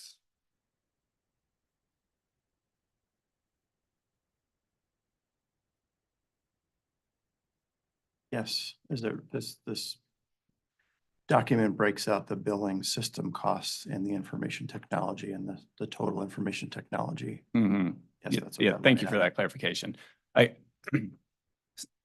So I should say line 17, row 17, in the total information technology costs column, that would represent the company's total IT O&M costs. Is that accurate?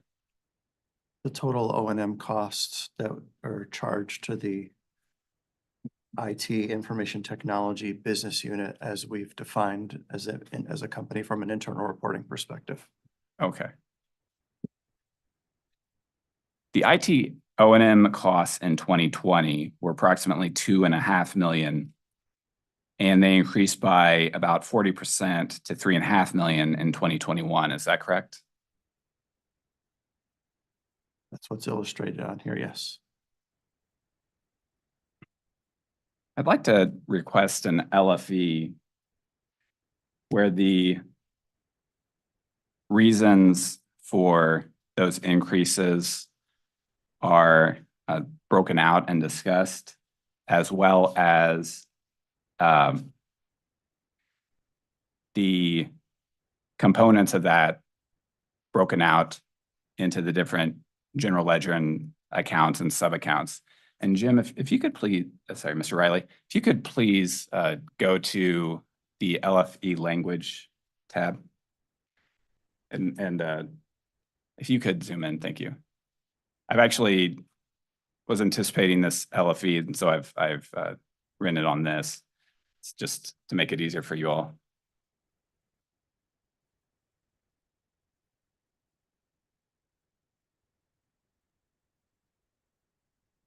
Can do that. And Mr. Riley, if you could also go to the LFE example. You may not need this, but just so there's no ambiguity about what I'm looking for, I actually put together a template, and this is essentially what I'd be looking for. It sounds like from your response, you understand what I'm looking for, but does this spreadsheet, if you can review it briefly, is that essentially what Mr. Dana, you would be providing? Something similar, yes. Okay. And of course, it doesn't have to be exactly like that, but just to give you some idea about what I'm anticipating. Thank you. Ms. Johnson, we're going to shift gears now. Ms. Johnson, could you please go to, well, actually, perhaps I should wait a number that. Oh, I'm so sorry. It's late file exhibit 53. Thank you. Ms. Johnson, could you please go to page 2 of your testimony?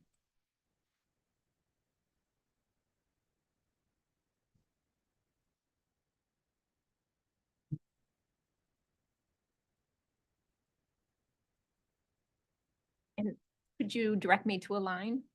Yes, sorry, I was waiting for you to bring it up. Starting at line 3. Yes, I'm there. You state that you are the Senior VP of Administration for the Connecticut Water Company. Is that correct? That's accurate. You also state that you are the Chief Administrative Officer for SJW Group. That's correct. So you hold positions at both Connecticut Water and SJW Group. I do. Is your employer technically Connecticut Water? It is. You go on to say that you oversee HR, IT, cybersecurity, and the program management office. Do you see that? I do. Can you describe your IT and cybersecurity related job responsibilities as they relate to your position as Senior VP of Administration for Connecticut Water, and if they differ, your job responsibilities as they relate to your position as Chief Administrative Officer for SJW Group? I would say they're very aligned. So my role is to partner and oversee the policy, personnel, and technology related to information technology as well as cybersecurity, both within the state of Connecticut and across SJW Group, working in partnership with our leaders and employees. How is the IT function organized at the company? Is it centrally managed by SJW Group or separately managed at each operating company? So we have an information technology executive. His name is Jay Fusco, who's with us today, who leads information technology for SJW Group, reporting into me. He has leaders at the different subsidiaries, including Bill Daniels, who is here today, who is the Director of Information Technology for Connecticut. And then similarly, he has leaders in California and Texas as well.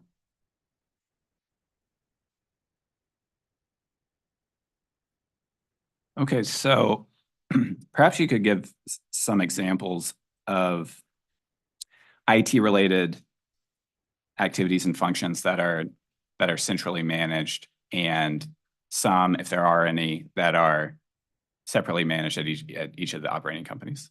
So the one function that is centralized at this point is our networking function. The vast majority of the other functions are still operated in the different subsidiaries and opcos. And is that due to timing? Is there an initiative to make that more centralized? Over time, we do believe that there are benefits to having more centralization, specifically in IT. We are endeavoring to take a look at the possibility of business modernization, which would be an initiative that would be centralized to address all of the technology implementations for enterprise programs that will be running over the next 5 to 10 years. We have not done that yet. We are looking at, opportunities as they arise rather, to centralize. But at this point, we have not formalized any programs other than networking to implement. So would these initiatives be in the exploratory stage? Is that how you would describe it? Yes. Is there a timetable that the company has or when they expect to either move forward or choose not to move forward with these initiatives? So the one that we are looking at, business modernization, we hope to run a study in 2024 that will help us to better understand how to stand up an organization like that, what the operating model would look like. And then once we have the results of that study, we'll consider additional steps. So it's very early in its maturity at this point. Has the company reviewed or have any plans to review or compile best practices for centralizing such activities that perhaps other similarly sized water utility companies, or if we talk about your parent company, that water utility holding companies have in place? So we had a conversation not all that long ago before break, about service company, which is, I think, what your questions are pointing to. Our philosophy currently is that we don't believe a service company fits us today. Are we interested and open to looking at best practices? Absolutely.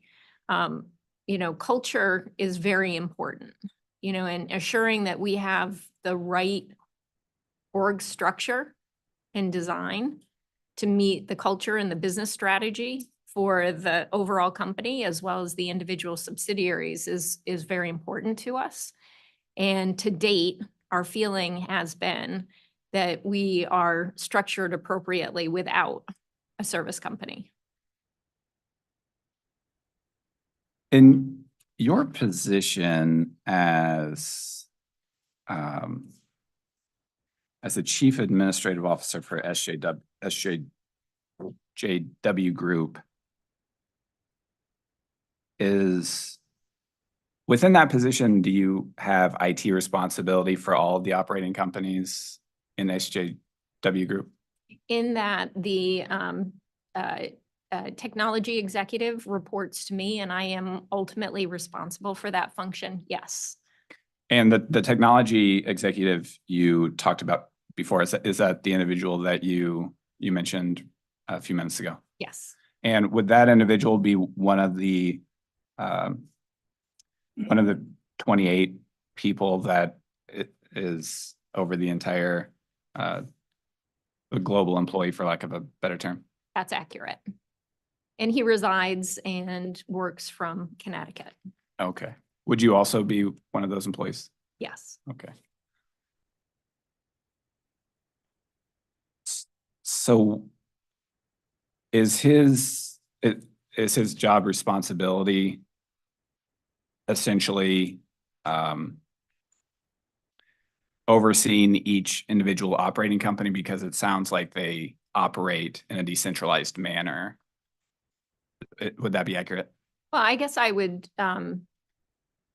adjust that to say that he is responsible for IT services across the entirety of SJW Group, which includes the OpCos. And he has leaders in most of those operating companies that are responsible for the day-to-day operation of their sites. Okay, that's helpful. So his responsibilities would be to each of those operating companies, but each of those operating companies, you're saying, has basically an IT lead that coordinates with this individual? Yes. Okay.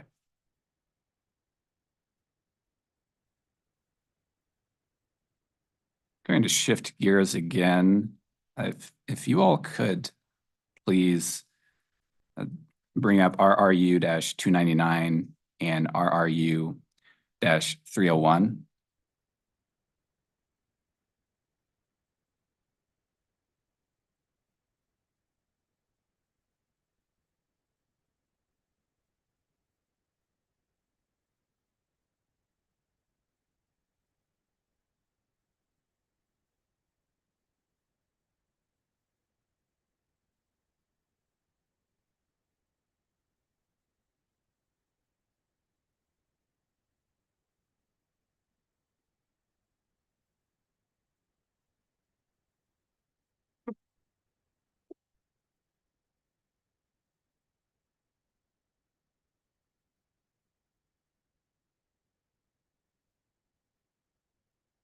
So with regard to 299, did you have a specific question? I did, sorry, I was That's all right, waiting thank for you some, waiting. yeah, I was just waiting for some confirmation. I thought you were still pulling it up.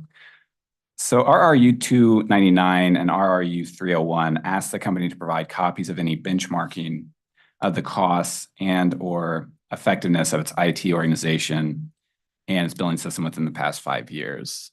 Do you see that? I do.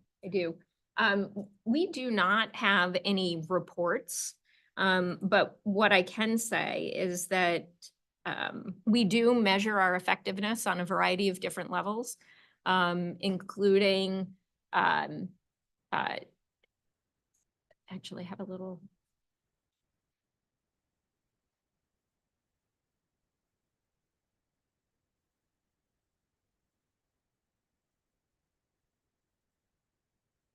I will do this off the top of my head. We do benchmark ourselves against a variety of key performance indexes. And we look for comparators in the industry so that we understand how we perform. Some of these have to do with, how many tickets we're resolving, how quickly they're being resolved. Some of them have to do with our network uptime, downtime. So we do that on a regular basis. This is all internal benchmarking, not external benchmarking with a third party. We also look to identify cost savings within IT. And over the past 3 years, we have had cost savings related to reducing redundant systems, or otherwise known as reducing technical debt. And in 2021, it was 175,000, 2022, 319,000. And then in 2023, a little over 300,000. And the reviews that you were just discussing, are those memorialized in written form? To the degree that we provide a big picture dashboard status to our board of directors for Connecticut, yes. So you would have presentations that you made related to the IT function that you would present to your board? Since last April, yes. And when you say since last April, is this a new Yes. report? Okay. Could I request that in a late file exhibit, please? It will be late file exhibit 54. Mr. Path, can you summarize for me, please?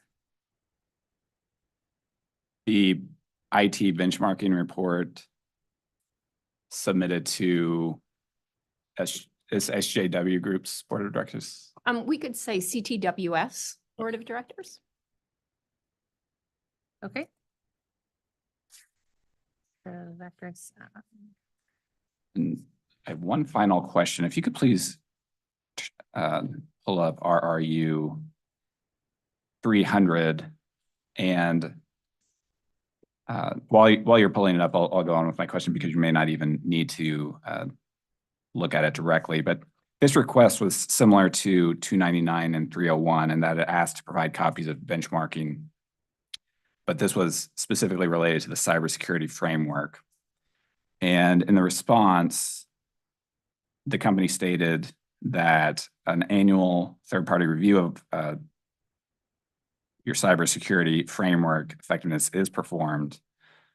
But I do not believe that the company provided these reports, which was also part of the request. And that's accurate.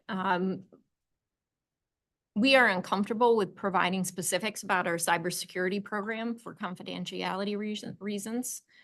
So it is not our practice to provide that information. And we've worked with Pura for many years in their cybersecurity review.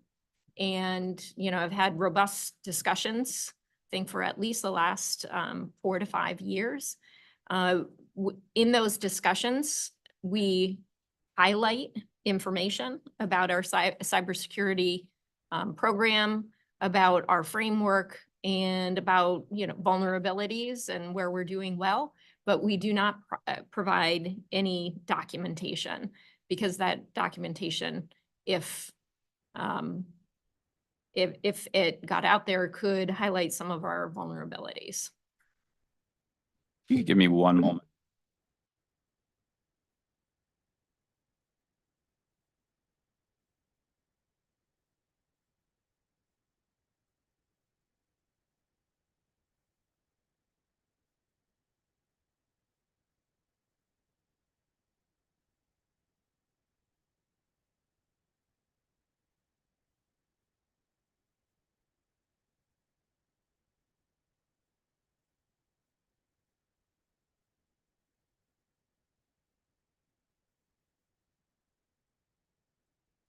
Thank you for your time and responses. Those are all my questions. Thank you. Thank you. Mr. Graylish will be up next.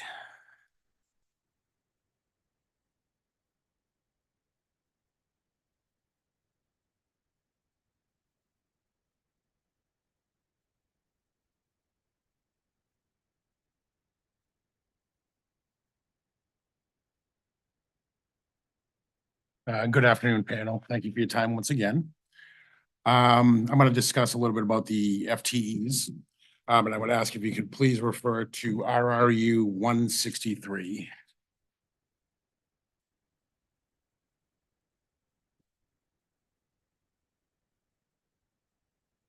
And you might want to leave that up. That's going to be the basis for a couple of questions.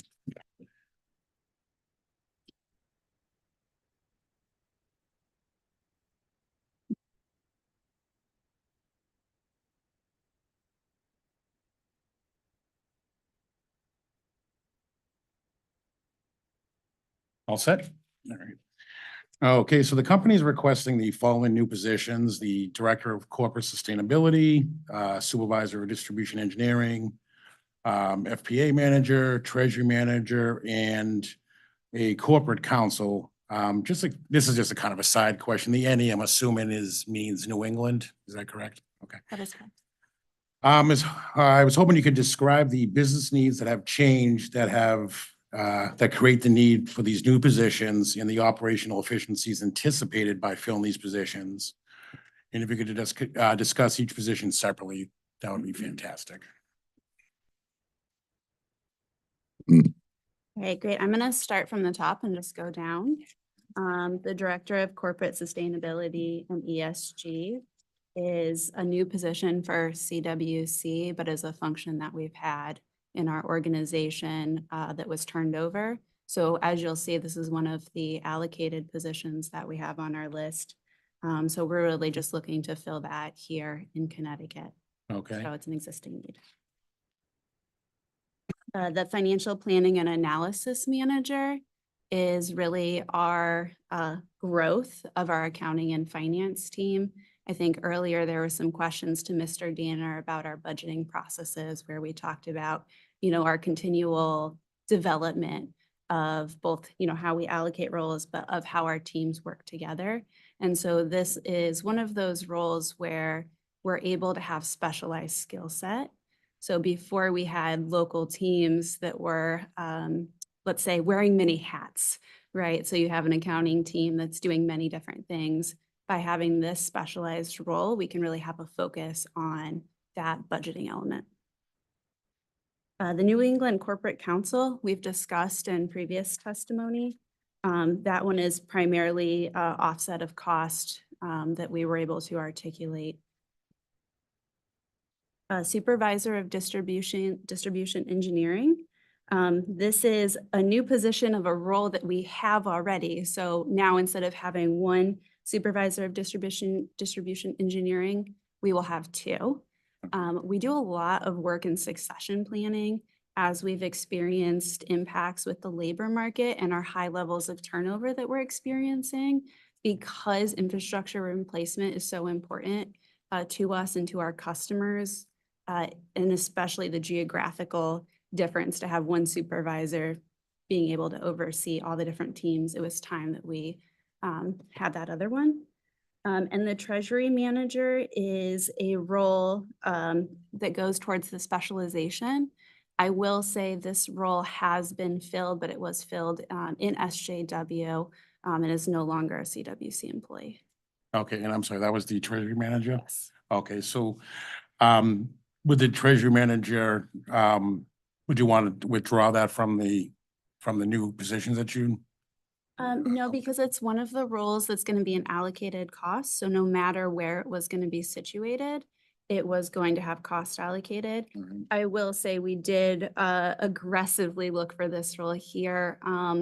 One of the issues that we face is our geographical location. There's not a huge labor market for specialized skill set. We were able to find that out there. You mentioned the director of corporate sustainability and ESG was a position you had before at another location, if I recall. Where was that individual based previously? That was out of SJW, so San Jose. And they would cover all the various entities in SJW? Correct. Okay. And you mentioned about the supervisor for the distribution engineering that you're adding in a second one, considering for succession planning. Is the individual that's in that role currently, I know you said you're gonna have two, but so that would infer that you have the one now. Is that individual getting close to maybe retirement or something of that individual? Is that why you're planning to get someone ready to go? It was really increased volume of work. And what I'd say is the other supervisor, what we have is a lot of internal movement. So if you look at that team over the past, 2-3 years, not one person is in the same role. We get them the training and the resources that they need, and they tend to move up within the organization. If they can't move up, then they move out, as evidenced by a high vacancy. Okay, well, thank you very much. Sticking with RRU 163, the company is requesting 12 vacant positions. Most of that have been filled with the exception of 2, a water operator general and a senior business system analyst. The business system analyst position has not been filled since August 2021. Could you please discuss how the task associated with the senior business analyst, excuse me, have been completed the last 2.5 years without the role being filled? Yeah, this is primarily due to a delay in technology around our customer service system. Ms. Williams can provide additional details on that during her testimony. Okay. So somebody else, I mean, but the role has been, the tasks have been getting completed. I know you said somebody else can go into more detail, but. Yes, I would say that the tasks have Okay. been completed with the existing team. We just don't at this time feel that we need a full-time employee dedicated towards it. Okay. With any of these roles, we constantly go through a process of ensuring that we're looking at the current business needs and saying, what's changed? Do we still need the role? Do we need to modify it? That happens every time we add a requisition, or if it's just a backfill, we go through the same approval process. So in that case, if you don't really need a full-time individual, and the role is being, the tasks are being completed currently, is there really a need to bring in an individual in that role? And again, as you note on the in RRU 163, it hasn't been filled for 2.5 years. So is it a critical role, I guess, is another way to say it? So I'll give you an example. One of the things that we identified during the merger docket was that we had risk around our customer information system, and we would be looking to replace it or upgrade it. We believe that at such time that we move forward with that, we will likely need this position. In the meanwhile, however, there was no one well situated for it. The previous incumbent had been with the company many, many years, knew our financial system, knew our CIS, so really had very proprietary knowledge, of those systems. So he was kind of a unicorn. And to, find someone with those skills right now is really not likely. And so we've been able to utilize internal resources instead to do that work. But when we do move forward with an implementation of a CIS system, that's likely when we will look to onboard somebody in that role to learn from the ground up. You actually anticipated my next question. My next question was going to be if the company had considered any internal candidates to fill the role. And if no, why not? So you kind of did answer that. But I guess I would just kind of shift the question a little bit. Once you get to that point where you're ready to bring someone on board, are you going to be looking for internal, or are you going to be going external, or is it going to be dependent on who is available at the time?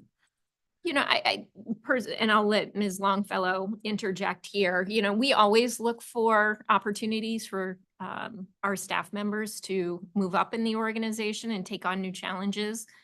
So that would definitely be of interest. We would like to post it internally. It may be a case where we would need very specific skills and experience with a technology that people that are currently employed at the time just haven't had access to or experience with. But at worst case scenario, we'll post it inside and outside. Okay. Just by the title of the role, Senior Business Systems Analyst, I assume that means this role's titled Business System Analyst, which would report to the senior once they are brought on board. I mean, how many of those individuals do you have currently in the organization? Yeah, I would say right now, we have a team of 3 that really does this duty as it stands today. Just because the role is senior doesn't mean that they're managing people. We have job family progressions, which allows employees to get moved through the organization as they gain knowledge and skills. That's typically because there's no real education system for water industry people. It's a lot of boots on the ground. So what we find is we hire people green and then train them up. So we always post at the skill set that we are hoping to fill it at, but what we tend to find is we may downgrade the role if we can't find that skill set either internally or externally into our entry level role. Okay, thank you very Maybe I much. can augment my earlier response too. You know, we are doing an upgrade of our financial system as well, an integration actually of our financial systems. And in light of the fact that the previous incumbent worked between the financial system and the CIS, there could be reason to onboard somebody into that role more quickly than waiting for the CIS. Is there any chance that individual is no longer with the company that could be hired as like maybe a consultant? Is that kind of in the plan to get a new position, a new entry into the role up to speed? There are some complexities with hiring retired individuals into consultant roles, especially if they're drawing on their pension plan. So I would say it would be unlikely. Okay, thank you. All right. Also on RRU 163, the company is including a request for variable pay for all vacant and new positions. And amounts range from 800 to 38,100. And this may have been discussed someplace else, so please let me know if it has been, and I apologize if it has. But if you could discuss the company's approach to variable pay and the emphasis on how the amount of variable pay is determined. Is there any benchmarks, thresholds, anything of that nature to pay out extra money? So thank you. That's an excellent question because this is actually one of the pivots that the company has done over the last 3 years to address the challenging labor market. You know, what we've heard and what I expect all of you have heard is that employees with skills are less and less available in the market. And in order to attract them, you need to understand that they know their worth. You've got salary.com. You can do it right now. And you will get a number and people will expect that they're going to be making whatever that number is. So we have always provided what we call total target compensation, but there's more of an emphasis on it now. Employees that are coming to us today know that base compensation is a component of overall compensation. But there are two other components, and that's within the realm of variable pay. One is short-term incentive, the other is long-term incentive. Now, we don't have benefits any longer that provide an incentive for an employee to stay with the company for a lifetime. You know, we closed our pension plan, or we did a soft freeze on it in January of 2009. And that was the start of a change that we have seen continue through today, is that we will see lower levels of tenure because employees are more likely to move from our company to other companies, you know, for another couple, you know, $1 or $2 an hour, right? And so what we have done is we've said that we want to compensate people at the 50th percentile in the market, or plus or minus 10%, but it's on total target compensation, which combines the base pay as well as the variable pay to meet those interests. Now, we know we have employees who, you know, talk to our customers, walk into their homes every day. We have employees who drive large trucks right down the same street that we all, you know, drive down. We cannot compromise on the quality of our workforce. We just absolutely can't.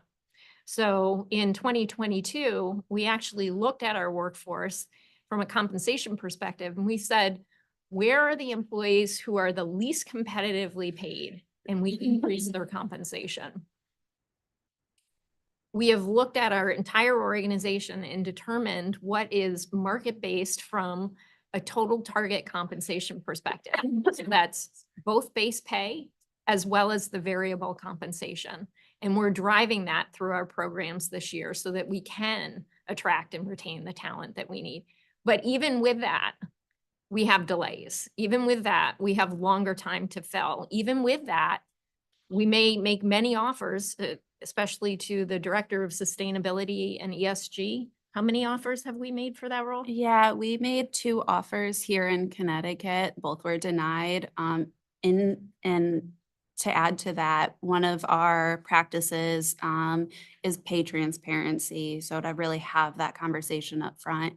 So we had a number of applicants that in the first round interview, after hearing what our range was, had just said, you know, I'm just not interested. It's made it really difficult to get talent in a lot of roles. So our philosophy remains the same. You know, we want to be able to provide benefits and compensation that approximate the market. We think that that's prudent. We think that that's the right thing for customers, and that's the right thing for our organization.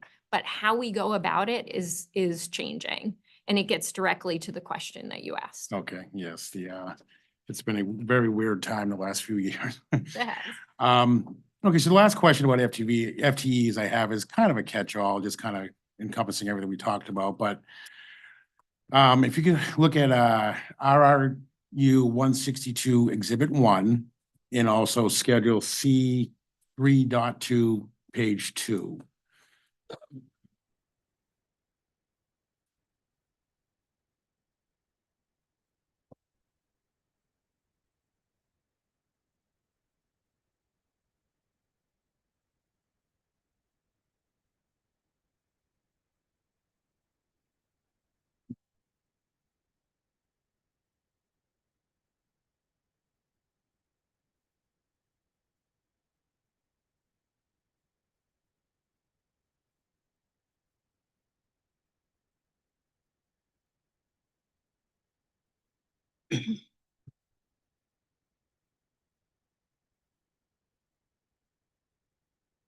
Okay. All right, we have those. Okay, excellent. So on Schedule C 3.2, page 2, the company is requesting a total of 244.3 FTEs after adjusting for the vacancy factors and the various employee task allocations. However, on RRU 162 Exhibit 1, the average number of employees for years 2018 to 23 is 226. So just kind of wanted some clarification on, why the company's coming in at 244.3 FTEs when the average is 226. Yeah, I would point to OCC 41, which lists out all of the roles that we have added since our last rate case. I can tell you at this point, we have filled all of those roles except for one. All right, well, thank you for that reference. I do appreciate it. I'm going to switch gears a little bit. I have just one more topic to ask about, and it's payroll taxes. This perhaps might have been better in the last panel, but it does kind of tie in. So if you could please look at Schedule C 3.23, page 2.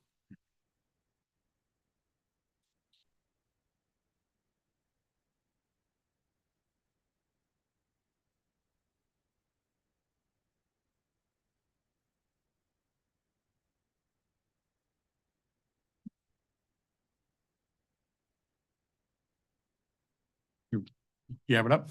All right. The first set of numbers for the FICA and Medicare that were used as the base to determine the they're times out by the tax rate, come to the FICA and Medicare costs. And I'm looking at the 25,939,033 for FICA and 31,006,881 on the Medicare side. I was just kind of curious where you came up with those numbers and if there's a calculation you could provide associated with those. Yeah, there is a calculation we can provide. It uses that same schedule that builds up the wages. Mhm. And these numbers that you see here reflect that the fact that certain people hit the cap on those. So Okay. these are the eligible wages.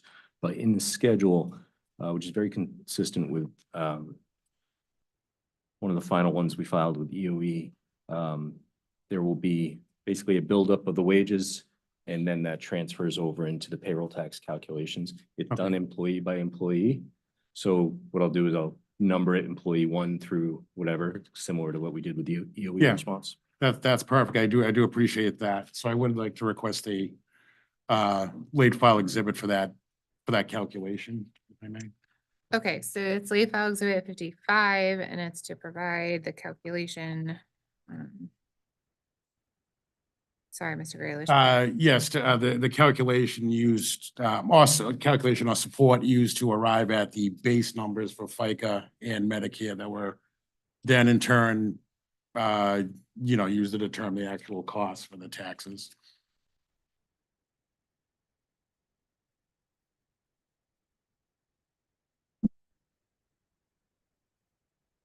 Okay, thank you. Another question I have is also on Schedule C 323, page 2. If you notice in the FUTA and SUTA calculation, the company is using 260 FTEs to calculate the costs. But given that the company itself is requesting the 244.3, as we discussed previously, and the average number of employees is 226. What is the company's reasoning to use 260 FTEs in this calculation?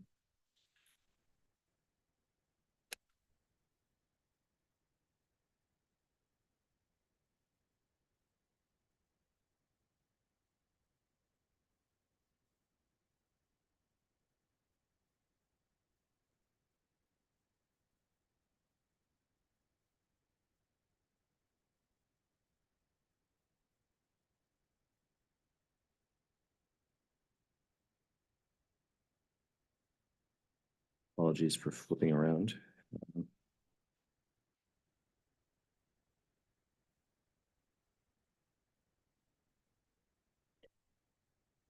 Yes, the payroll tax number should at a minimum be reduced for the vacancy factor. It should be based on the same number. Okay. Previously, it was mentioned that there's going to be a late file exhibit 1 with various recalculations, what have you. Will this be included in that late file? I will correct it there, yes. Okay, excellent. Thank you so much. And that's actually the last question I had. So thank you very much for your time. We do appreciate it. Thank you, Mr. Graylish. We're going to turn to Guy Novello. Mr. Novello.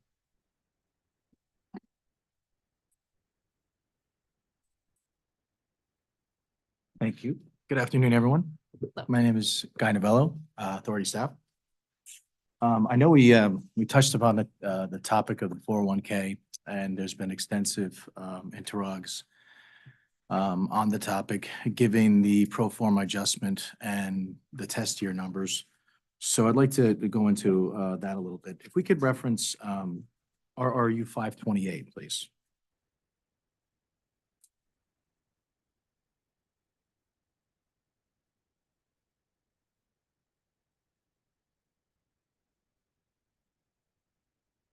Please let me know when you're ready.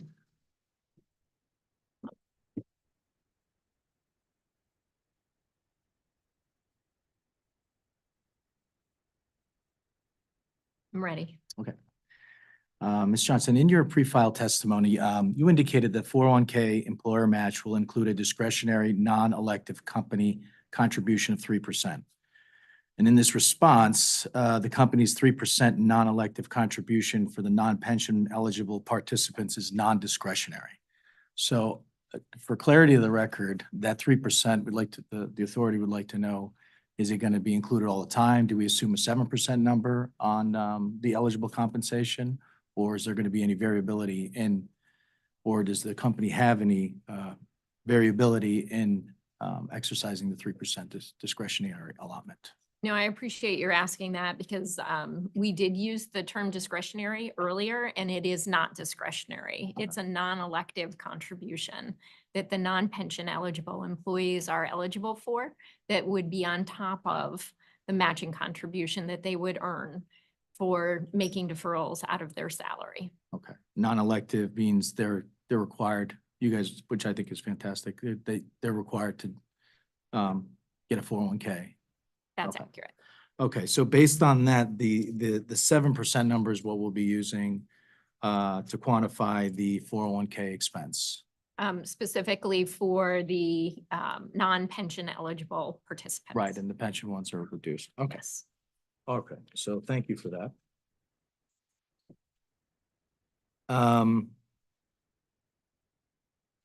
So given that that 7% is the number we're going to be using, does the company foresee any excessive variability in the actual 401k expense going forward? I would respond no. There are features that we have in our plan, auto escalation, that encourage participants to continue to save for their retirement. I would see that we're encouraging employees to save at least 10% of their wages over the course of any given year. They can opt out.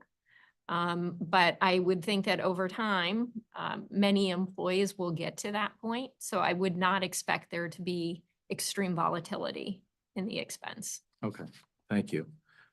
And regarding the actual expense, if you could turn to Schedule C 3.0. I'm looking at line 11, and it's also in Schedule C 3.6, which is the actual 401k schedule.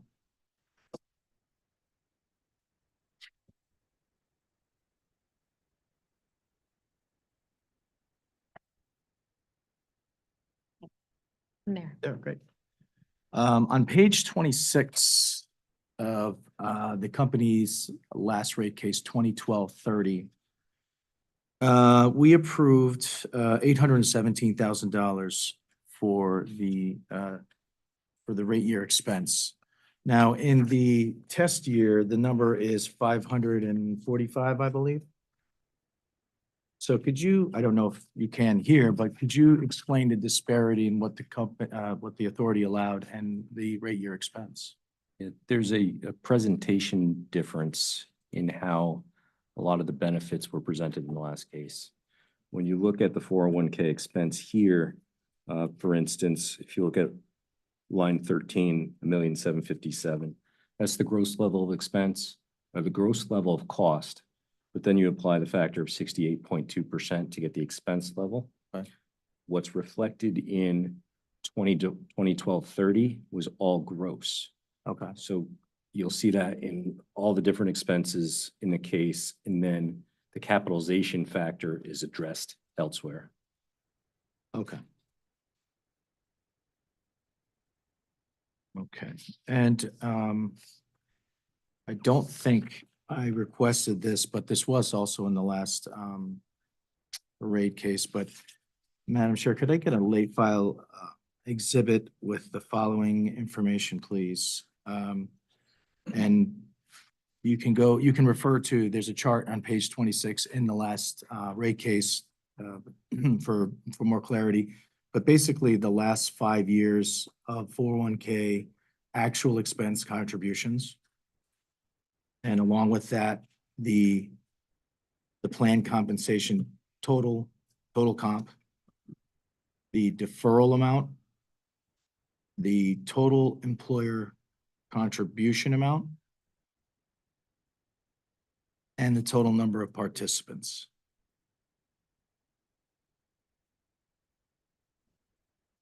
And again, it's page 26 in the last rate case.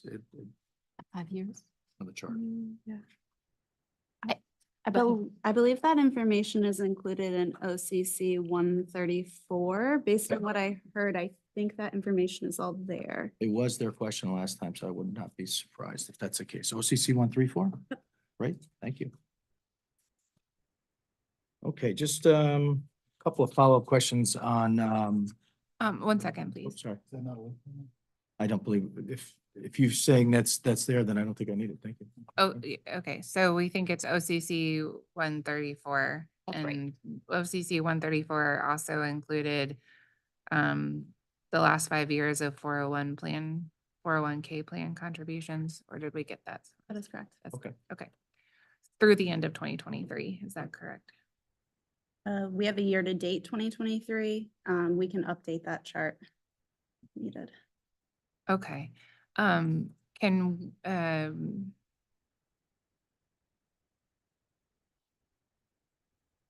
we please update OCC 134 through year end 2023?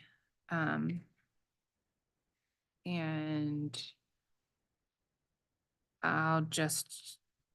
I think we've been marking even supplements late files, so I will mark that as a late file exhibit 56 and just mark it as update OCC 134 through year end of 2023, please.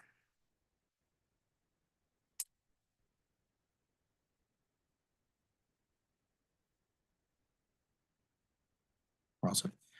Just a question or two on the pension expense. So, Mr. Danner, you said earlier the pension is fully funded and there's certain variables, market related, interest rate, and the participants that will fluctuate that number. Having the luxury of been on the last rate case, and that number was close to $2 million that the authority allowed. So the ratepayers will be very pleased that this year the expenses reduced by 1.1 million. And so my question would be what kind of, it's very difficult, like certainty can we give the ratepayer that, this pension expense will stay negative or at least be de minimis in the future? I wish I could predict how the markets will act in the future. Right. Make all of us rich. But what I can say is we've noted that we will get an update to the 2024 pension expense, which we have, and we'll be updating that in late file 1. It's actually a further improvement to the numbers that we included in the application. Right. Overall, it's about another $250,000 improvement. And that is the actual pension expense for 2024. So that's going to be the actual expense that we incur in the first 6 months of the rate year. And that's what the revenue requirement will be based on that level. And that will not change from a ratepayer perspective until the following general rate case. Okay. And now is this aided by the fact that it was, I believe Ms. Johnson said in 2009, there was a soft freeze, but as these people take their pensions, does it start to dwindle down? Is there less risk as time goes on because of the transition to an all 401k? That's one factor. There's a number of different factors. It's really the market and how the impact of the overall assets of the plan that's funding it in terms of what position that it's in from a funded versus a unfunded position. But yeah, it is a frozen plan. So as participants roll off of there, it'll have an impact on that as well. Discount rates, which are tied to the interest rate market, et cetera. So there are certain other actuarial assumptions that are key assumptions that we work with our actuaries on to set what that expense is on an annual basis. Okay. To illustrate the power of doing a soft freeze on that plan, in 2018, we had 109 pension eligible employees, so that's roughly 48.7%. And in 2023, we now have 69 for 27.5. So ultimately, that affects the service cost. Okay. And as time goes on, hopefully that this will all play out and reduce the ratepayer expense. Just one moment.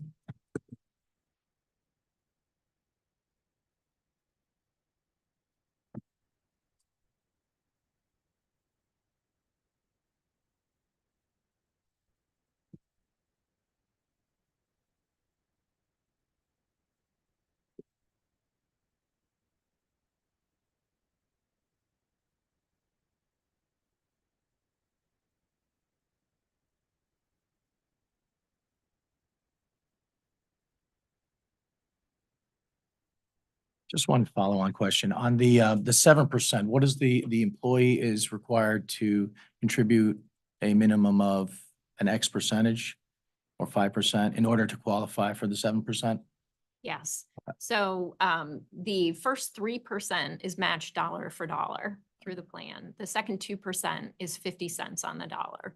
So that equates to, if a person wants the full employer matching contribution, they would need to save to defer 5% of their compensation in order to get the 4% matching contribution. And then if they were non-pension eligible, they would also be eligible for the 3% non-elective contribution. Okay, all right, that makes a lot more sense. So now, what happens if they don't contribute the 5%? So let's say, as an example, somebody decides to defer 3% of their compensation. They would be eligible for a 3% matching contribution. Now, if that employee participant was also non-pension eligible, they would also get the 3% non-elective contribution. Okay. And when you guys, the company, sorry, calculates the 401k expense, it's under the assumption that everyone's contributing the 5% and that you're going to match the 7%. Yes. Okay. So there could be some variability if people elect not to do that with the potential of I can't say over collecting, but just the expense being higher than it actually is if people don't contribute. Because you said it's not elective, so they're obligated to be in the 401k, but they're not obligated to contribute. What's their minimum amount they would have to contribute in their 401k? So I think what you'll see in OCC 134 is that it lists the average employer contribution in there, which has been steadily increasing because of the changes. So the actual behavior that we're seeing is that employees are contributing to it. In addition, we put in a provision for auto escalation. So essentially an employee has to opt out of the program. If they don't opt out, it'll increase 1%. So we're really trying per year. So we're really trying to incentivize employees to participate, and employees are through the data. We can see that. Okay. Okay. I believe that's it. I have no further questions. Thank you for your time.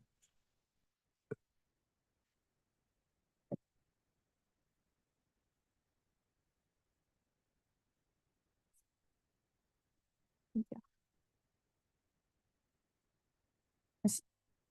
Vocalina, are you coming up for questions?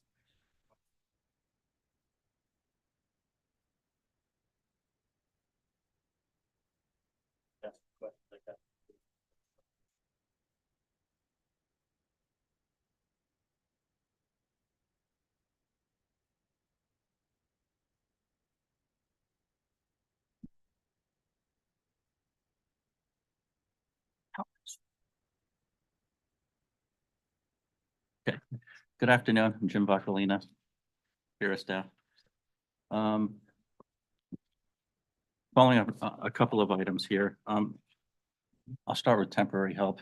Mr. Dixon, earlier I thought you mentioned that the company was not requesting temporary help. Is that true or? did I That's hear not you? correct. I think what I stated was that temporary help was not included in Exhibit C 3.2, the payroll schedule. Okay.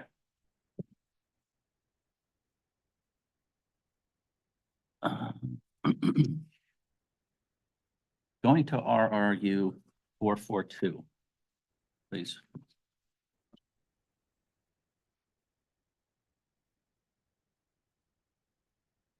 And this has to do with training expense.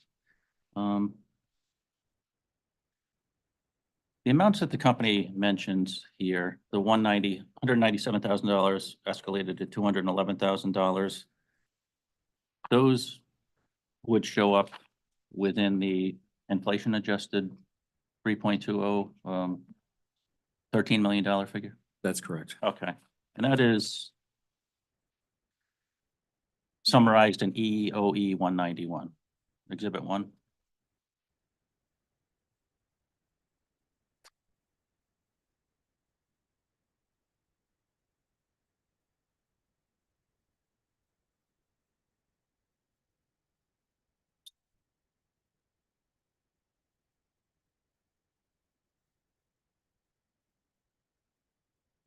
It will be in that list, yes. Okay.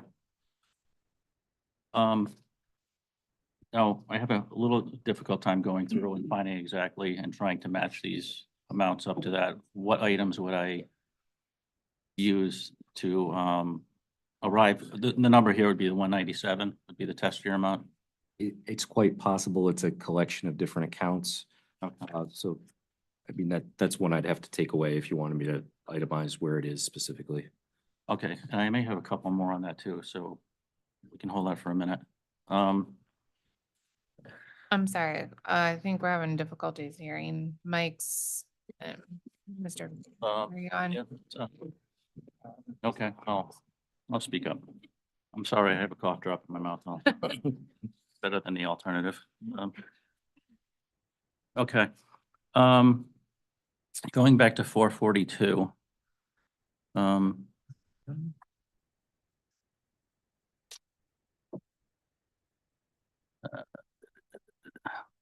Lost my train of thought. Okay. It mentions that these training costs are obligatory, not subject to choice. The ones that you've mentioned here. Then further down, it mentions that we firmly believe that the discretionary spending on safety training cannot be disregarded as optional. So I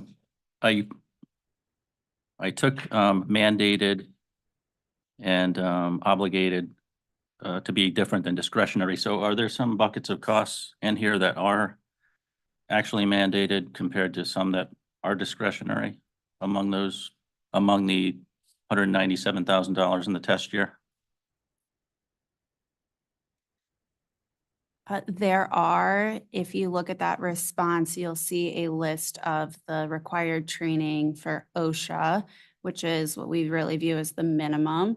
But I'd say we really don't want our employees just exposed to the minimum amount of safety training. So we have our own internal standards that we also have that ensures our employees are safe, which then helps to reduce cost, things like workers' comp reductions and things like that.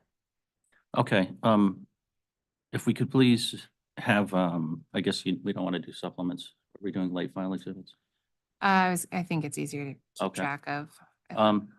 So we could actually, and I appreciate your response, but have those broken up into the mandated and obligated to perform versus discretionary. And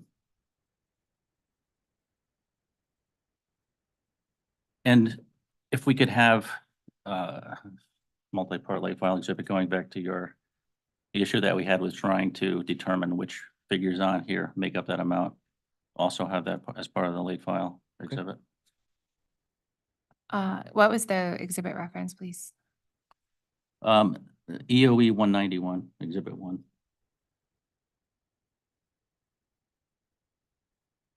Refer to EOE 191, Exhibit 1, provide a breakdown of training services that are trainings that are mandatory versus discretionary.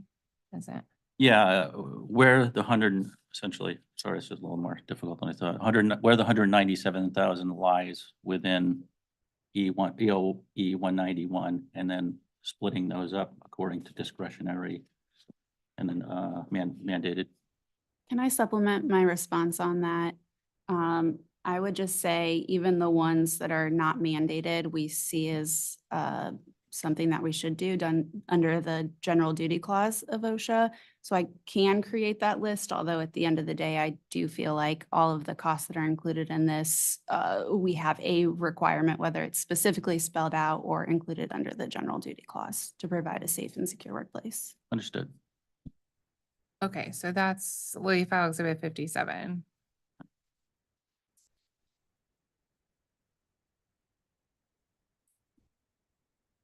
Now, below in this response, it talks about training for soft skills for $14,000, and finally, online learning programs for $20,000. Are those the same costs? The numbers don't match, but I'm just curious. I'm looking at OCC 242.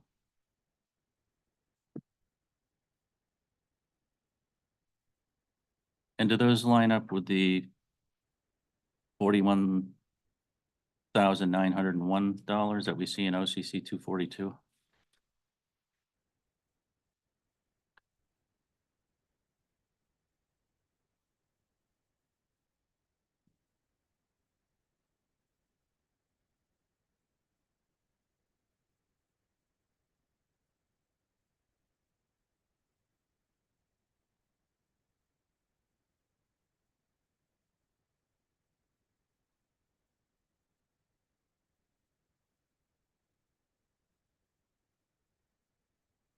We'd have to match these up and maybe address that as part of this response. And Sure. late file 57. Yes, if I could just get one late file exhibit that spells out where all the trainings are, as opposed to looking at different exhibits, that would be great.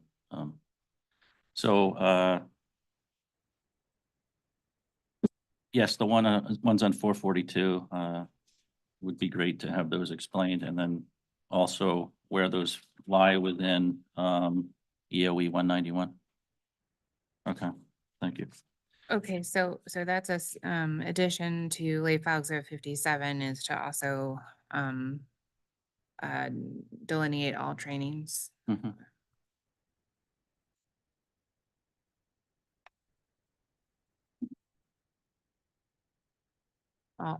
All trainings are, I'm sorry, I'm just trying to think about how to be more specific here.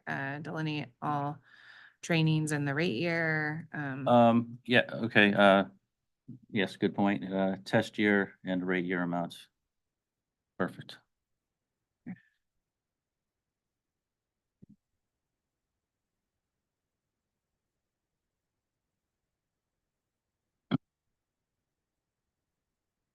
Couple of accounts that I wanted to go over. The benefits, and I'm still on EOE 191. And I'm not sure if you can point me to responses where this is spelled out. And I'm talking about employee benefits, life insurance. See here. Miscellaneous fringe benefits.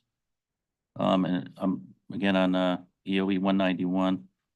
And employee benefits, Sun Life, I guess that's long-term disability. Is that correct?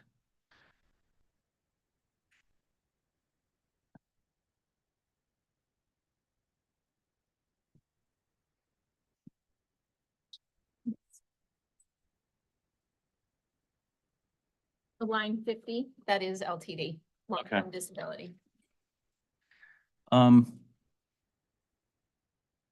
Yes, so other than seeing them on this piece of paper here, I'm wondering where the company can point to in the record that any of these have been, I guess, explained in terms of if there's a splitting contribution between company and employee, things of that nature. And I don't recall seeing anything of that nature, but if you have those references, I'd certainly take a look.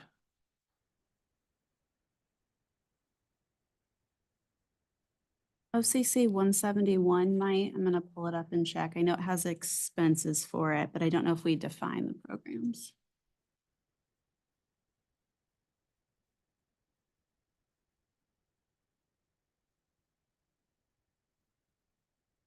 But big picture, both STD and LTD are self-insured plans for the company. The company pays the benefits, the employee does not contribute. Okay.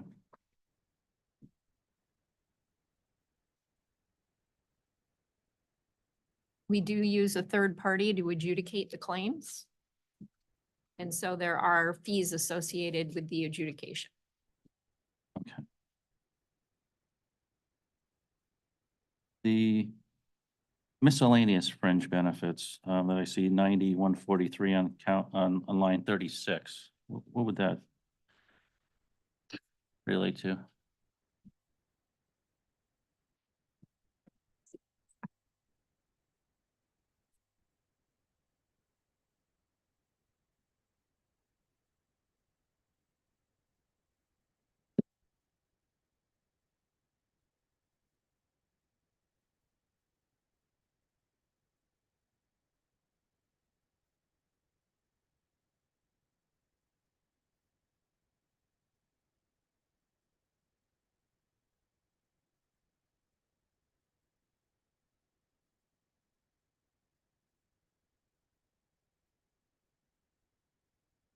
That's one where it's a bit of a catch-all. So if you'd like, we can sort of itemize out a list of what's in there. It might be easiest.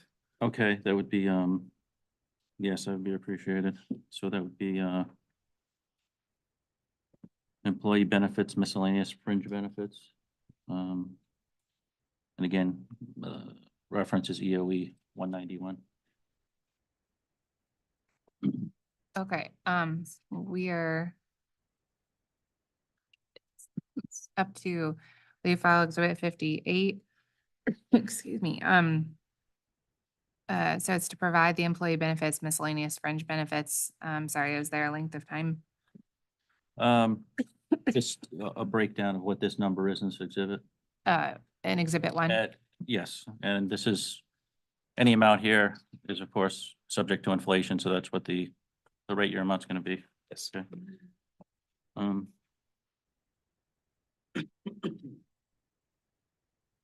Going back to the temporary meter reading, staffing, labor on page 12, line 12.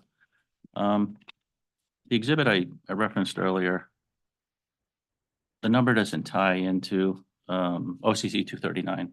That number does not tie into the test year that's shown on this exhibit. I showed $273,000 on 191 versus 391 on OCC 239. What makes up that difference?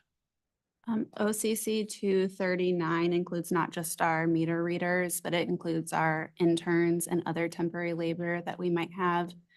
We run all of our internship programs through our temporary agency. Okay. In addition, I don't believe it includes capitalization where the other one might. So it's gonna, to say that more clearly, OCC 239 is gross. Okay, thank you.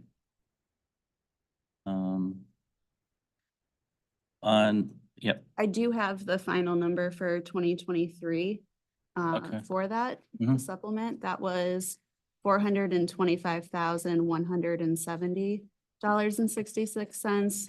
We did find through our temporary agency that they marked us up as a result of higher workers' comp claims, not necessarily on our side, but meter reading is a dangerous role. And so their insurance marked up their price and hence passed that on to us.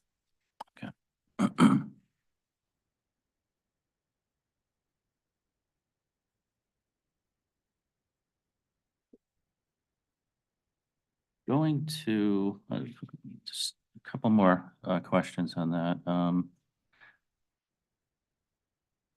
So that would be exclusively related to workers' compensation costs that the temporary provider is incurring and passing along to you.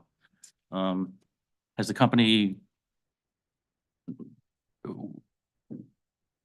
the amount you're referring to, is that substantial amount? I see a substantial amount from 21 to 22, but I think that was that for other reasons? Again, I'm on OCC 239. Appears that you're saying on March 7th, 2023, the company experienced a significant bill increase. So that's, I guess that would account for the 391 to the 425, possibly, well, other things. Yeah, what you're seeing here is during the years of 2020 and 2021, we did not have as many meter readers through our agency. And we also put a pause to our internship programs because we weren't able to offer a safe work environment at the time during the COVID.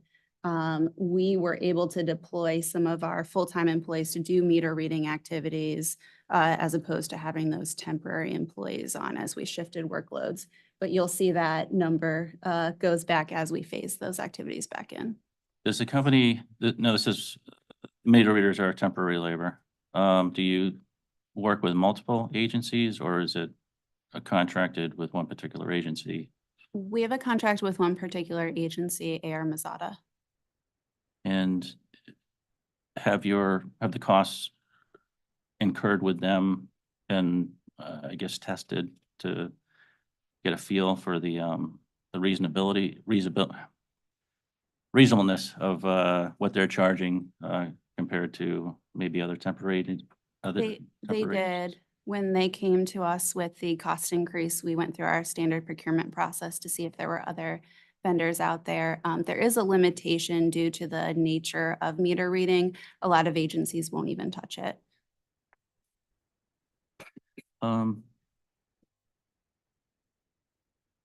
Dues and subscriptions, I know that's not part of compensation, but also on this list here. I'm looking at the amount on line 11 of 286,262.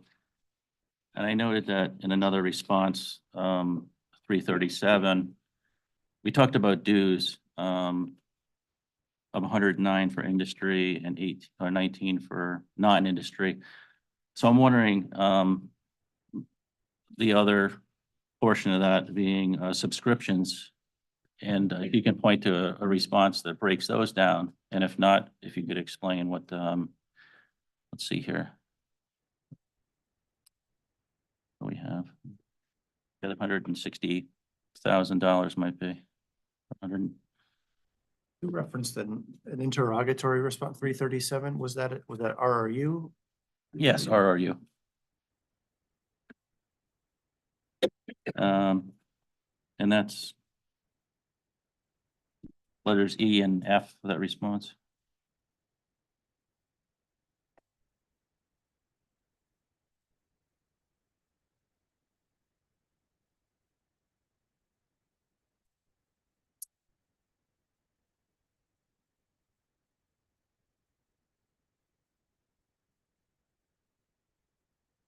E and F for explaining about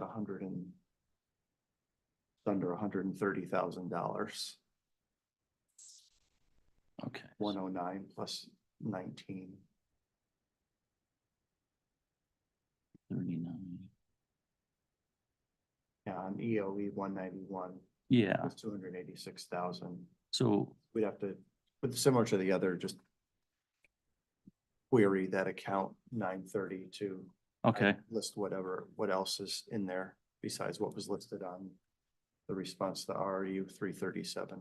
We could add that to that account to the previous, late file exhibit? To the 58.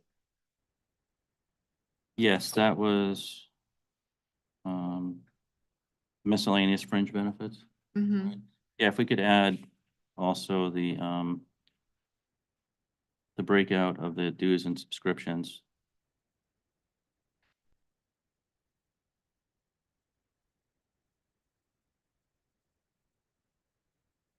Okay.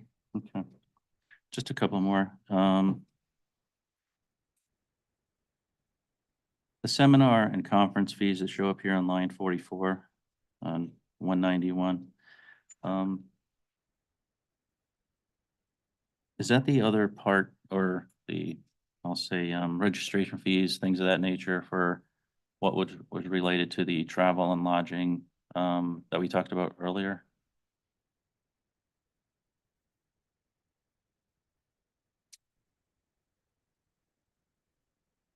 Typically, those are the typical items that would show up in there in general without doing Mm-hmm.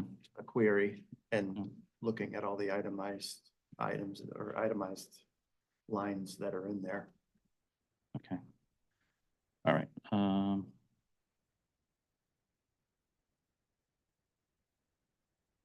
Final item, the 46 officer and employee meals. Can you explain the nature of those and how those occur?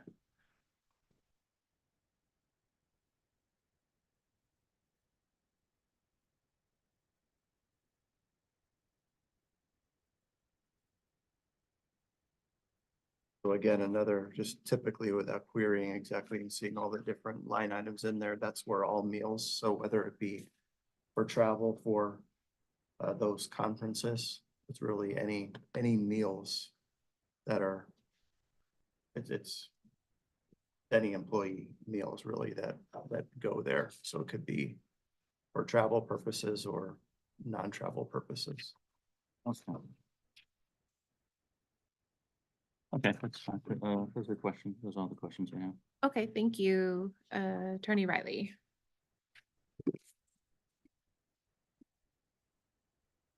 Thank you. Jim Riley with Pura. So I just wanted to make sure you had referred to a default setting on the company match to the 401k plan. Is there a minimum percentage that employees are required to contribute to their 401k plan? It just wasn't clear to me with that nomenclature if they could opt out of that default setting. So I guess, do they have to? So employees do not have to defer funds to the 401k at all. We encourage them to do so. We have mechanisms in place, including automatic enrollment, which would mean a person would automatically enroll with a certain level of deferral into the plan unless they opt out, and they can opt out. And then we have something called auto escalation, which would increase whatever their former contribution was by 1%, I believe. Yes. Annually, until they have a total deferral of 10%, or they can opt out of that as well. So for example, if a non-pension eligible employee did not want to contribute or make deferrals to the 401k, that individual would still be eligible for the 3% non-elective contribution, but they would not be eligible for the matching contribution. But if a pension eligible employee chose not to contribute, they would then not be eligible for any employer contribution. So in the company's request here for recovery, so we're still assuming that all the employees will receive or will contribute that 5% and receive either a 4% match if they're pension eligible or 7% if they're not pension eligible. Is that correct? That is correct. And we've seen behavior that leads us to believe strongly that employees will be deferring the maximum. Okay. Is that figure for recovery, is that adjusted for vacancy rates?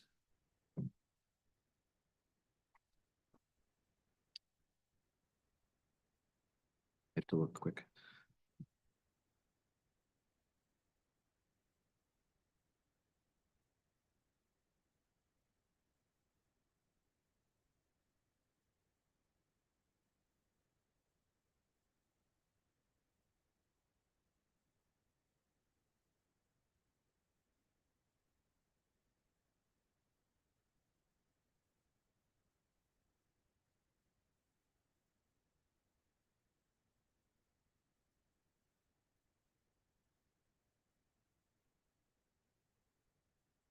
No, it's not. Thank you. So I think the authority, we have late file 56 asking to update OCC 134. I think the authority would be interested in sort of supplementing that late file. And I think what we'd be looking for is the number of employees who contribute that full 5% from 2023. I believe OCC 134 goes back to 2018. I think while we're at it, we might as well just include those figures as well, please. Yes. Okay, so late file exhibit 56 has been amended to update OCC 134 through year end of 2023 and provide the number of employees who contributed the full 5% match during the time period covered. And sorry, one more. I think that might be useful to delineate between pension eligible and non-pension eligible. So if you could please do that as well.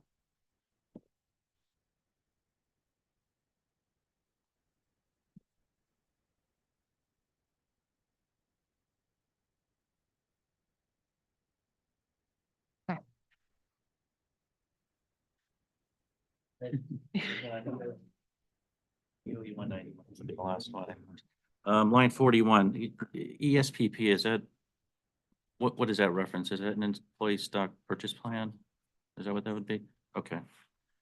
And has that amount been referenced? I know it's on a line with several other items that we do have amounts for. Has the amount associated with that been provided in a interrogatory?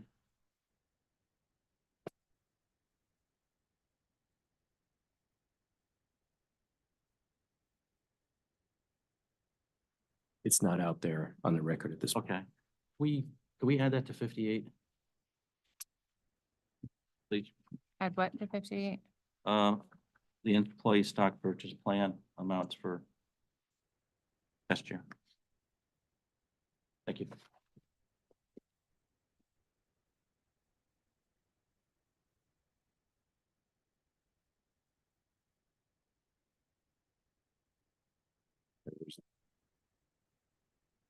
We actually do have that number if you want me to just read that one in.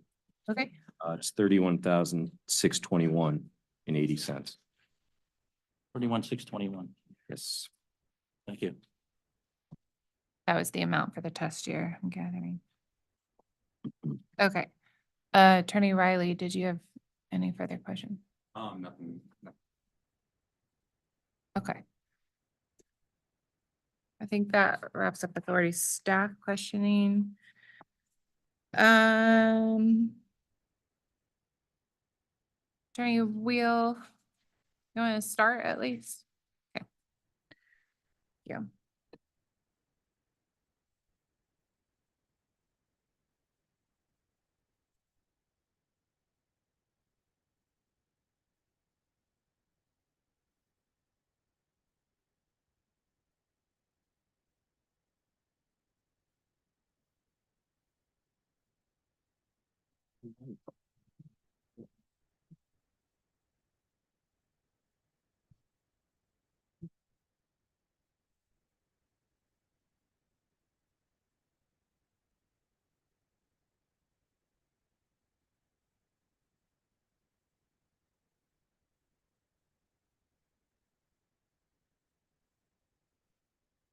One quick administrative matter. I neglected to introduce Staff Attorney Jessica Govea she is included on our written notice of appearance. I forgot to mention her name at the beginning, and I also neglected to add her to the cross agenda for this panel, as well as the customer service panel scheduled for next week.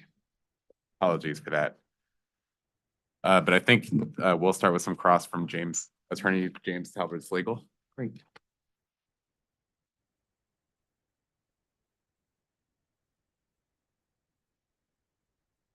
All right. Good afternoon. I about said good morning, but that would be wrong.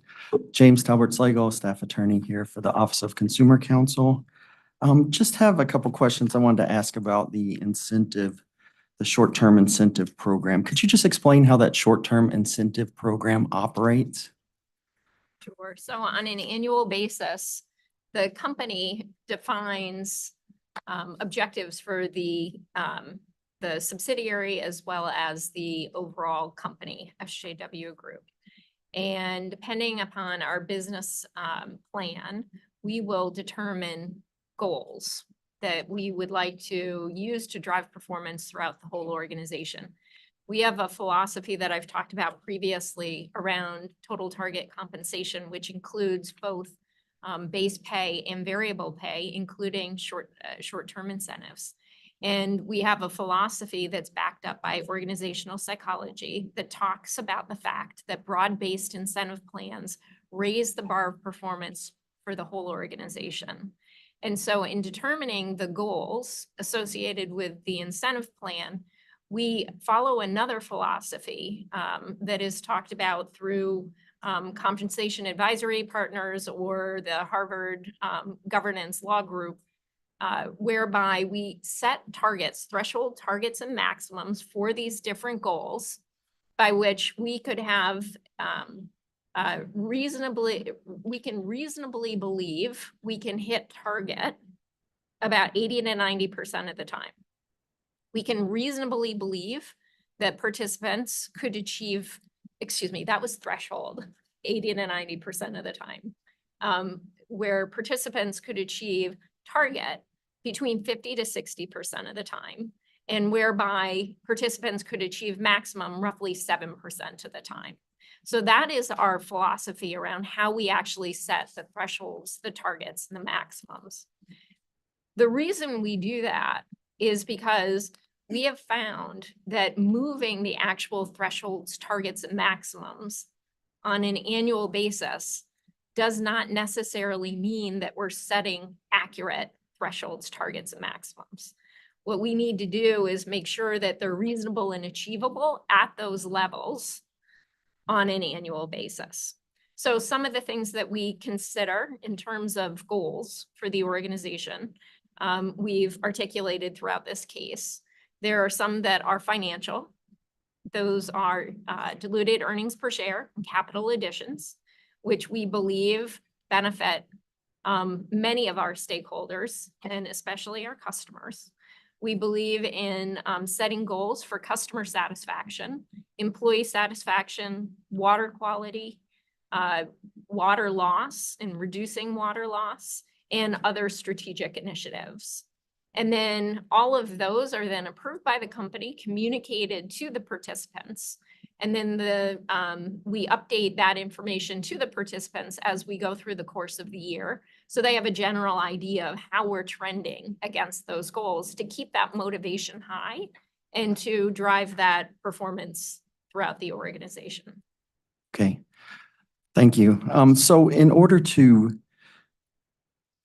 So if I understand the program, so in order to get 100% of your potential short-term incentive compensation, the company and all of your fellow coworkers, you working together would have to meet 100% of those goals. So if you fell short, for example, on customer satisfaction, then you would lose 5%, right?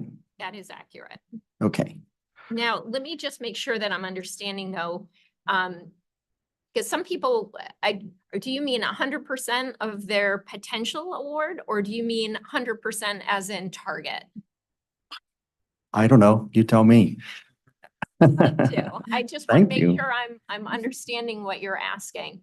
then I'm going to make sure that I'm a little bit more targeted so that we can understand each other. So when I speak about, back to you, about 100%, I'm talking about target.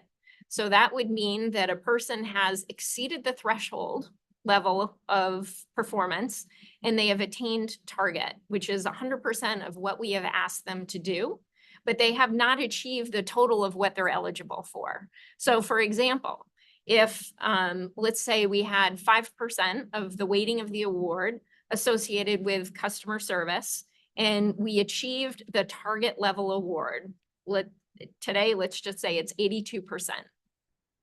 Then they're going to get 100% of that, not 150%, which they would get at maximum. Because the way variable pay works is that you are either rewarded for performance or you have a reduction for substandard performance. So performance in the discussion today, using that customer service example, let's just say threshold is 78%. So if you are under 78%, you get 0.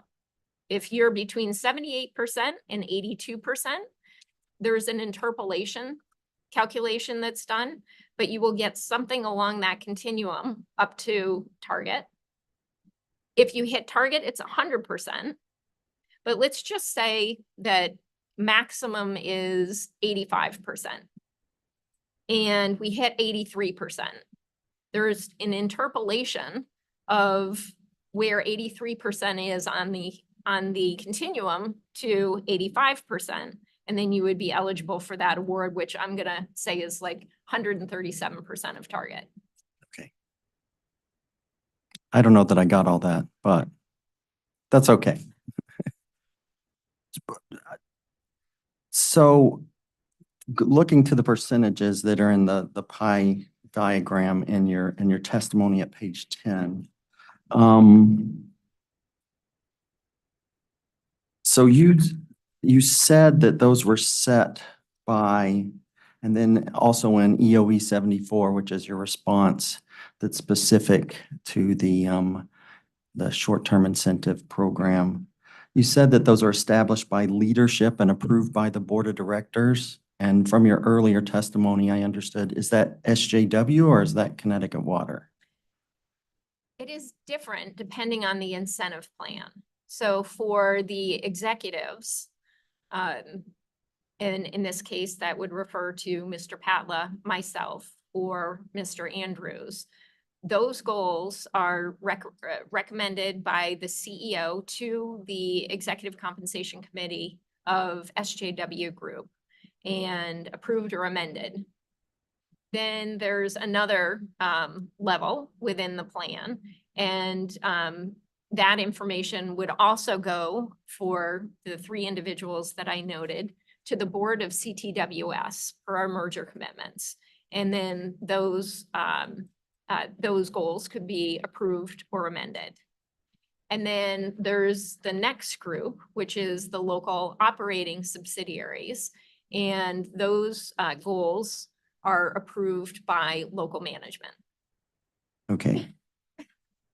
So some are approved by SJW Board of Directors, some are approved by local CWC Board of Directors. Yes. Okay. But generally, overall, you would say that these targets, and as they're established, the percentages, do they represent how they're weighted by the management of the company?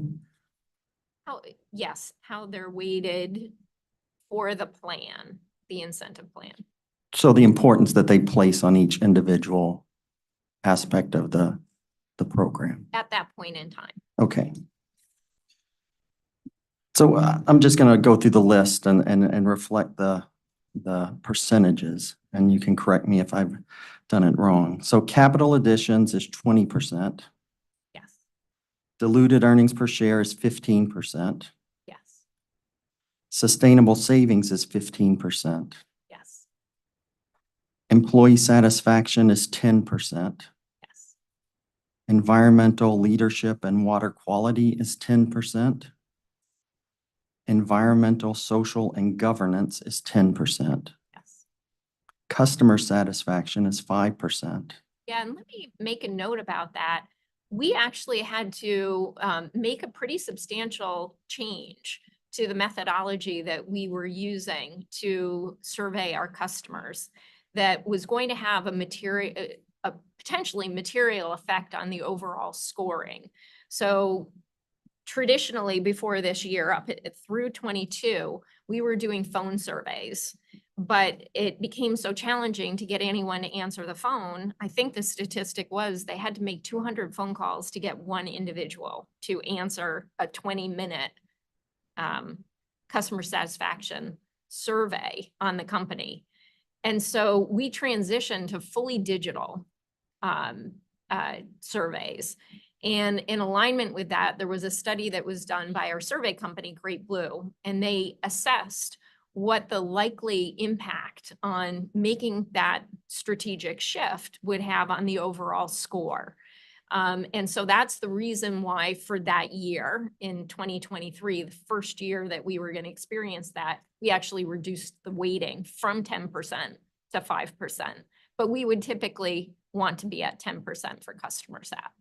Okay, but nonetheless, for 2023, it was at 5%. That is accurate.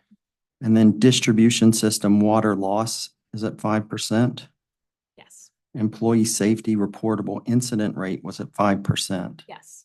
And supplier diversity, 5%. All correct for that plan. Right, and those, I've added them up and that's 100%, correct? Yes. Okay. So the 20% or a fifth of the bonus is represented by the capital additions, correct? That is correct. And so the target definition for 2023, again, this is from EOE 74, was $248 million in capital additions. Wait 1 moment, please. Sure.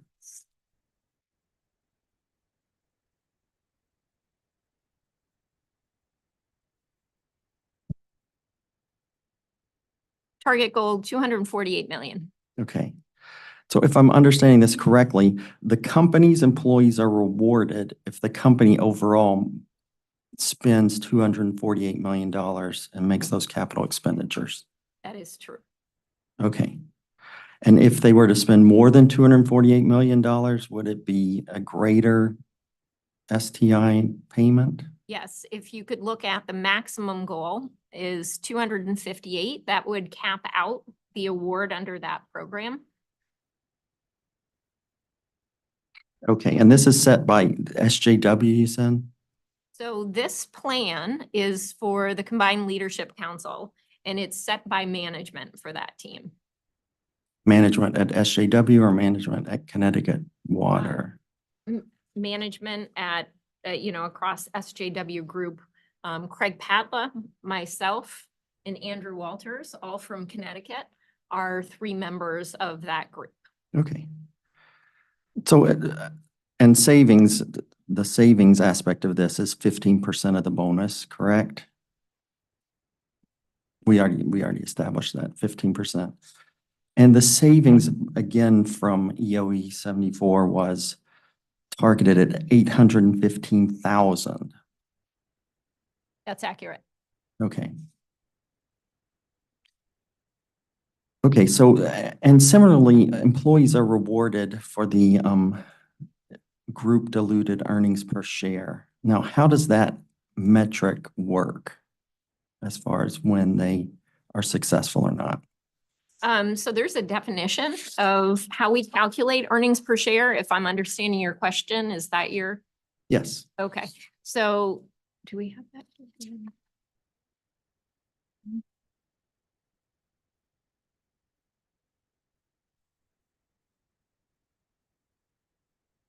So if I could bring you to number 7 on page 404 of EOE 74.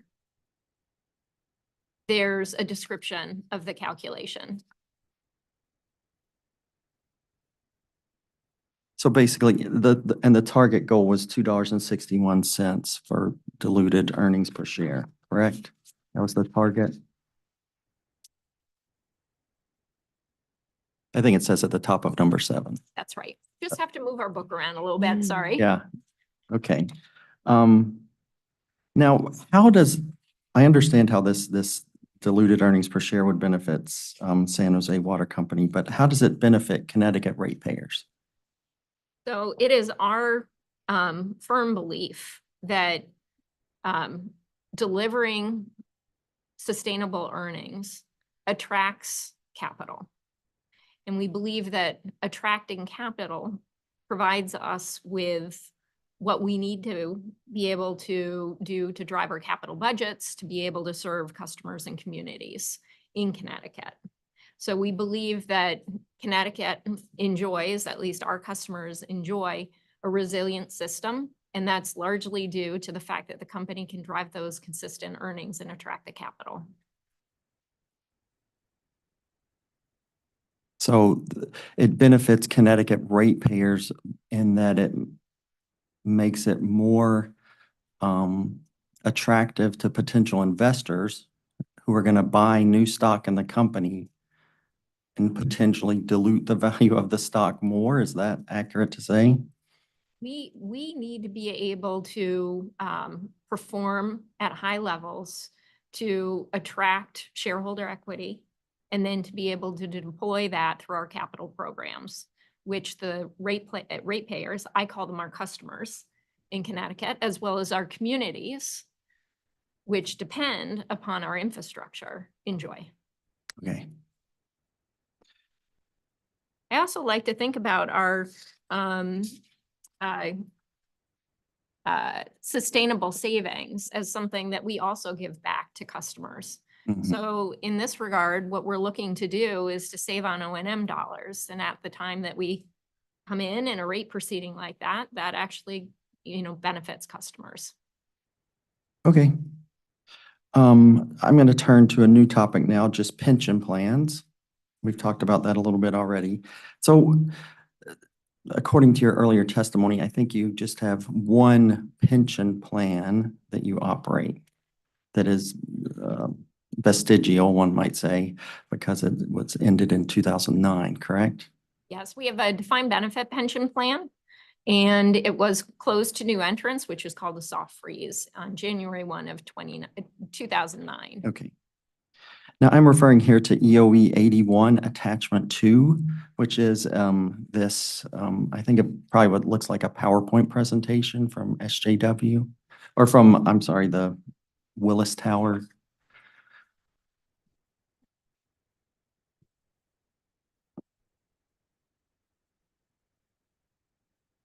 You said exhibit 2? Attachment 2, yeah. Yes, I have it up. So on page 8 of that attachment, it says at the bottom of that there's a non-qualified plan. So does Connecticut Water have non-qualified plans? Yes. Okay. And for whom is that pension plan? So non-qualified plans are not tax advantaged. They are set up typically for employees, usually executives or highly compensated individuals that are not eligible to have the totality of their compensation recognized through a standard retirement program. And when I say a standard retirement program, I mean a qualified plan, which would include both a pension plan, DB, as well as a DC 401k. Okay. Could you give me some information about the annual cost of that? Do the Connecticut ratepayers pay for that non-qualified plan? Me confirm. Okay.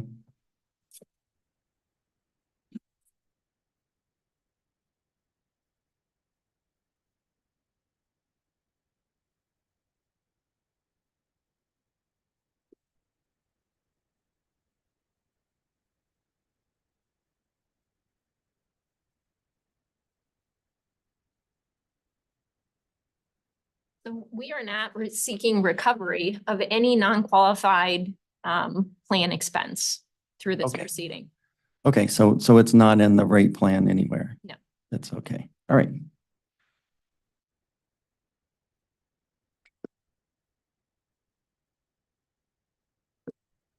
Okay, thank you.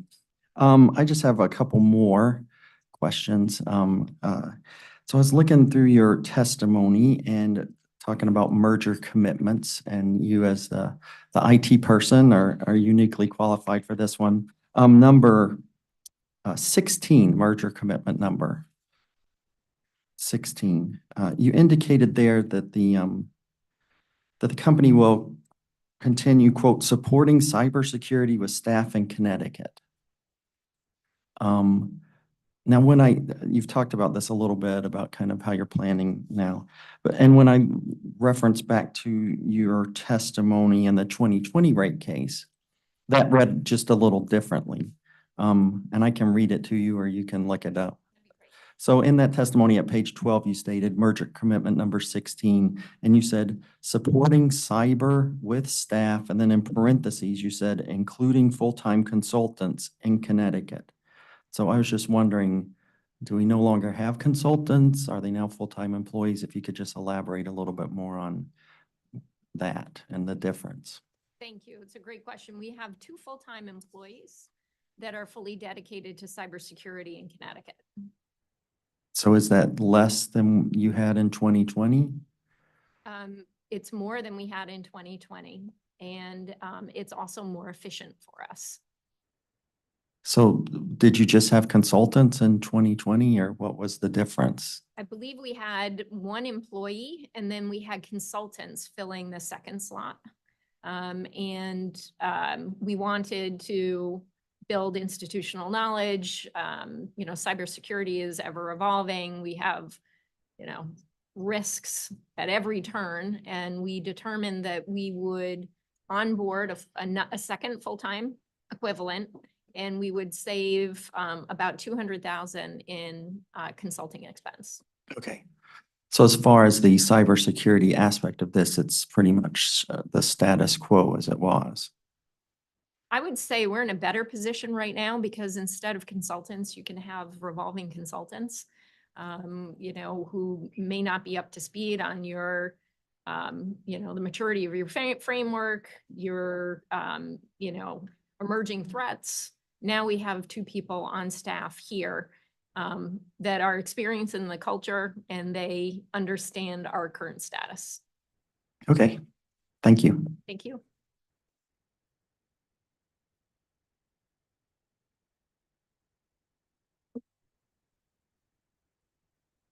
Attorney Wheeler, are we still on track for 45 minutes or do you want to stop for the night? I think Attorney Govea has maybe 5 minutes.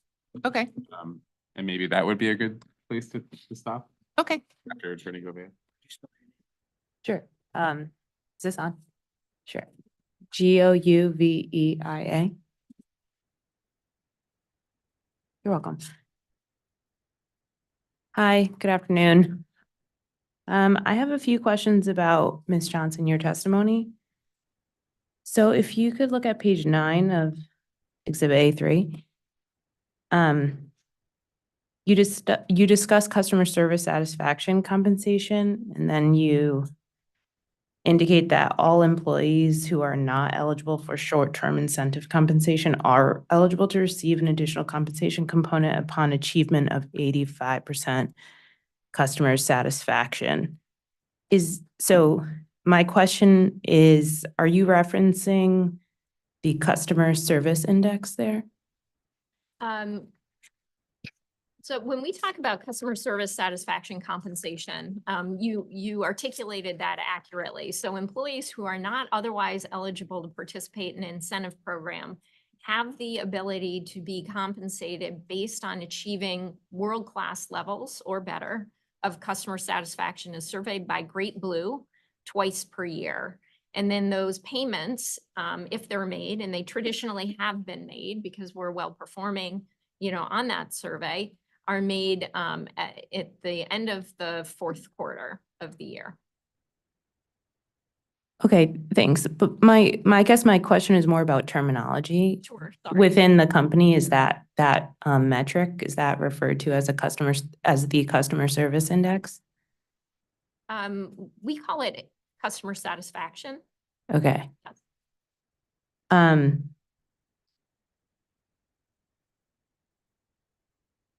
So on this, on pages 9 through 10, you talk about the individuals who are not eligible for short-term incentive compensation and that they receive a variable compensation if they perform in the area of customer satisfaction. I was wondering, what do those employees need to do to achieve or to attain customer satisfaction? Sure. You know, in the results that we get, we measure field customer satisfaction, internal employee customer satisfaction. There are something on customer external views of the company by customers. And all of that comes together to formulate the final score. So when we think about field, you know, our field employees and what they would be assessed on, there is a set of criteria. So part of it is, you know, resolving issues right there when they're with the customer. It's showing up looking appropriate for the job. But there are a variety of different criteria that they can execute on to encourage, you know, a good customer satisfaction score. Similarly, I'll give you an example for our call center agents. They have a set of criteria that they can actively perform against in order to influence a positive score from customers who are surveyed. So there are actions that have to be taken to move that score to levels where they can achieve the payment. So that's also, so that metric is also measured through the independent and independently administered survey that you referenced it. That's correct. Previously. So would it be accurate to say that if the company through that customer survey scored 85% or whatever the level is set at for that year, that all of those employees that would be eligible for the short-term incentive compensation would get the short-term incentive compensation attributable to customer service? I'm sorry, give that to me one more time. Yeah, so would it be accurate to say that if the company scores at whatever level the customer service, so if the survey results show that the company attained the desired level of customer satisfaction, then would all employees eligible for that portion or the short-term incentive get that portion of the variable compensation? So I think there are two different plans that you're talking about right now. We started talking about the customer satisfaction compensation for this proceeding, we have set at $800. And that is for a subset of our employees who are not eligible for any other incentive compensation. And then I think what your question is now, it's like, okay, if let's say we achieved 82% and that we made a determination that the employees who are not eligible to participate in an incentive, they're going to get an $800 award. Does everybody else then get an award through an incentive? As long as that 82% falls between threshold and maximum as disclosed in the incentive plan for that year, then yes, and it would be interpolated based on what the threshold was and what the maximum is. Right, To okay. determine the award. Thank you. So let's just assume that for 2023, the threshold is set at 82%. So if the customer service results indicate that company achieved 82% customer satisfaction, all of those employees eligible for short-term incentive compensation get that portion of it.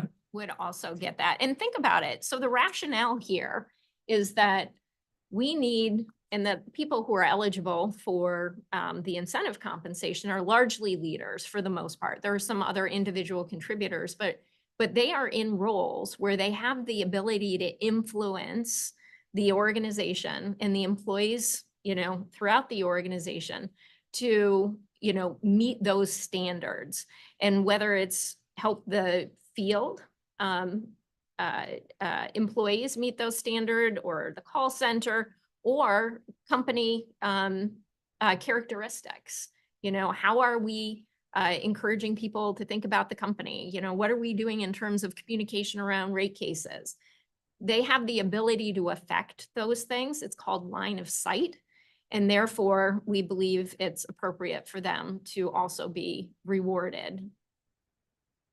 So then, based on your question, I'm assuming I know the answer to my next, I'm assuming I know the answer to my next question. There's no requirement that a specific employee have, there's no requirement that the specific employee eligible for this variable compensation have job functions related to customer service per se. Would that be accurate to say? Well, let me give you an example. So we have engineers that are in the incentive program. They have responsibility for customer satisfaction in the construction of their projects, and the selection of, the contractors who will run it, where it's located, how it's designed. Those all have impacts on customer satisfaction. I can make arguments that pretty much every position in our company has a direct influence on customer satisfaction. Our billing group,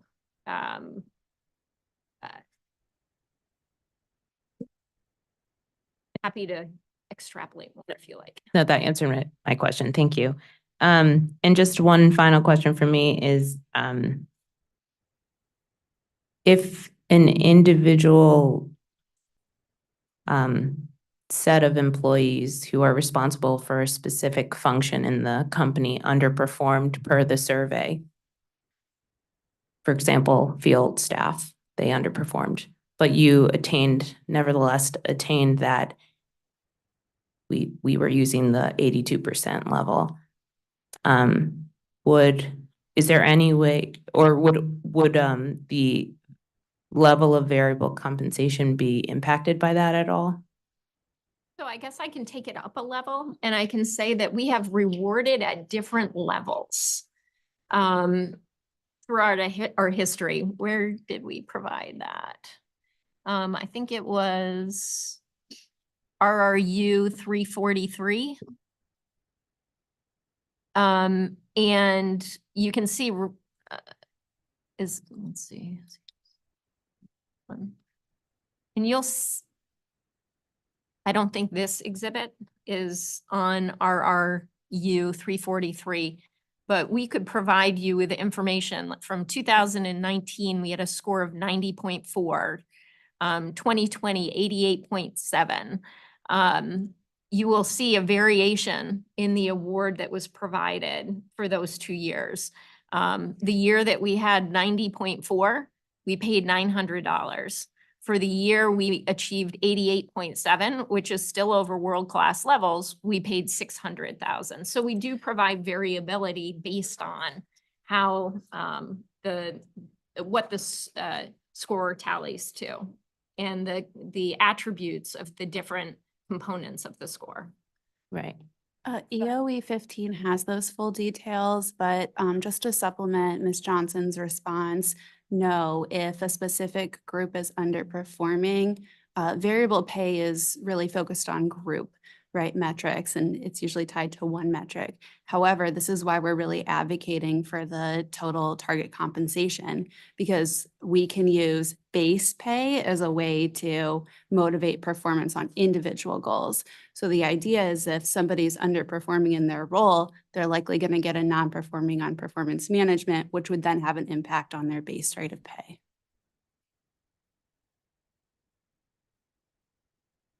So that is the way we think about this. Base pay is based on what you do in your specific job. The variable component of total target compensation then is what do you do outside of your job description to drive performance more broadly. Understood. Thank you.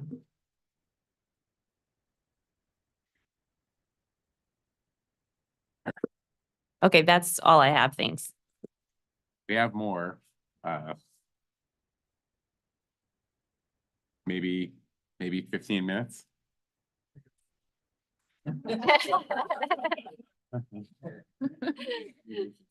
Yeah, I'm not saying that you can't ask your questions, but not tonight.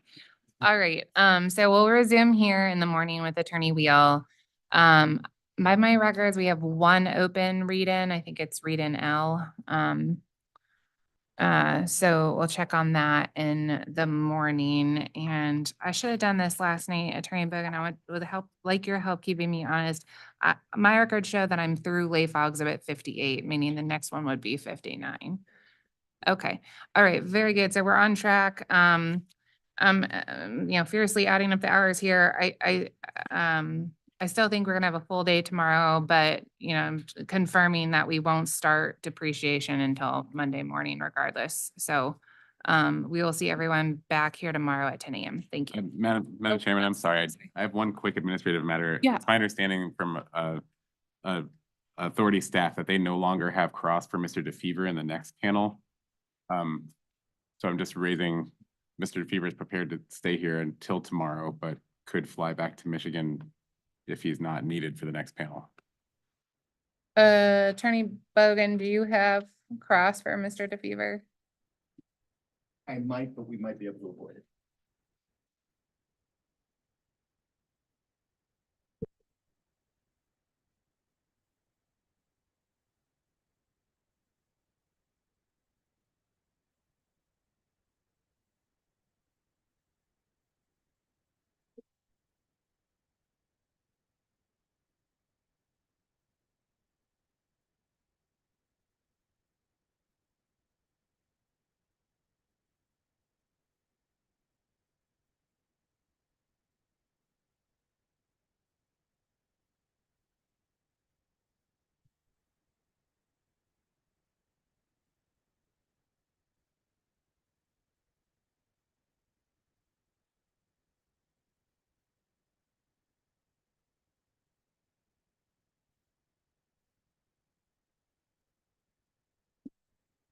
Because we are feeling benevolent, I will forego cross-examination of Ms. DeFever.